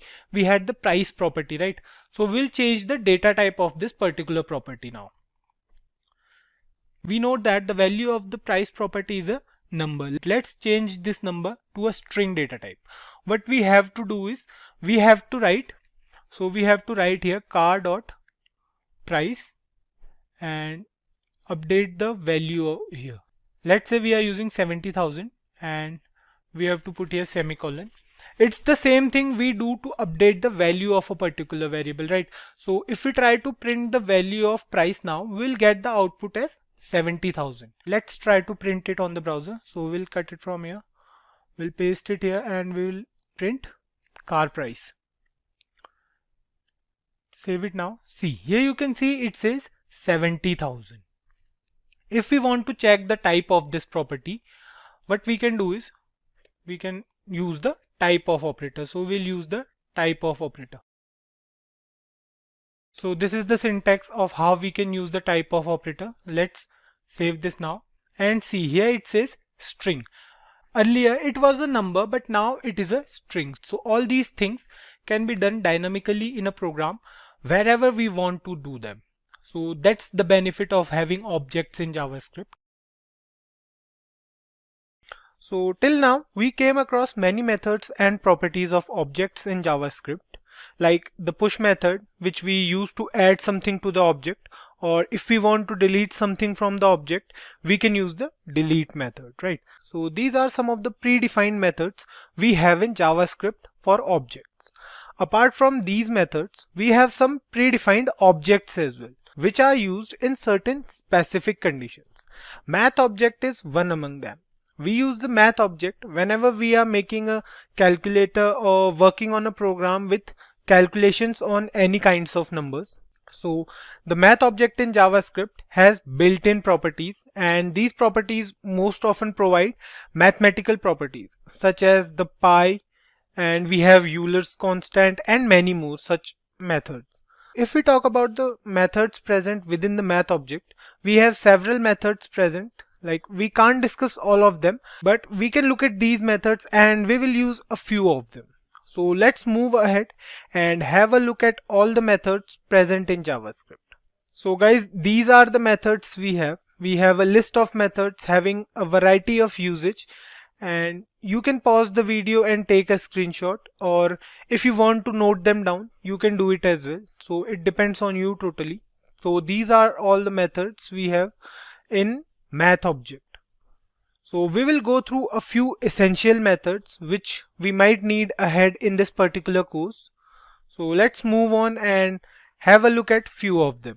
So I hope you guys are aware of the value of pi, which is something like 3.1415 and so on, a hard to remember value, right? We can use the pi method in JavaScript and we don't have to read out or remember this value every time we need it. So the syntax is quite simple. All we have to do is we have to call this method and we are good to go. So let's print this value of pi now. We are going to print the value of pi. What we have to do is we have to write here document.write and we have to use here math.py. So this is the syntax of how we can print the value of pi on our browser. So if you want to put it inside something like h1 tag or h2 tag, it's totally upon you. Go ahead and save this and check it out. So this is the value of pi, which is 3.1415926. So this is the complete value of pi. It's a hard to remember value, right? So JavaScript already stores the value of pi. So anytime we want it, like if we want to know the area of a circle, so we don't have to Google for the value or we don't have to remember the value. JavaScript gives us effortless access to use the value of pi. One more similar value is Euler's value. So we can use this method anytime. Just like we have the pi method, we also have the Euler's method. So we can use this method anytime we need the value. So the syntax for Euler's value goes the same as that for math.py. The only change is we will write E in place of pi. So here in place of pi, we will replace it with capital E. So this is similar, like we can use the same for pi and we can use the same for Euler's. The only difference is of a character. So we can save it and see here's the value of Euler's constant. These values are pretty hard to remember, right?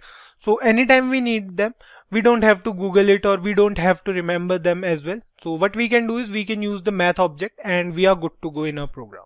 Apart from that, the math object is used for some other methods, such as finding the square root of a number. Yes, we can create the function for it. Still, many of these easy and straightforward mathematical functions are already built in JavaScript, like the square root of a number or the power of a number. If we want to round up a number, we can use the built-in method for that also. So let's make a program that gives us the square root of a number as we already discussed, we can create a function for it. But why do we do that when we can use the built-in JavaScript math object methods? So let's move on and create a variable first. So we'll remove this and we'll create a variable. Let's say var n, and the value of n will be 49, let's suppose. So we know that the square root of 49 is 7. So to get the output, we have to create another variable that will hold the value returned by the math object.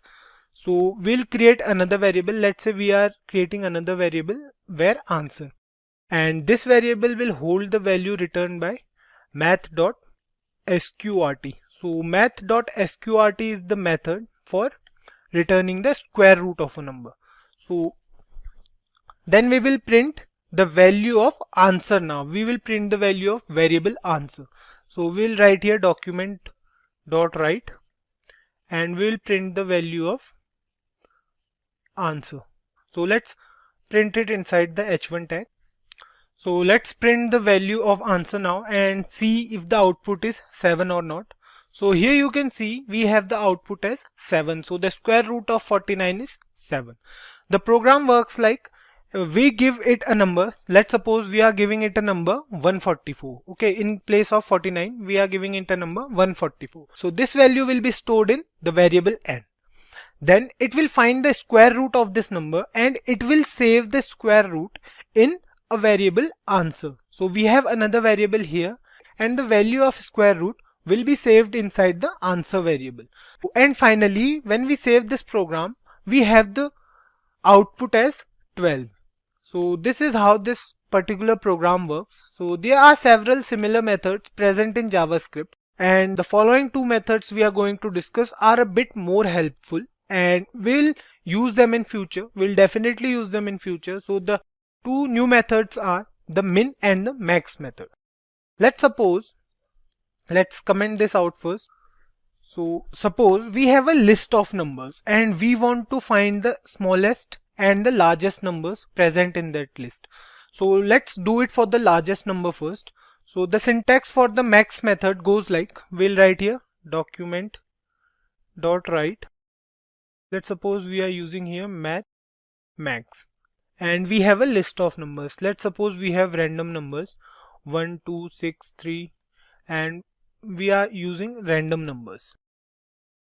So this is our list of numbers. So what is the output of this particular program? So we are using the math.max. What this method will do is it will find the greatest number of all these numbers. So here we can see that 87425 is the greatest among all these numbers. So if we save this program, we will get the output as 87425. Similarly, if we copy this line and paste it here, and instead of the max, we'll use the min method. So what min method will do, that it will find the smallest number of all these numbers. So let's save it and see the answer here is 0. That's because 0 is the smallest number present in this list. So that's how the min and the max methods work in JavaScript. So the last method we are going to discuss in this video is math.power method. Suppose we want to print the value of 2 raised to the power 4. To print this on the browser, we can also create a function, but we have a method in math object that makes this task a little more straightforward. It is beneficial when we want to print a larger number. So what we have to do is, we'll again write here document.write, and this time we'll use the math.power method. So here we have to provide it two parameters. Let's suppose we are providing here the parameters as 2 and 4. So it will print 2 raised to the power 4. The second parameter will be the power of the first number. So this particular line will print 2 into 2 into 2 into 2. That means 16. So save it and let's check the output now. So here you can see it says 16. If we do the same for, let's suppose 10. Save it now, and here you can see the output as 10,000. It is 10 into 10, which is 100, into 10, 1000, into 10, 10,000. So these are some vital math object methods present in JavaScript. You can use the other methods as well. As we have seen earlier in this videos, we have a list of methods. There are different methods present in math object methods. The benefit of using these object methods is that it's way easier to write these 8 characters. Suppose we are using the math.sqrt method. It is easier to use this method instead of creating a whole new function. So that's why we use the math object methods in JavaScript. So object literals method in JavaScript are defined as a comma separated list of name value pairs wrapped nicely in curly braces. So we already came across this method in the previous video when we talked about defining objects in JavaScript, right? So we are talking again about this method because in the following video where we will be discussing constructors in JavaScript, I want you guys to understand this method thoroughly so that it will be easy for you guys to understand the difference between the object literal method and the constructor method. So this method is all about wrapping up of all the data of an object in a nice and tidy way. So the object literal method is one way of creating an object, right? And the object constructor method is another way of creating an object. So let's discuss the advantages of using the object literal method. So the first advantage of using the object literal method is we don't have to create an empty object. So what we can do is we can directly add properties and behaviors while creating the object. So let's take an example wherein we will print the area and the parameter of a rectangle. So we'll create an object first. So let's say we are defining an object and here we will write where, and the name of the object will be, let's say, rect1, because we are printing the area and the parameter of a rectangle. Then we have a pair of curly braces for the body of an object. So here we are with an object which is named as rect1, and now let's say we have two properties which are the length and the width of a rectangle. So let's define them as well. So we'll write the property name, and so let's say the first property is length. So this is the first property, and then we'll use colon. So here one thing to notice is we are using colon in place of equals to assign a value, right? We are assigning a value to this length property, and let's say the value is 5, and then it will be followed by a comma. Then we'll write here the next property. Let's say width is the next property, and we'll again use colon, and let's say the value of width is 10. And then we'll separate this key value pair. So one thing here to notice is that we are using the key value pair. So here in this case, the keys are length and width, and the values for these keys are 5 and 10. So remember this, guys, because we need them in following videos. So let's move ahead and we'll declare the methods as well. I hope you guys are aware of the syntax for how to use a method within an object. So let's define here the methods as well. So we'll use two methods, one for the area and the another one for parameter. So let's say the method for area is getArea, and then we'll use colon, and then we'll write here function, and then we have the body of the function. So what this getArea method will return is it will return the area of the rectangle, right? So it will return, so the area of rectangle is, let me write it here. So the area of rectangle is length into width, or we'll write here W. So it will return this dot length into this dot width, right? So one thing to notice here is we are using the this keyword again. So this keyword refers to the object it belongs to. So here in this program, this will refer to the object basically, right?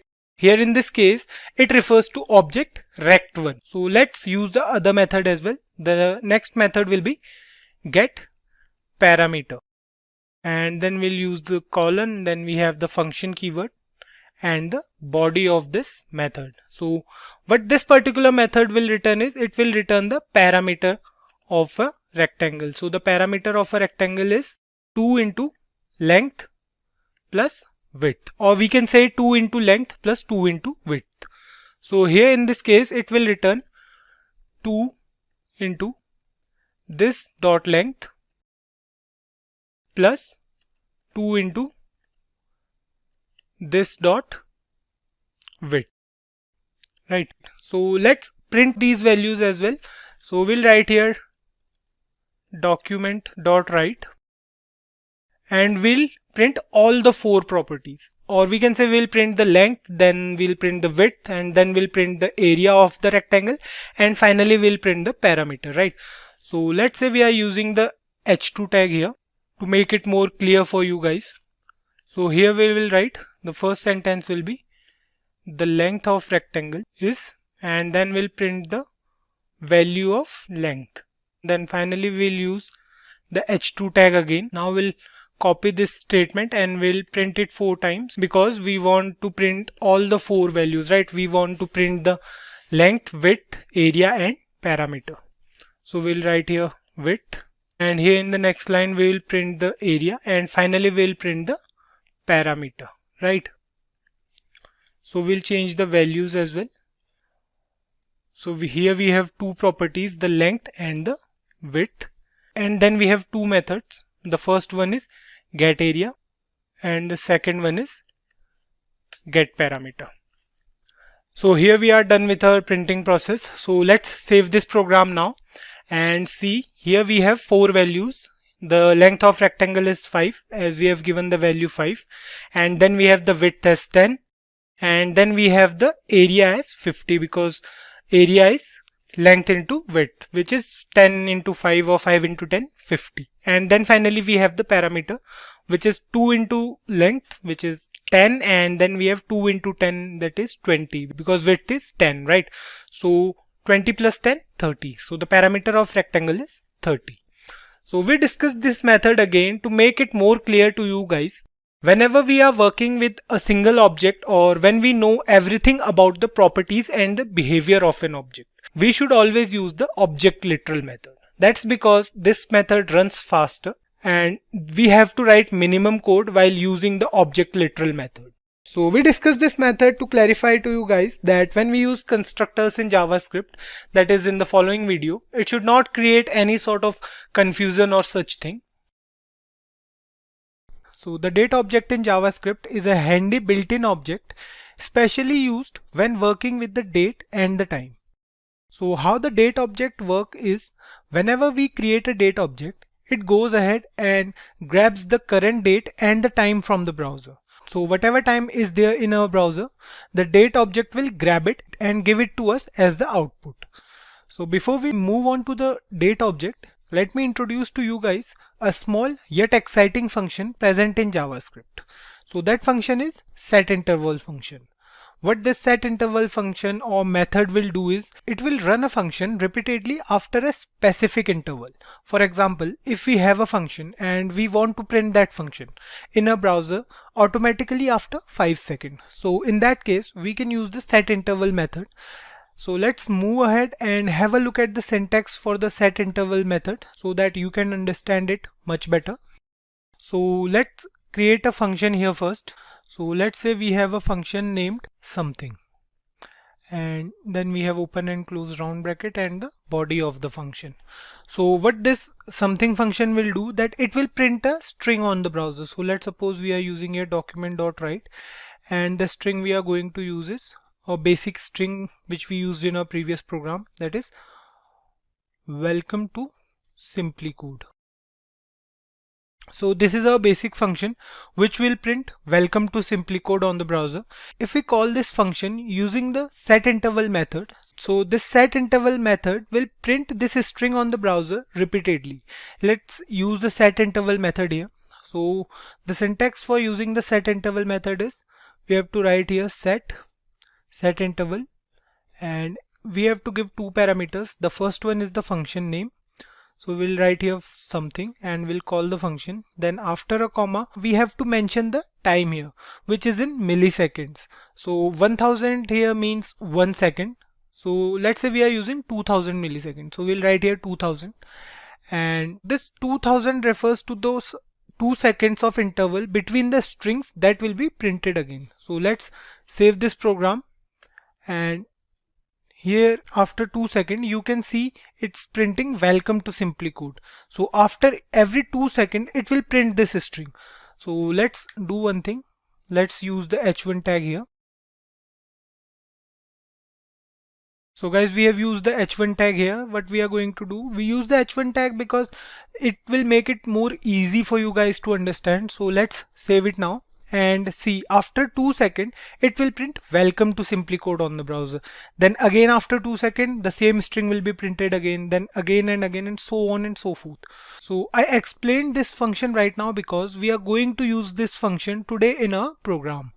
So let's move ahead and have a look at the date object now. So we'll go deep in the date object now. First thing is, while creating a date object, we have to keep in mind that in JavaScript we have 4 different ways to create a date object. So we'll discuss them one by one. The first way is to use the new date constructor. So we'll comment this program and let's save this program now. Let's have a look at the example of how to use the new date constructor. So what we'll do, we'll create a variable first. Let's say we are creating a variable where now, and we'll create a date object. So we'll write here new date, and this is the first way of how to create a date object. So we'll write here new date, and then what we'll do, we'll write document dot write and we'll print now. So creating the date object will return the weekday, month, date, year, time, and the local time zone. So let's print this on the browser and let's save it. And here you can see it. It shows everything. It shows the weekday, it shows the month, it shows date, year, time, and the local time zone as well, right? So the date object is a static object. It means that the computer time will change, right? So whatever time it is right now, it will change after few seconds, but the date object will remain the same once called. So once we have called this function, the time here will remain the same. It will not change according to the browser's time. So that's where we can use the set interval method to update the time again and again after a specific interval of time. So the following way to create the date object is by providing the parameters to the previous function. So what we'll do, we'll provide here parameters to this new date method. So let's change this date object here only. What we will do is we'll use new date and we'll provide these parameters. So we'll provide the parameters as, the first parameter will be the year, the second one will be month, the third one will be day, and the next one will be hour. So whatever value we want to assign as hour. So there are 7 basic parameters. So the 7 basic parameters are year, month, day, hour, minute, and second and millisecond. So the order remains the same. Suppose we are providing all the 7 parameters, then those 7 parameters will be taken accordingly. It's not like we can give the day first and then we move ahead and provide the year or a month. So if we want to print all the 7, so what we have to do is we have to provide all the 7 parameters. Let's say we are providing all the 7 and the last one will be 0. So let's save it now. So you can see here the year is 2018. So we have used here 0, so the month will be January. One thing to keep in mind is if we are writing 0, it will take as January. So if we want to print December, we have to use here 11 instead of 0. So if we write here 11, it will print December. So you can see here December is the 11th month because the month is starting from 0 in this case. So next up we have the day as well. We have Monday and we have the time as 10:33 and 30 seconds. So it's 10 hours, 33 minutes and 30 seconds. And finally it has the local time zone. So that's how the new date constructor work with all the parameters. Suppose if we want to print only 5 of these values. So these 5 values will be year, month, day, hour and minute. So what we'll do is we'll remove these 2 values, and if we save it now, so here you can see instead of the seconds it will print 00 because the default value of seconds will be 00 in this case. The fun part here is we have to provide at least two parameters here.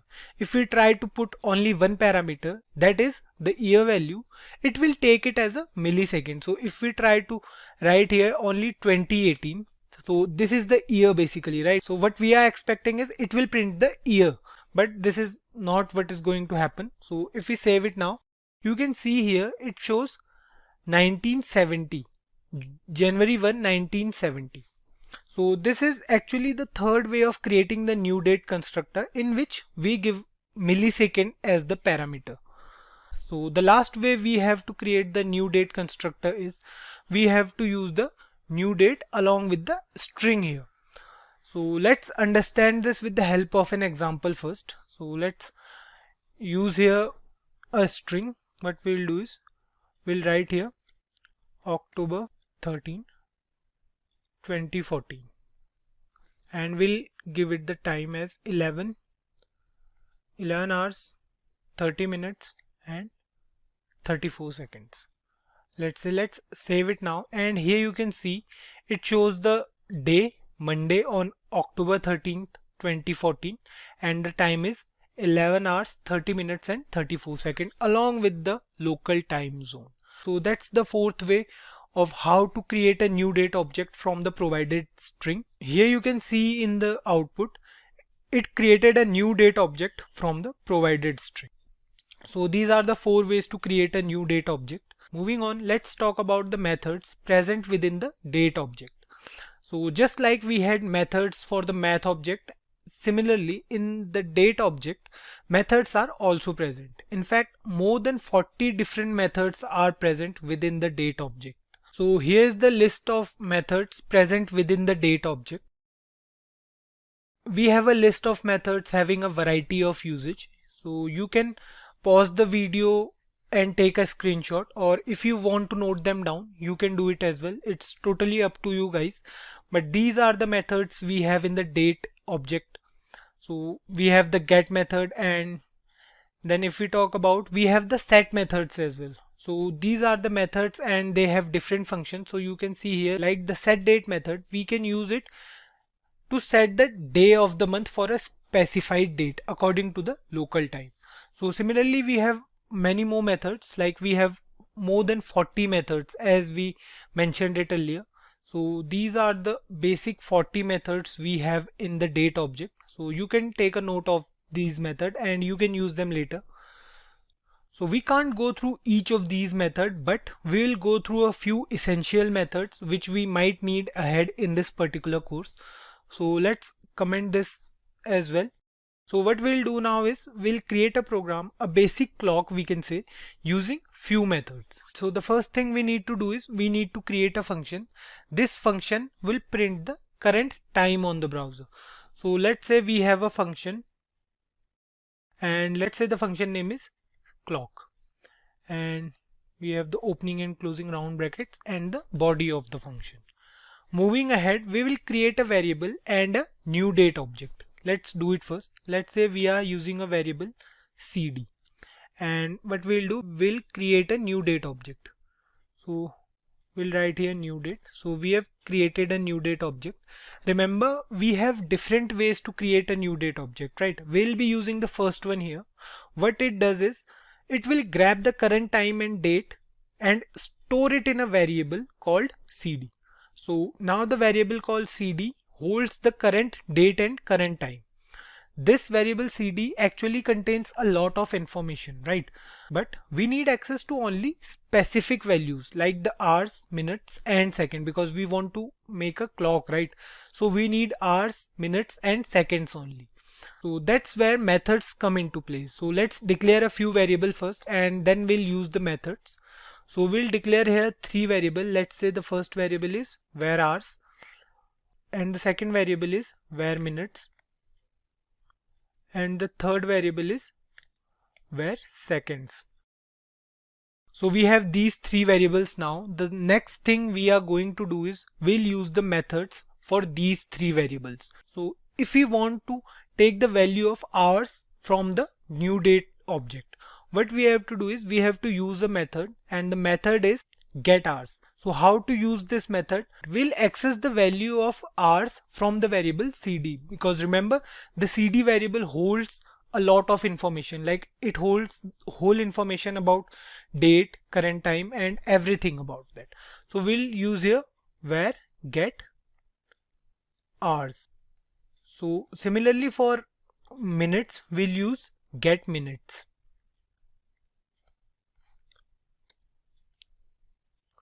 And for seconds, we have to use get seconds. So these are the three basic methods we are going to use in this particular program. So one thing to keep in mind is this method works with 24-hour format. So 3 p.m. will be stored as 15 in the variable hours. Similarly, for the variables minutes and seconds, we have two methods, right? We have the get minutes and the get seconds method.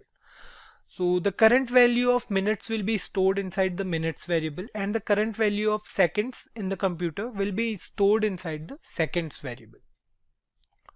The value of these variables will change every time we call the program, right? Every time it will print the current hour, minute, and second. Now all we have to do is we have to print this time on the browser. So what we'll do is we'll use document.write and we'll print here. Let's say we are using the h2 tag. We'll print here hours, then we have to use the colon, then we have to print the minutes, and then again we'll use colon, and then finally we have seconds.